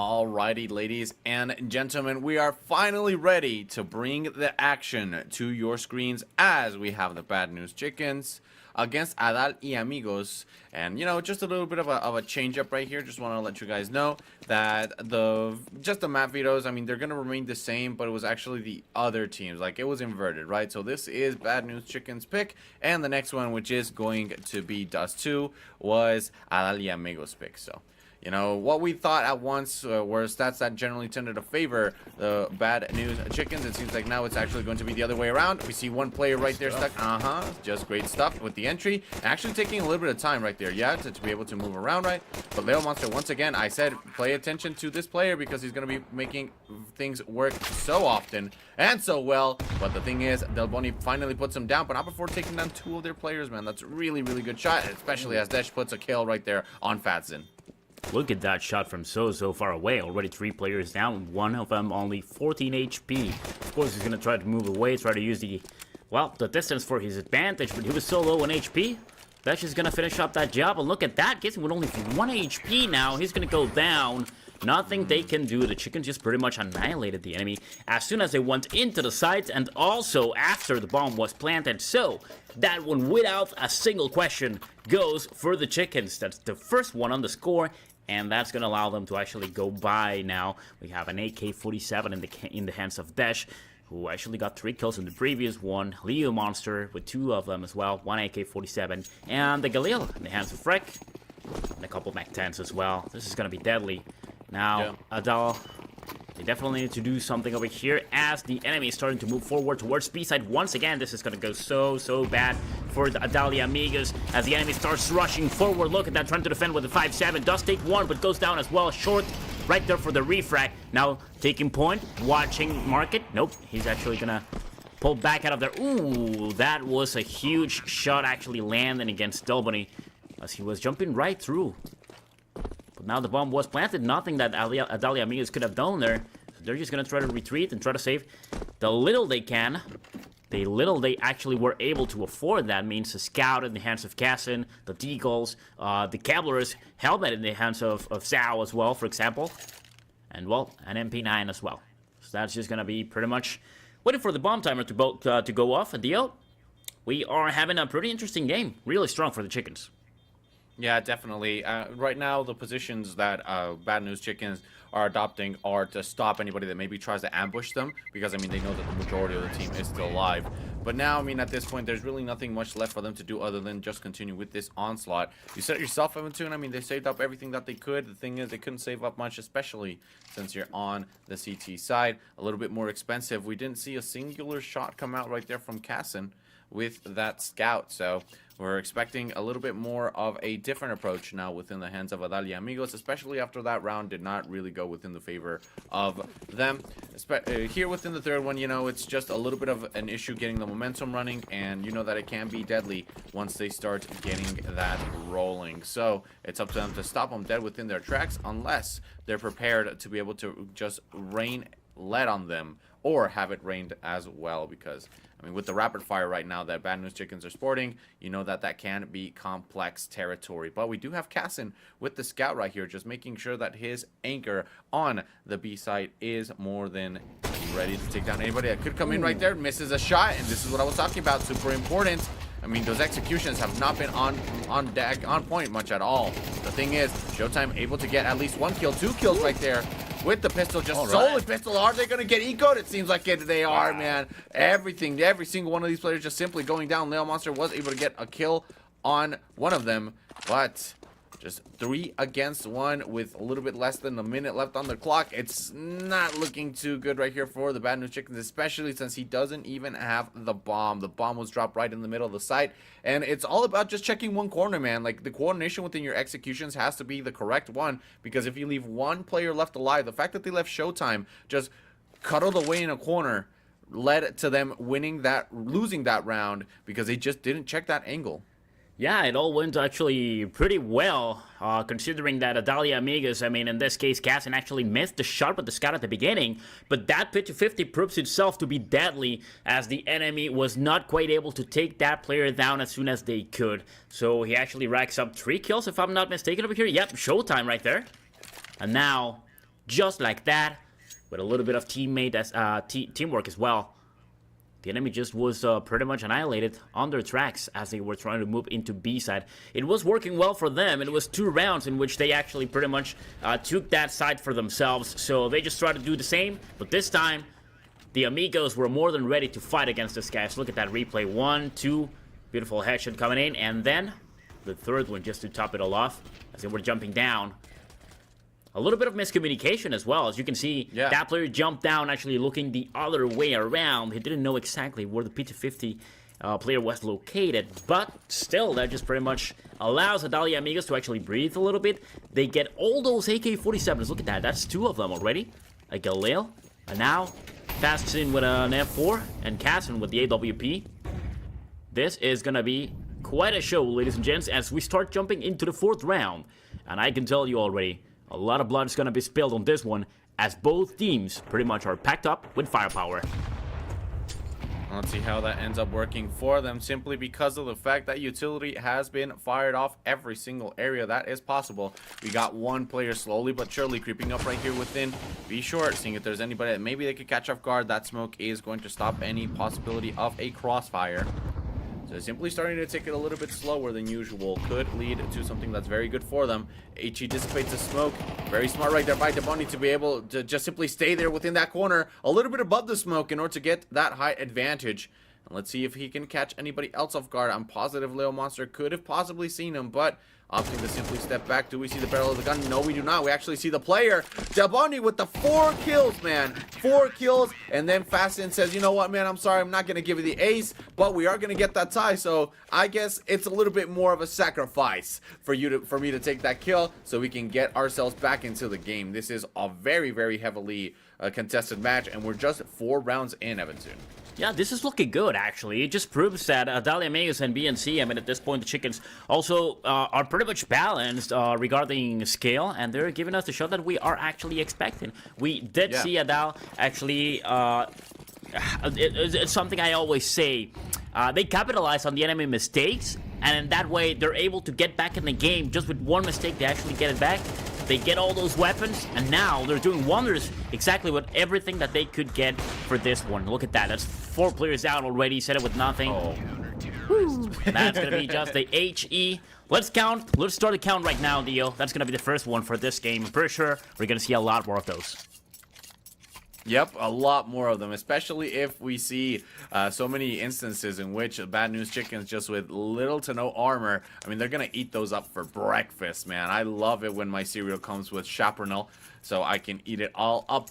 But right now, Adalia Amigos, who had started off with a bit of a rocky situation, right? I mean, those 2, the pistol round and the round after that didn't really go within their favor, but they were able to pick up the pace and start forcing Bad News Chickens into a situation where they're not comfortable. Look at those shots, man. Yeah, and not only that, but it was 2 headshots right there coming in from the M4A1S. So you know for a fact that he was extra dead, like he was triple dead before you could even blink. All right, this is looking good for Adali. What is going on? That's 3 players already down in the game, and the 4th one, and the last one, which is none other than Freck, is so low at HP already, 27. Wow, what a round, honestly. Amigos, they pretty much just popped off. And is that one gonna land? Nope. Showtime is the one winning that deal, as the enemy was really low in HP. Gonna go for the AK-47. Well, this is what we have at the moment, Dio. Let me just try to scout things up a little bit, just get my mind a little, you know, in the game, just as this guy's did already, because it's moving so fast already. Adalia Amigos already with 4 rounds for themselves on the CT side. We all know this map is kind of CT-sided, but the chickens, they started off so strong, and right now, they're just getting a little bit behind. Yeah, just slightly, right? But sometimes that slightly can really, really start to add up, because the more that you want to expect something, sometimes it just completely goes the other way. Let's say you're expecting somebody to come in from T-Ramp, and then somebody actually comes in for you from Palace. You don't expect it like that. Like, you don't expect Fasten to just go all in right there. I mean, we do have the kill right here coming in from short, and then gets 2 more and ties things up almost immediately. This is what I was talking about. I mean, it could be said for both ways. You don't expect somebody to just go all in with the Tech 9s and then you just get completely obliterated for it. We see the flash shots. Wow, short just knew it at that point where Delboni was. And it seems like it's going to all add up within the favor of these players. If Season can actually get it, I mean, it'll be... Seka's out, I'm sorry. It'll be a completely different story. He knows where the Opera is. Is he going to get the shot? No, he's not going to get the shot. Actually, just wants to get the player before that, which is going to be short. It's a smart idea. The thing is, the timing did not favor him, and that gives a round right here for the Bad News Chickens. That was close, but honestly, an unusual position from the other player didn't actually allow him to go through getting that kill and getting the second one. It was really well played, really good trigger discipline over there. But sometimes you're lucky, sometimes you don't. And, well, that's going to be the third one over here for BNC. Adalia Amigos, 4-3. Yeah, we're having a really, really good match, honestly. And just like I mentioned, I mean, these guys are twisting my mind. I mean, you can hear it in my voice. My tongue is also getting twisted over here. But yeah. Just a bit. Yeah, I'm still also a little bit cold. It's 0 degrees over here. I know it might not really be too much, but we were definitely not ready. So, yeah, I can tell that even my brain is frozen at this moment.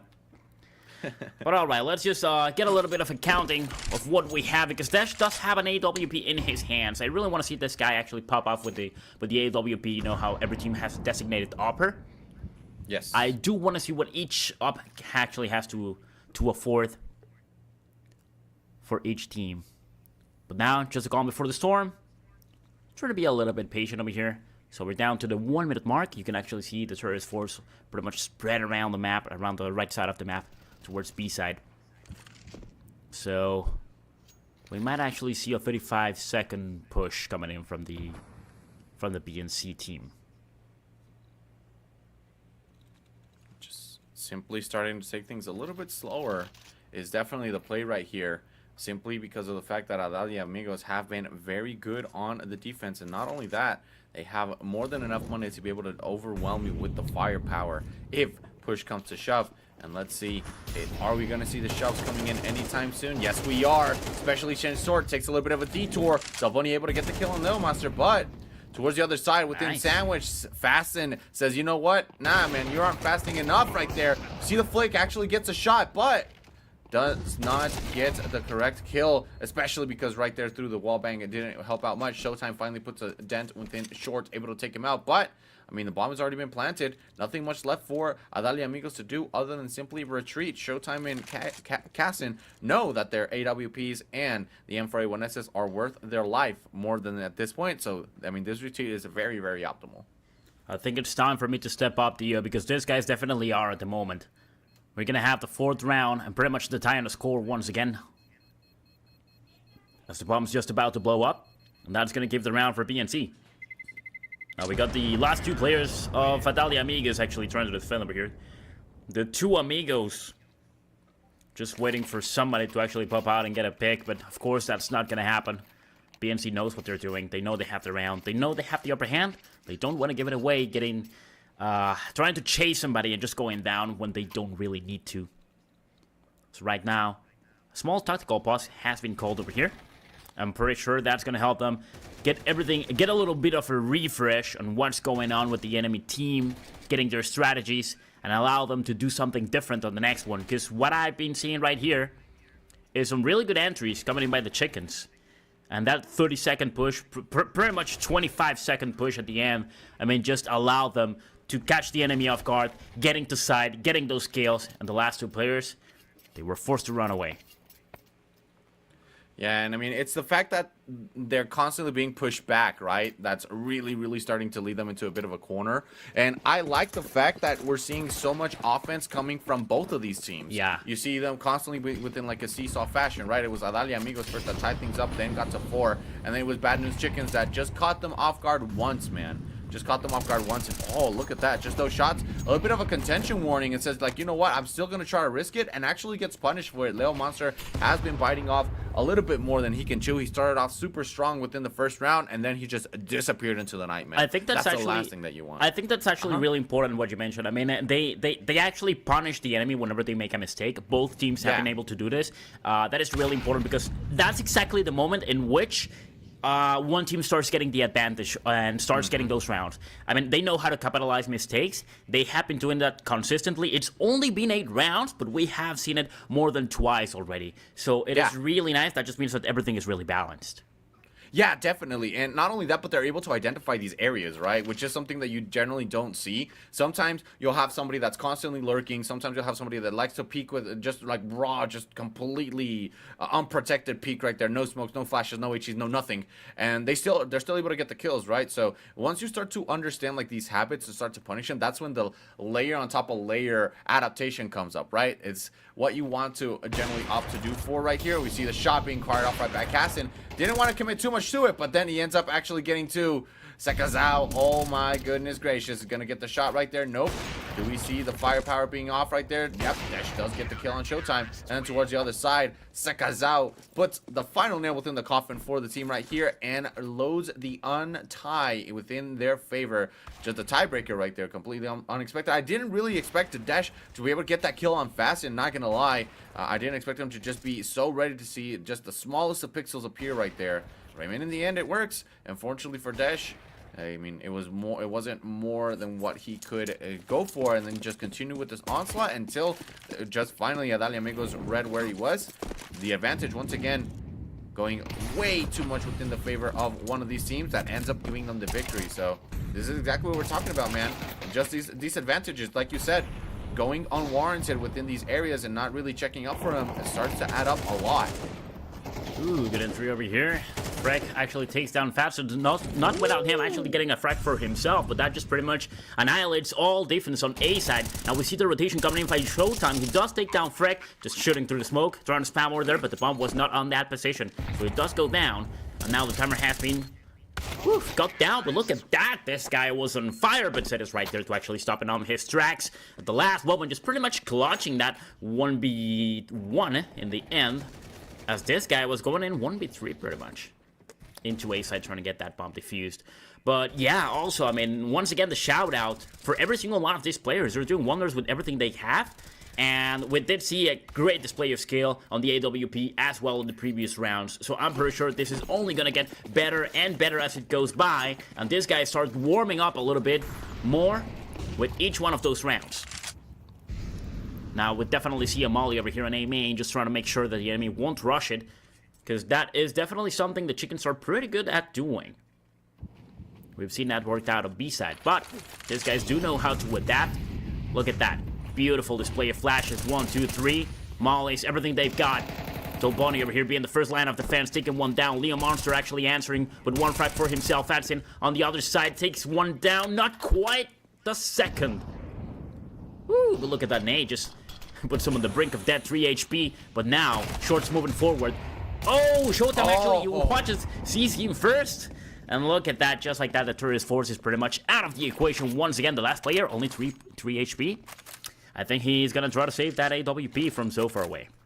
Yeah, definitely wants to put as much distance as he can between the players that are on the defense. But once again, it's all just one thing that adds up to another, and this snowball effect has been constantly throughout right there. We actually saw the kill coming in from Leo Monster on Sekazan, and it looked like it was doing good, right? Like we were gonna have something, a bit of a comeback or something like that, but then just Adali Amigos constantly bombarded them with their offense, taking little to no damage, with the exception of Fasten, who was actually able to claim 2. So once again, it's just constantly understanding where the positions are coming from and the usage of utility, because the setups that we've been seeing, man, have been doing absolute work. Yeah, it was nice to see actually the Chickens go in with so much utility, but still, that was just not enough. Yeah. And sometimes it's not about how much utility you have, but it's rather how you use it as well, right? And even though we actually see Dash get the kill on Fasten, I mean, they know where he is, and I don't think they're going to try to risk it at this point because they don't have any more time. But still, the fact that Ali Amigos is looking for an advantage on a half that has been so contested by both sides speaks well of the match that we're gonna have today. I'm very excited to see, because this is just one half, like one map, man. I don't think I'm gonna be real with you. I don't think this is going 2-0 at all. Well, we're just gonna have to wait and see what happens right now, because that was the tiebreaker. We have the 6-on-5. So the Amigos are coming in pretty much with a little bit of an advantage, getting closer to the second half of the game. But look at that. I'm pretty sure Faster right here is going to do something really dirty. If he goes through that smoke, he can actually get... Oh, is it going to happen? Well, no. It's actually going to dissipate. They actually shoot through the smoke. They see him. That's good. Leo Monster was coming from behind. And just like that, the strategy was pretty much ruined. It could have happened, but he just hesitated a little bit too much, allowed the enemy to actually recon where he was positioned. But Showtime is right there to answer.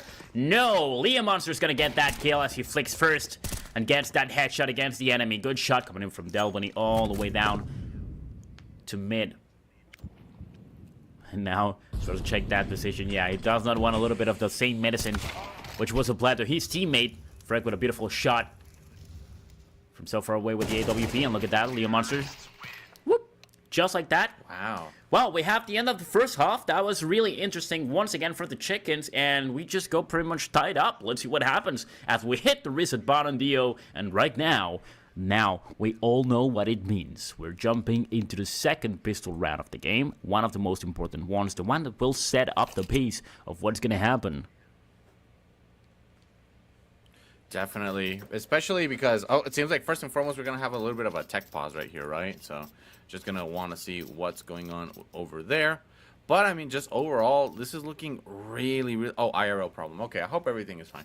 But yeah, I mean, these players have been just going absolutely back and forth, man. This is super even. And what I mean, like, as it is, it's so good to see a very tight match within all of this. Simply because this is a high match, right? So whoever wins this gets to go towards the playoffs. I said it at the start. This is one step forward towards the playoffs. And not necessarily if you lose it means that it's a step back or anything like that. But, I mean, you generally within this, you want to go 3-0, right? 100% of the time you want to make sure you're going 3-0.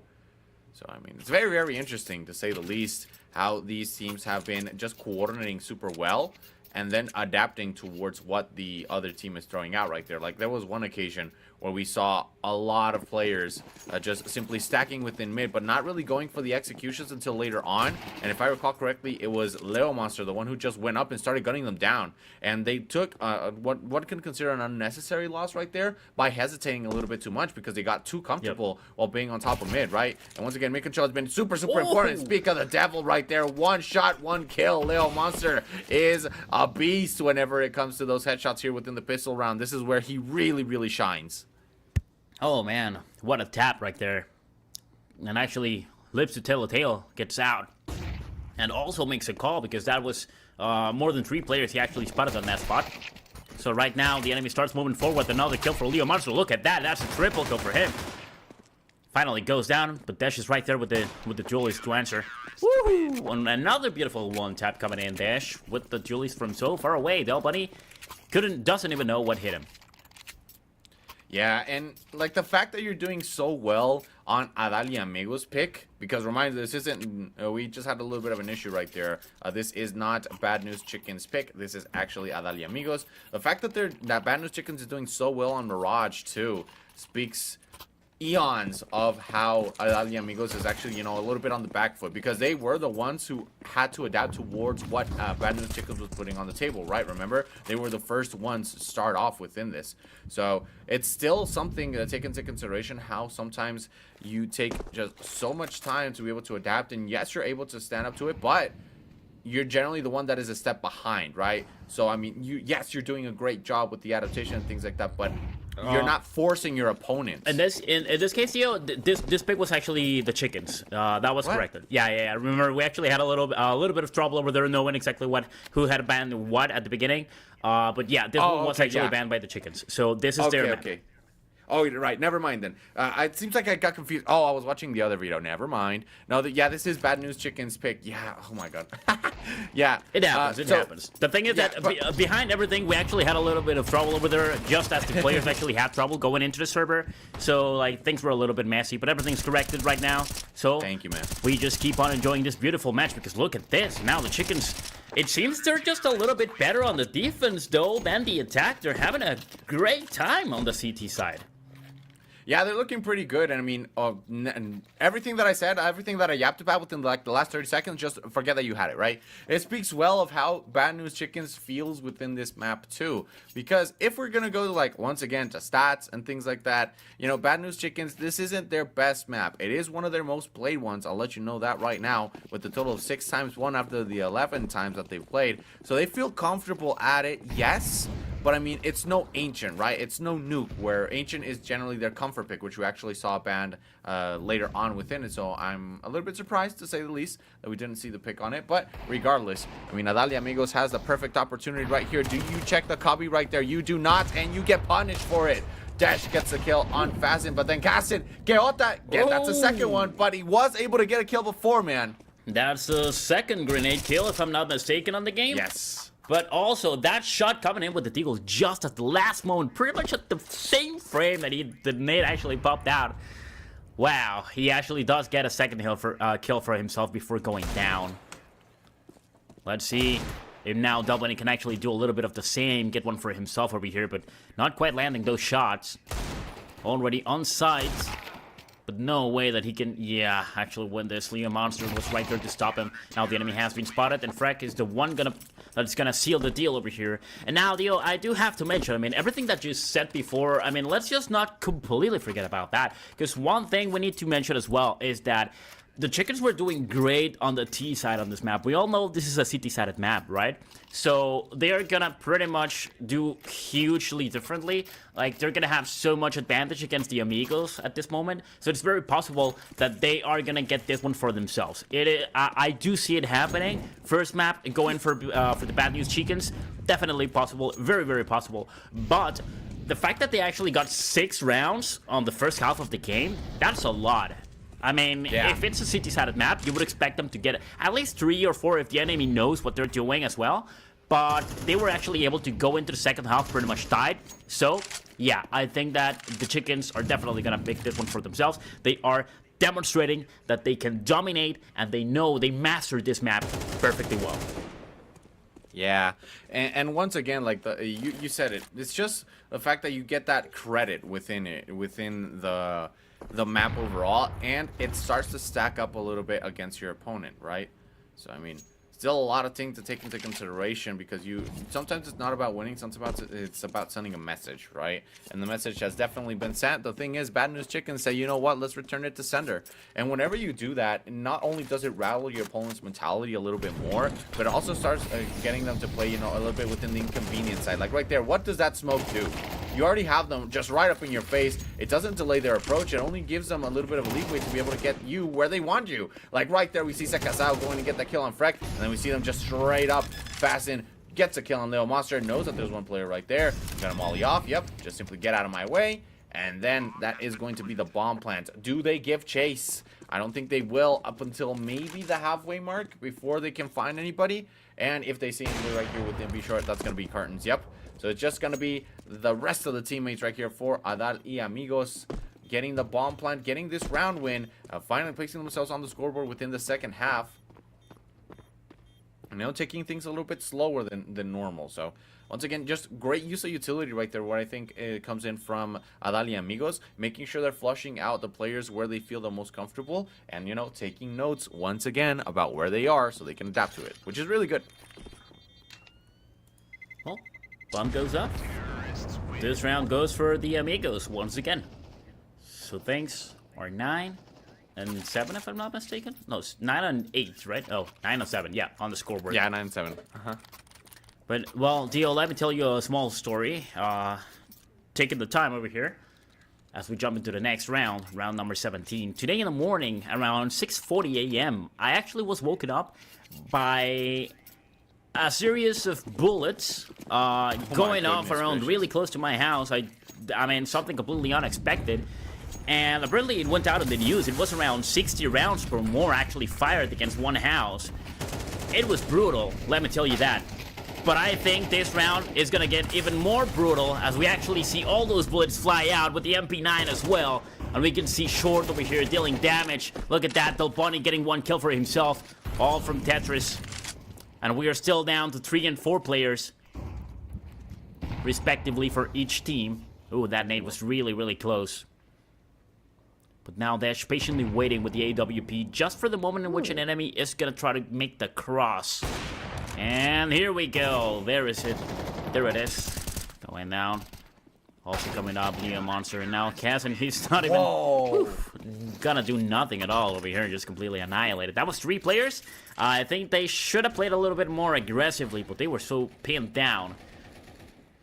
Well, what an aggressive entry, actually. But I think the chickens actually come out on top over here. Doing a wonderful job. Yeah, I think that more so what happened within that round, Eventune, please, I want to hear your opinion about this, is the fact that Adal y Amigos, they committed to an execute with little to no information, right? Yeah. Like, the utility that they had didn't give them much off of it. They weren't able to flush anybody out. The smokes, they covered more of the site for them to not be able to see rather than for them to be able to see it. So, I mean, it really sucks sometimes to be able to see those type of things happen. Leo Monster goes in and gets the kill on Zekazao.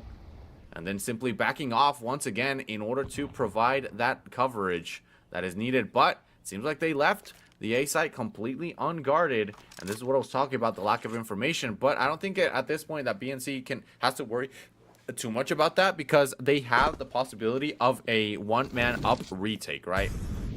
Of course, you don't want that to happen, especially if you have that execute going forward for anybody. But the fact that you got Zed essentially covering you up right there from all the way towards the other side of the site, man, is definitely looking absolutely phenomenal. Wow. How many more? Why are you re-peeking him just right there? Knife him, knife him. Okay, no, I thought that maybe he was going to try to go in for the knife or something like that. But then the bunny finally puts Zed down. But man, you see that he's right there and you know that he's doing good. Why are you trying to go in for the re-peek like this? Holy crap. What is going on right now? That was a beautiful triple coming in from so far away, all the way back, pretty much from Cat against the enemy, right? Crossing through connector. Look at that. 1, 2, and then please count with me once again. 3. Oh, the third one. We didn't actually see the third one. But also, the body right here actually popping off. Takes 1, 2, and then a third one as well, right on the top of Palace. But, well, he finally does go down. It was a really intense round over here.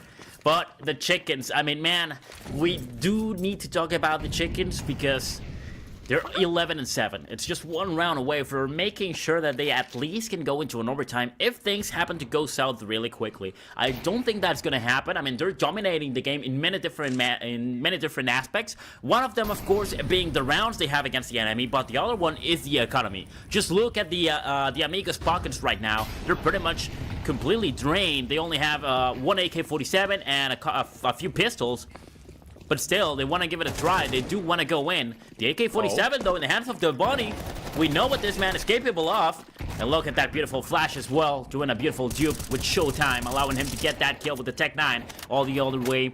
Sede on connector, trying to spam through the smoke, trying to get a kill. Does not happen, but the bomb is planted, Dio. Another kill comes in, and I'm pretty sure Fasting, yeah, he's going to claim that one for himself. The second one, not quite. He's going to go down. Woo! Woo! Leo Monster with the final bullet, but oh my god, they need to do something because the timer is ticking against the CTs right now. Definitely, and they're also trying to go in for the pre-fire right there. Oh, but the expectation is what leads them to go down. And even then, Freck with the defusal, he has the kit. He has more than what is needed for an advantage. What a smoke right there, too. That smoke cover, just enough cover for them to be able to have that hesitation, right? Oh, and now they... Thank you, production. Very cool. Love you guys because they're going to give it the triple right here. Yep, please, please, please. Yeah, there we go. There we go. That's the one that we were talking about. But, I mean, that smoke was so crucial, Evansoon. It gave the player within Palace, Leo Monster, just enough time for him to be able to simply peek out right there and then retaliate with the double kills. Like, yeah, that couldn't see him enough for them to be able to get the kills and then just the complete spray off right there. I thought that it was going to be a bit more of an issue, not going to lie. But, I mean, hey, sloppy as it is, you got the kill, so can you really complain? These guys definitely know what they're doing. I mean, they're playing perfectly. I think the Chickens definitely deserve this win, to be honest. Amigos has also been doing wonders as well. They're playing really good. It's a really good match. I definitely like this one. But, I mean, there can only be one winner, and at this point, the Chickens are just proving there's a reason why they picked this map. Now, let's just focus on what we have at the moment, because look at this. CK Zhao is actually just around the corner against an enemy. And if he pushes, I'm pretty sure... Oh, but look at that. Showtime could have actually done something really important right here, getting one kill. Even if he did go down with the refrag, then maybe Zhao could have pushed at that moment and get that kill in connector as well. Does not happen, however. Liam Monster answering with a frag for himself. Another one set it all the far away. Look at that. Liam Monster right now. This man is a beast. He's doing wonders for his team. That's a triple kill already in the round. There's not going to be an ace. City actually stole that one for him. But the last player alive coming in, Fastering. And Dio, this could be the end of map number 1. Got 2 players on lock right there. You don't want to, you don't want to squander it too easily, especially because you don't know the information is, and that is going to be the round right here, which gives them the win for Bad News Chickens. Reminder, ladies and gentlemen, this is their pick, so we're going to be heading towards Adal y Amigos' pick here within Dust 2, which is, of course, something that could go either way. You said it yourself, Evan Toon, sometimes it's a really, really good notion of you to be able to pick Dust 2 because you feel confident within your bases and your foundations, but it could also be a bit of a red flag because you could be discarding some of the strategy that you have within your team, just overall arsenal. But we can't really say too much about that because we have to head in towards the next map. That'll be in a bit of a moment, ladies and gentlemen, so we'll be right back with you with some more action.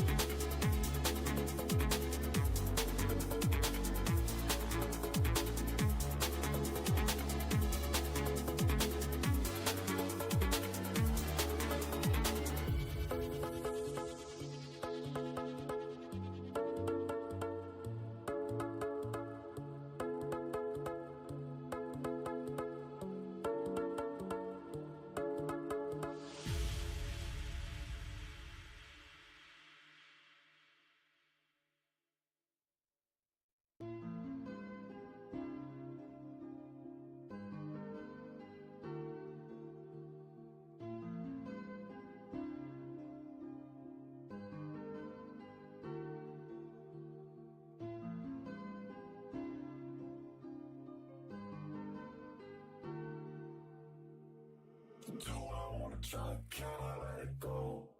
We're running from the past, wanting to be sure. Chaos in my mind, constant deja vu. But every time, it comes back to you.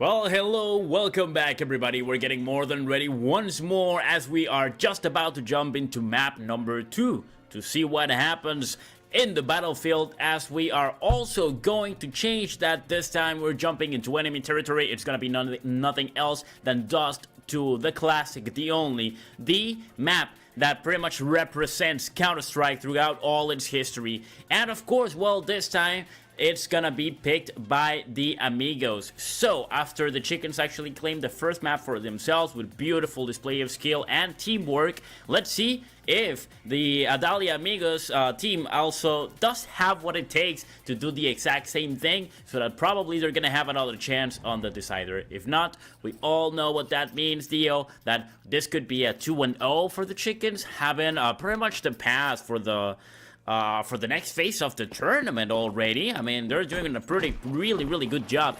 But what I do have to say, regardless, is that the previous map was definitely enjoyable. I loved how things went on that one. I hope to see a little bit more of that on this one as well. Let's see if they make your wish come true, Evan, because look at this, just starting off super strong with the offense. Almost immediately we get some sort of issue that is immediately retaliated here. So with said fact right here, I mean, still, yep, definitely doable. We get Del Bunny, who has been on a completely and utter raw streak. Has been doing super well. And then Fazen able to get the kill on Zed in order to place things tied 1-1. It has been Dash and Fazen. Dash has been popping up a little bit more than usual, from at least in comparison to what Fazen has. And it seems like he's just going to try to book it all the way towards the B site. And that being the case, Fazen understands this and is ready to intercept them within the entryways towards the site. Will we be seeing them try to contest all the way from B doors, or will he try to make his hand of fate right there? He saw him, knows where he is. Who waits for the peak right here? Do we change it up and go to window? Yes, we do. It's Fazen, the one who's trying to look up for the advantage, but no. Oh, yeah, he gave away where he was. Are you going to try to book it towards the A site once more? Oh my goodness, if he does this, this is definitely going to be one of those plays that wins you the first round. And to see such an intricate strategy, man. Starting off strong. Actually, I don't think he has time to go towards the A side anymore. I think he has to try to maybe force it to happen here, because you got 10 seconds left on the clock. I mean, you can't expect at least no confrontation here, because you already let it dwindle a little bit too much than what you would like it to. You're going to use the boost that's recently passed right here. You got to stay right there below the boxes, and even though, try to use that as much as you can. No wall bangs quite yet, but then just says, you know what, I got a little bit more than what I have here left in the magazine. What a great round. Yeah, well, it was kind of interesting all the way up to the last moments. As also that 1v1, and in the end 1v2 clutch by Fazen. It's more than enough to actually allow him to get that first round. The first pistol round, which, like I always say, it's going to set up the pace of what's going to happen on the next one, and probably the third one as well. So that's a great advantage, great initial advantage for Adalia Amigos. And now, with only 3 seconds left, we jump into round number 2. We're going to see, look at that, 1, 2, 3, 4 M4s already. AK-47 in the hands of Seti as well. Ooh, but look at that. Showtime already taking some damage right there. Trying to scout through mid. Not going to happen. That Joe's going to be won by Dash, I guess. And now as the T starts moving forward, they need to be careful. But they do have a bit of information about the cross, I believe. So now, Dolbani just taking point on mid. Making sure that no enemy is going to try to cross that. He gets flashed. Pushes back as well. And answers with a smoke of his own. But the enemy, look at that, rotating through a catwalk and making their way into A side. This is just about to get bloody, Dio. Definitely, especially even though we see that these players are really playing super well. Little Monster already taking a heavy blow. And even if he did take a heavy blow, he's not more than ready to take down Cassin. As said, is able to get one more short with the kill. I mean, these pistols have been on fire. Zed with the kill. The AK-47. We do see the sniper within the hands of Dash, and even though Zed understands where he wants to be, he's more than ready to take at least one of them out. Claims the M4A1S. Did they hear the weapon being switched up? Yes, they do. Wow. What a shot coming in from Dash. He was moving still when he was able to get that shot. That was insane. Well, mostly, I mean, just pretty much knowing exactly where the enemy was located. That was beautiful. Yeah. A good way to actually finish that round, allowing the chickens in this case to actually get that for themselves. So now we are going to have the 1-1 on the score. But also, I mean, it's huge for them because they actually shut down Adalia Amigos. In this case, they had 4 M4s, and still that was not enough to get those chickens out of the equation. Now, the tables have turned, and the Dal and his friends, whew, they need to do something important over here. Good kill coming in by Leo Monster Dash on the other side all the way through 8 doors. Oh, but look at that. Dealing a lot of damage, but still, the Deagles prove themselves to be more than deadly. Take them down. Boom, shot with the Scout. Actually lands, but doesn't get the kill, not the headshot. Another one, that's a lot of damage. Is the pistol gonna be more than enough? Not quite. So he whips out once again the Scout, but now he's unable to find anybody. And just like that, with 1 minute and 10 seconds left, the round is over. What a shot. What a shot. Right. And the fact that Bad News Chickens has been able to overcome the offensive, right? More so the defensive that Adalia Amigos had within the first start. And not only that, but forced them after the first round, they went in for the buy. So now they're dirt poor. And they have been dirt poor within the last 2 rounds, man. Including this one. They're going to start to get that loss bonus accumulation. But, I mean, it could be an advantage that not only spans from this round, but until the next one. Now, we have seen the Bony Man with that Deagle has been proven to be ever so lethal. And speaking of the lethality, it seems like we're going to try to force our way towards the B side. And they know why they have to try to take both mid and B side, because it's been one of the notoriously since forever. One of the sites that's the hardest to be able to retake right there. Great stuff coming in from Showtime. Gets a kill on Freck. Zed does get the kill on Zekazao. But, oh my god, I thought that at least he was going to go down right there. But no, it's not going to work. Still able to make it out alive right there. But the thing is, everybody's one shot. And the Bunny with the Deagle could make it happen. Oh no, Short is able to take him out. And then a smoke right there, immediately going to give off his location. Fazin knows that with the kill on Short, it could be curtains right here. But once again, it's Stesh against Fazin. This could be a repeat of the first round, man. But, I mean, the difference right here is that we do have that AWP within their hands. Oh, not the flick! That's a huge missed shot, and the problem is that he's so low. 1 bullet is all it takes. But the aim was just a little bit gone. He was not expecting the enemy actually to pick him right there. So Dash wins that kill with only 5 HP. That was really close. I really thought that Fashion was going to have more than a chance. I mean, the last player was so low in HP. And still, it was so close and so far away. So that's the 3rd round for the Chickens already on enemy territory and on the T side. This is not looking good for the Amigos in this case. Well, let's jump into the round number 5 and let's see if a little bit of a change on strategy is going to be more than enough to actually finally take down B and C. Now moving forward. Boom! Beautiful shot. Dash.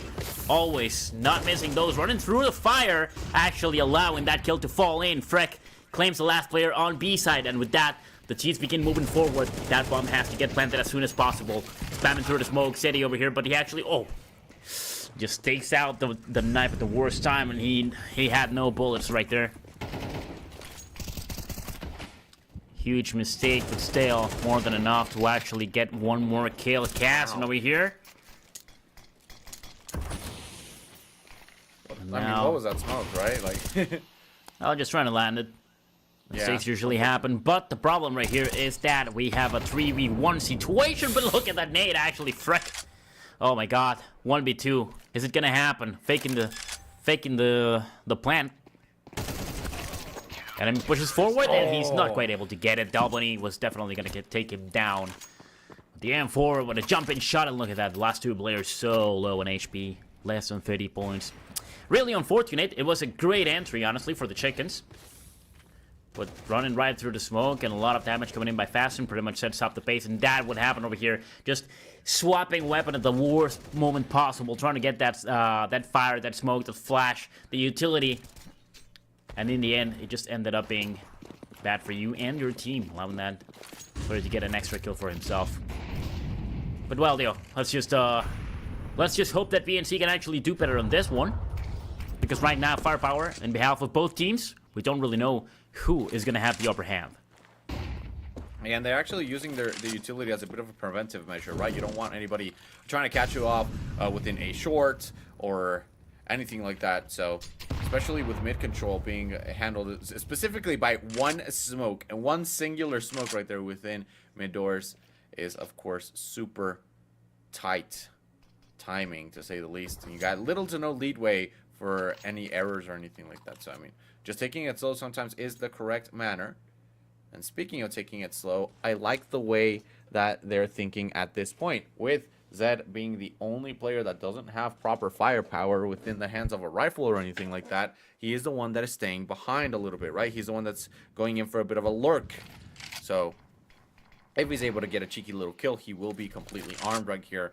But I do think that that smoke raises the alarms, or at least gives them a little bit more of a leadway, indicating that the terrorists have now seized mid, now have control of it. But I mean, yeah, seizing mid within this map is good, of course, but it could also spell a bit of danger, because you are quite possibly forced into a bit of a pincer situation, right? That's the last thing that you want to happen. You're gonna see that molly. Freck knows that there's at least somebody there. And within this, yep, mid is going to be entirely contested. Showtime able to get that double kill. Freck just goes in with the running gun, says, you know what, I don't got time for this. And then places things within the advantage right here of the attacking team, as Desh goes in, gets the bomb plant. Will we be seeing somebody try to go in for the approach? That's Freck with the kill on Deboni. And then Zed able to claim that AK-47 for himself. Well, as Cassin says, you know what, I don't want to risk it. Maybe I'll get a kill right here within suicide. Not going to work out too much. And you're just simply going to push it back. Or will his patience be rewarded? I don't think it is going to be rewarded with anything good, though, because the only thing that gave him was death. Well, this is definitely an interesting match. I mean, at this point, I'm already noticing a lot of mistakes actually coming in by both teams, to be honest. And I was not expecting that to happen after the first map we had, in which PNC just did wonderful, and Adalia Amigos was also answering perfectly as well. I feel like maybe Dust 2 was definitely not actually researched by any of these two teams. Like, Adalia Amigos just really wanted to play Dust 2 for the reasons we mentioned. Like, it actually allows for that single skill to actually, like, skill level, individual skill level, to actually let you get those skills, to get those plays, to get those rounds for yourself. But they don't really come with a strategy. And the problem is that they know the chickens don't really have a strategy for Dust 2 either. So what we're seeing right now is pretty much a fiesta of so many things going wrong, because none of them really has like something to offer on this map, especially practice for us in this tournament. So it is very possible that we might see a lot more of those things happen. God forbids, of course. I mean, I do want to see an interesting match just like the previous ones. Look at that. I mean, Cass with a beautiful shot from the scout. But why would that happen to Leo Master? Like, Leo Monster, there's so many things going wrong. I really do hope that both teams will actually start just playing chess right now a little bit better and stop giving away their pieces. Yeah, just literally stop selling them out, right? Because that has been costing them a lot. Oh, they have visual confirmation, and that information is, of course, going to be rallied towards the remaining teammates right here. Cassin, I mean, he does have that scout, but with the other hands, you got Fasten with the AWP, and Showtime more than ready to unleash the barrage of bullets that could come in right there with the MAC-10. MP9, sorry. The MP9 right here. Speaking of the MP9, are you going to get the bomb plant? Will Showtime go in for the rush right here? Is he going to try to get the jumping kill? No, he's actually just going to hug the wall, which is optimal if I just say so myself. We're going to see the shots being fired off. Oh my goodness gracious. I thought for a second that we were going to see the flick. But no, yes, you said it yourself, man. Quite close, but close isn't enough. Yeah, like being so dependent on the individual skill is always a red flag, and that always happens on Dust 2 for some reason. I'm not really liking this map as much as the previous one, but still, I mean, I do have faith. I always mention I am one of the kind of players that believes in magic. I believe in miracles, and I'm pretty sure that miracles happen, especially on Counter-Strike. So I always try to keep optimistic, and maybe the chickens will definitely play better on the defense once we reach the second half of the game, which we're almost there. I mean, round number 8.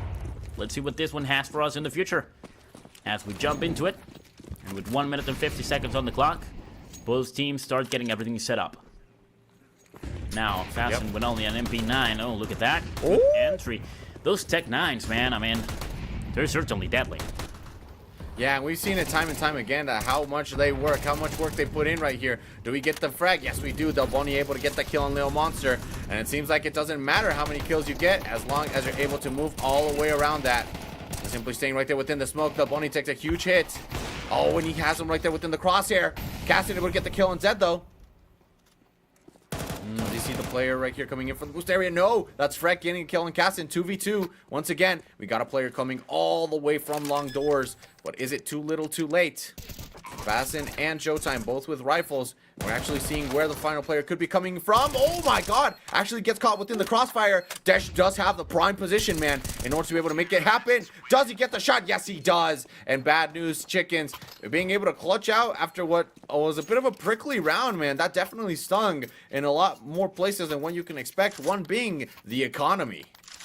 A bit of utility goes a long way, but in the end, there was none left, so Adalia Amigos is unable to do anything at all on that 1v1 situation. Really good difference of the sides once that the bomb was planted. Once again, Chickens proved themselves that they are a little bit better than the Amigos. But now, Dio, the story is never written on stone. Things can go very differently one moment to the other. Sao patiently waiting with the deagle in hand. Still not spotted, but ooh, Vesh actually lands that kill with the AWP, just waiting for that to happen. This is just gonna be pretty much an eco round for the Amigos. A couple of them bringing out the cover tactics, but I don't really think that's gonna be more than enough to actually, deal against the AWP and the AK-47 and the 3 Galeos. So as they push forward, A side. There's only one player in there. It seems like it's gonna go out really quickly. Here comes utility. Here comes the push. 1 minute on the clock. These guys are making it count. Yeah, I mean, you have to make sure that you're pushing forward with the offensive whenever you're catching your team, the opposing team on an eco round, right? And if you're Adalia Amigos, you know that this could spell a lot of danger. So you got to take every single turn that you take very, very cautiously, as we're seeing right here, right? So they know that this round is lost, but they want to cut their losses as much as they can, you know, preserve what little armament they have. And everybody just regroups right here. Speaking of regrouping, I mean, you got that 3v1 situation. Do we see a player towards the right? We do not, and we actually saw no shots being fired off. You know, interesting to say at least, because he didn't want to reveal the area where they were. So he took it very, very slow. Zed knows that anybody could be lurking around the corner right there, especially within the crossfire section that could come in right here with him a beat or so. They're simply going to take it slow. Simply going to head back. Little to no damage taken right there. I wouldn't say like an uneventful round, to say the least, but definitely a round that had little action coming in from Adalia Amigos, because I can't find another word to say, man. I think it's fear, because they were scared to approach. Yeah, and I mean, I'm sorry to sound like a record player used to over and over again, but I feel that fear actually comes from just not really knowing what to do on this map. Like, none of them actually has any strategies that they had practiced before. So, in essence, I think that's a good thing. I mean, after all, there's a reason why you pick maps. And sometimes, even if you're not that good on one map, it could just be to catch the enemy off guard and just not allow them to play as good as they usually do. That's exactly what we're seeing right here. But I think that just doing that for the sake of not allowing the enemy to have the best game of their lives without you being able to give your best game of your life, yeah, I mean, it's counterproductive from time to time. But well, once again, just getting all the setup over here, it seems that the CTs actually choose to go for A site, as they have to commit to one side. They don't really have any economy or weapons or firepower or anything at all.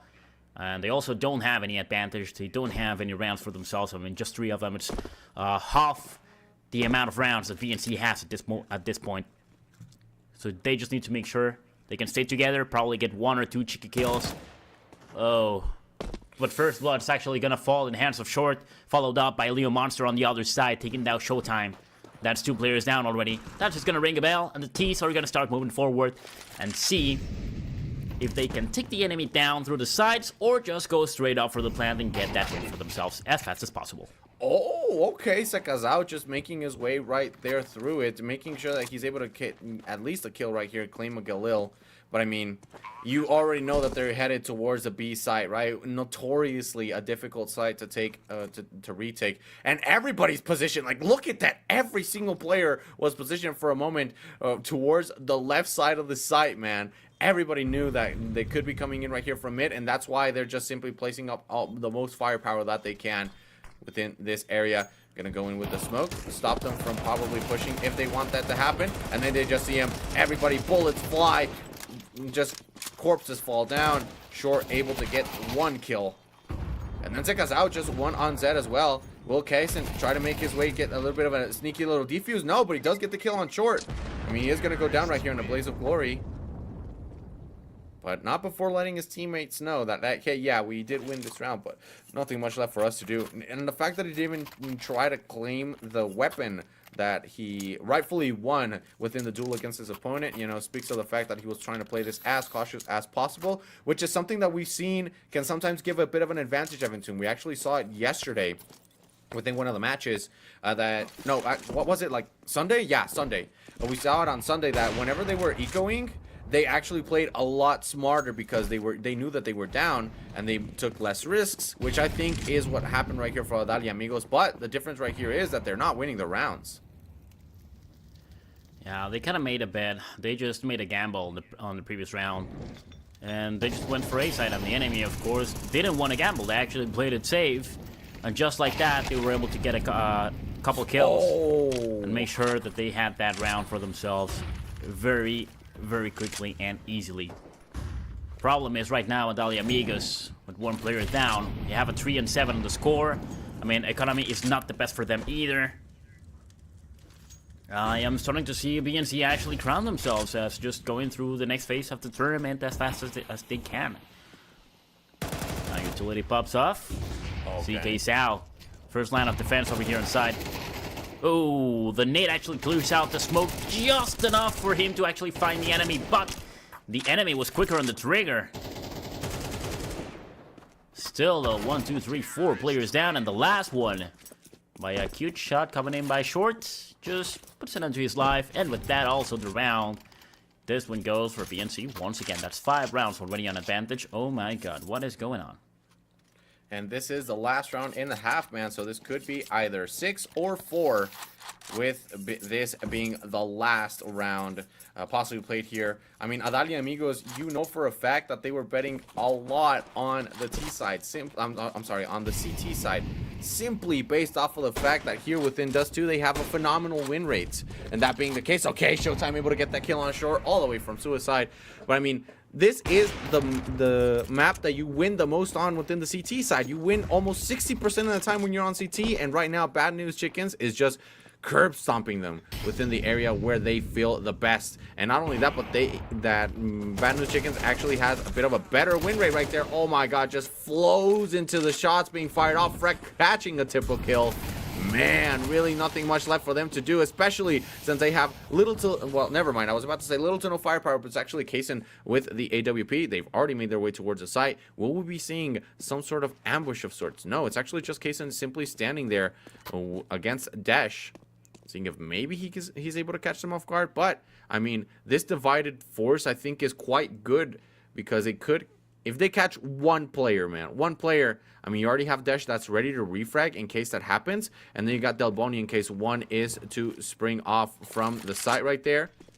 Gotta make sure you check everywhere. Yes, you do. And yes, he does. And with that smoke being taken care of, that's the last round within the half. Bad News Chickens puts a final bullet through Kaysen in order to claim that 9-3 advantage, man. We all know the 9-3 curse. It's as long-lived as time can tell. But, I mean, right now, that 9-3 curse is equally proportional to happen towards the decision-making that you're having. And right now, Adalia Amigos, not looking too good. Well, now we hit the reset button. We reached the second half of the game, so we're gonna have the second pistol round. And we all know what that means. It could be a fresh start, actually, for the Amigos to see if they can actually get back in the game, get back on track. I mean, that's 6 rounds behind the enemy. I don't really know exactly what is happening with this, guys. I mean, I really... Oh, nice shot. from so far away. I really wanted to think that they were gonna depend on their individual skill, but Oh my god. it's not happening. I don't really know, man. I feel like this guy's just gave up already. Like, they said, you know what, the chickens are just better. Let's just try on the next one. Because the way they're playing, I don't like it. I have to say it. Previous one was an amazing game. It was balanced. It was fun. But this is just humiliating one way or another.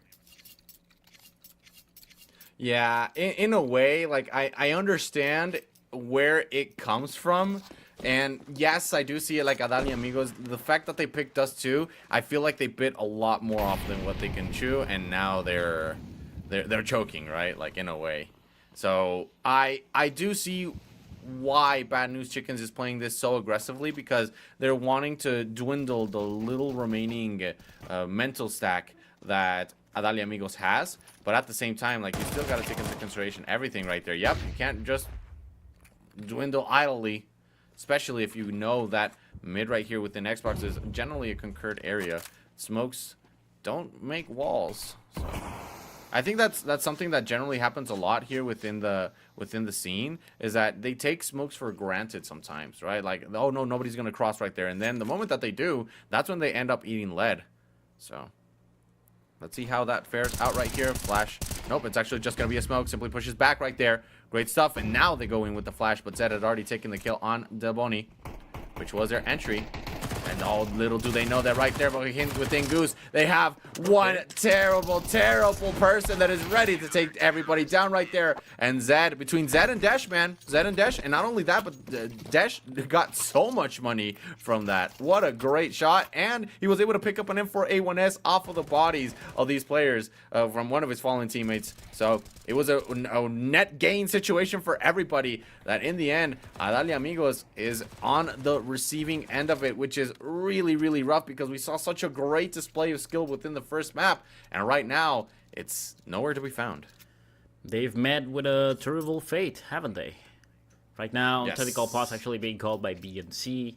I'm pretty sure that at this point they just know that the enemy just doesn't really have anything at all. They're just probably just drinking a cup of tea at this moment, pretty much savoring the victory. 11 rounds against 3. Yeah, I don't think that the Adal Amigos are actually going to be able to get back on track after that, especially since just one more round is going to be overtime secured in case that the worst thing that could happen happens, but I don't think it's going to happen. I mean, it would just be pretty much impossible. I just wanted to say, I mean, I did mention Adal y Amigos maybe just not having any hope at all. Maybe just them knowing that the chickens were a little bit too tough, that they just wanted to try for the next one. But hey, I mean, maybe the chickens are just a better team overall. That could be the reason why they're winning on this map. And Yeah. I you know what I find it interesting? We called it from the beginning. Like, calling for Dust 2 as a pick is always kind of a red flag. And it just happened to me. Yeah. Yeah, that's generally something that you said it, and I'm like, oh yeah, that makes a lot of sense, because it could be considered something like a comfort pick, especially since you already got Dash right here taking care of just obliterating everybody left and right. And then Freck finally able to get a kill right there on Showtime, who has been putting up a show as well. But I mean, nothing much left for you to do right there within the Xbox. And that was an eco round, Eventune. And yeah, going back to the Dust 2 point, yeah, I mean, we said it. You said it previously, and I think that applies a lot here as well. You have to have proper tactics right here within Dust 2, or else it's a monster that will eat you alive. And it seems like Adal y Amigos is just going to be Adal at this point, because his amigos are long yearning for them to be gone. Oh my god, and how can I actually look at that 2.0 and think, oh yeah, maybe this time they're actually gonna come in stronger, and yeah, that just didn't happen. I mean, look at the way they just get annihilated. Like they run into those volleys, they run into those flashes. I don't really know what these guys are thinking right now. Maybe just having no strategy could be the strategy to go. There's a couple of kills coming in, but still, this is just pretty much the end. Dio, last player, is running through Catwalk all alone by himself. That's a 1v3 situation. I think we can call it a win already. Let's see if that is the case, because, I mean, they have to play towards a bomb, right? Like, they have to make sure they're playing towards where the bomb is, and I think they're going to find it right there. Yep, and they're going to call it. And yeah, they're just simply going to stay back and cover up every single angle that's possible from anywhere that they could be coming in from. Seeing if there's anybody right there within pit. Essentially reveals the information on where he wants to be. Molly to stop him, maybe burn him up a little bit. You know, some roasted fasten for dinner. And yeah, I mean, with that Molly being thrown out right there, essentially revealing everywhere where he is. And an attack on 2 different fronts is going to leave the Bad News Chickens for their victory. And I mean, it really was bad news for Adalia Amigos because they played that super well. I mean, winning a total of 10 rounds between 2 maps, man, it really leaves a lot left for it to be desired. It's just a moment of reflection where you have to say, you know what, let's check the VODs. What did we do wrong? Because it leaves a very sour aftertaste of the match. Well, that's all that we can say pretty much from that match over there. I mean, definitely Adalia Amigos were not having a good time, but I'll tell you that the Chickens were definitely having fun on this one. So they actually rack up the 2-0 for themselves. Adalia Amigos are going to have to go try on the next one. They were not lucky today. But also, at least the first one was definitely fun. I can tell you that. That was a beautiful match. We actually saw very balanced. I was expecting a lot more from Adalia Amigos, honestly, on the second one, especially this being their pick, like their territory. But, well, you win some, you lose some, and in this case, it seems that Adalia Amigos just decided to give this one away. It seems that we can now go ahead and call that this is the end of today. But here we have the standings as we can see them at this moment. And there we have it. Bad News Chickens with 3 points for themselves and only 1 loss. They actually make it to the next phase of the tournament. We also can see right here, I mean, pretty good standings for Bounty Hunters, Nitro, Patinzo Ferrari, Uno Mille, and Shinden. Adalia Amigos, they still do have another chance. That's very important to mention. Maybe they just didn't actually want to fight one of the best teams in the tournament. That could be a possibility as well. And they just want to have another chance on the next one. Also, Patinzo Ferrari, I do want to see that match later. These guys definitely are definitely backing. I'm pretty sure that's also going to be a fun one. But let's talk also, Dio, about the teams that are pretty much gone. In this case, MIBR, Dusty, well, all those on the bottom of the scale, pretty much. They are just pretty much off already. One that I actually was surprised by the fact that they're not within it because they were actually invited to the playoffs in another series was Game Hunters. They weren't able to make it happen. So, you know, this is definitely a series that brings a lot of surprises. I would have loved to see MIBR make their way through because they just gained a fan within me. These girls were absolutely phenomenal. But I mean, in the end, it is what it is. C'est la vie. That's just how the cookie crumbles. And with the cookie crumbling at this point, I am very hungry, Evantoon. So let's go ahead and wrap this up so we can head on home and get something to eat. Ladies and gentlemen, it was a pleasure to be here with you guys. And of course, if you have any feedback for us within the commentary, you can always shoot us a message at Evantoon Media for my dear friend Evantoon, and for myself, which I would deeply appreciate it would be at Saints Dio. Evantoon, send us home, man. Any last words? Well, I just wanted to say it was definitely unexpected. It was fun at the beginning, then it was just a little bit humiliating, but I definitely expect to see a lot more Counter-Strike with a lot more level in the future, because let's just face it, even a loss will definitely bring experience, and I definitely hope that these guys will learn from their mistakes, not make them again, and also the Chickens coming stronger on the next phase of the tournament. We are definitely going to have form for that one. Let me tell you about that. The Chickens are packing up a punch, and these guys are definitely very possibly, probably gonna bring up the win home. But, of course, just getting ahead of myself. Speaking about that, let's just hope for the future. We'll see you there in just a couple days. And ladies and gents, have a lot of fun today. Have a quick bite. Anything you need. We'll see you on the next one.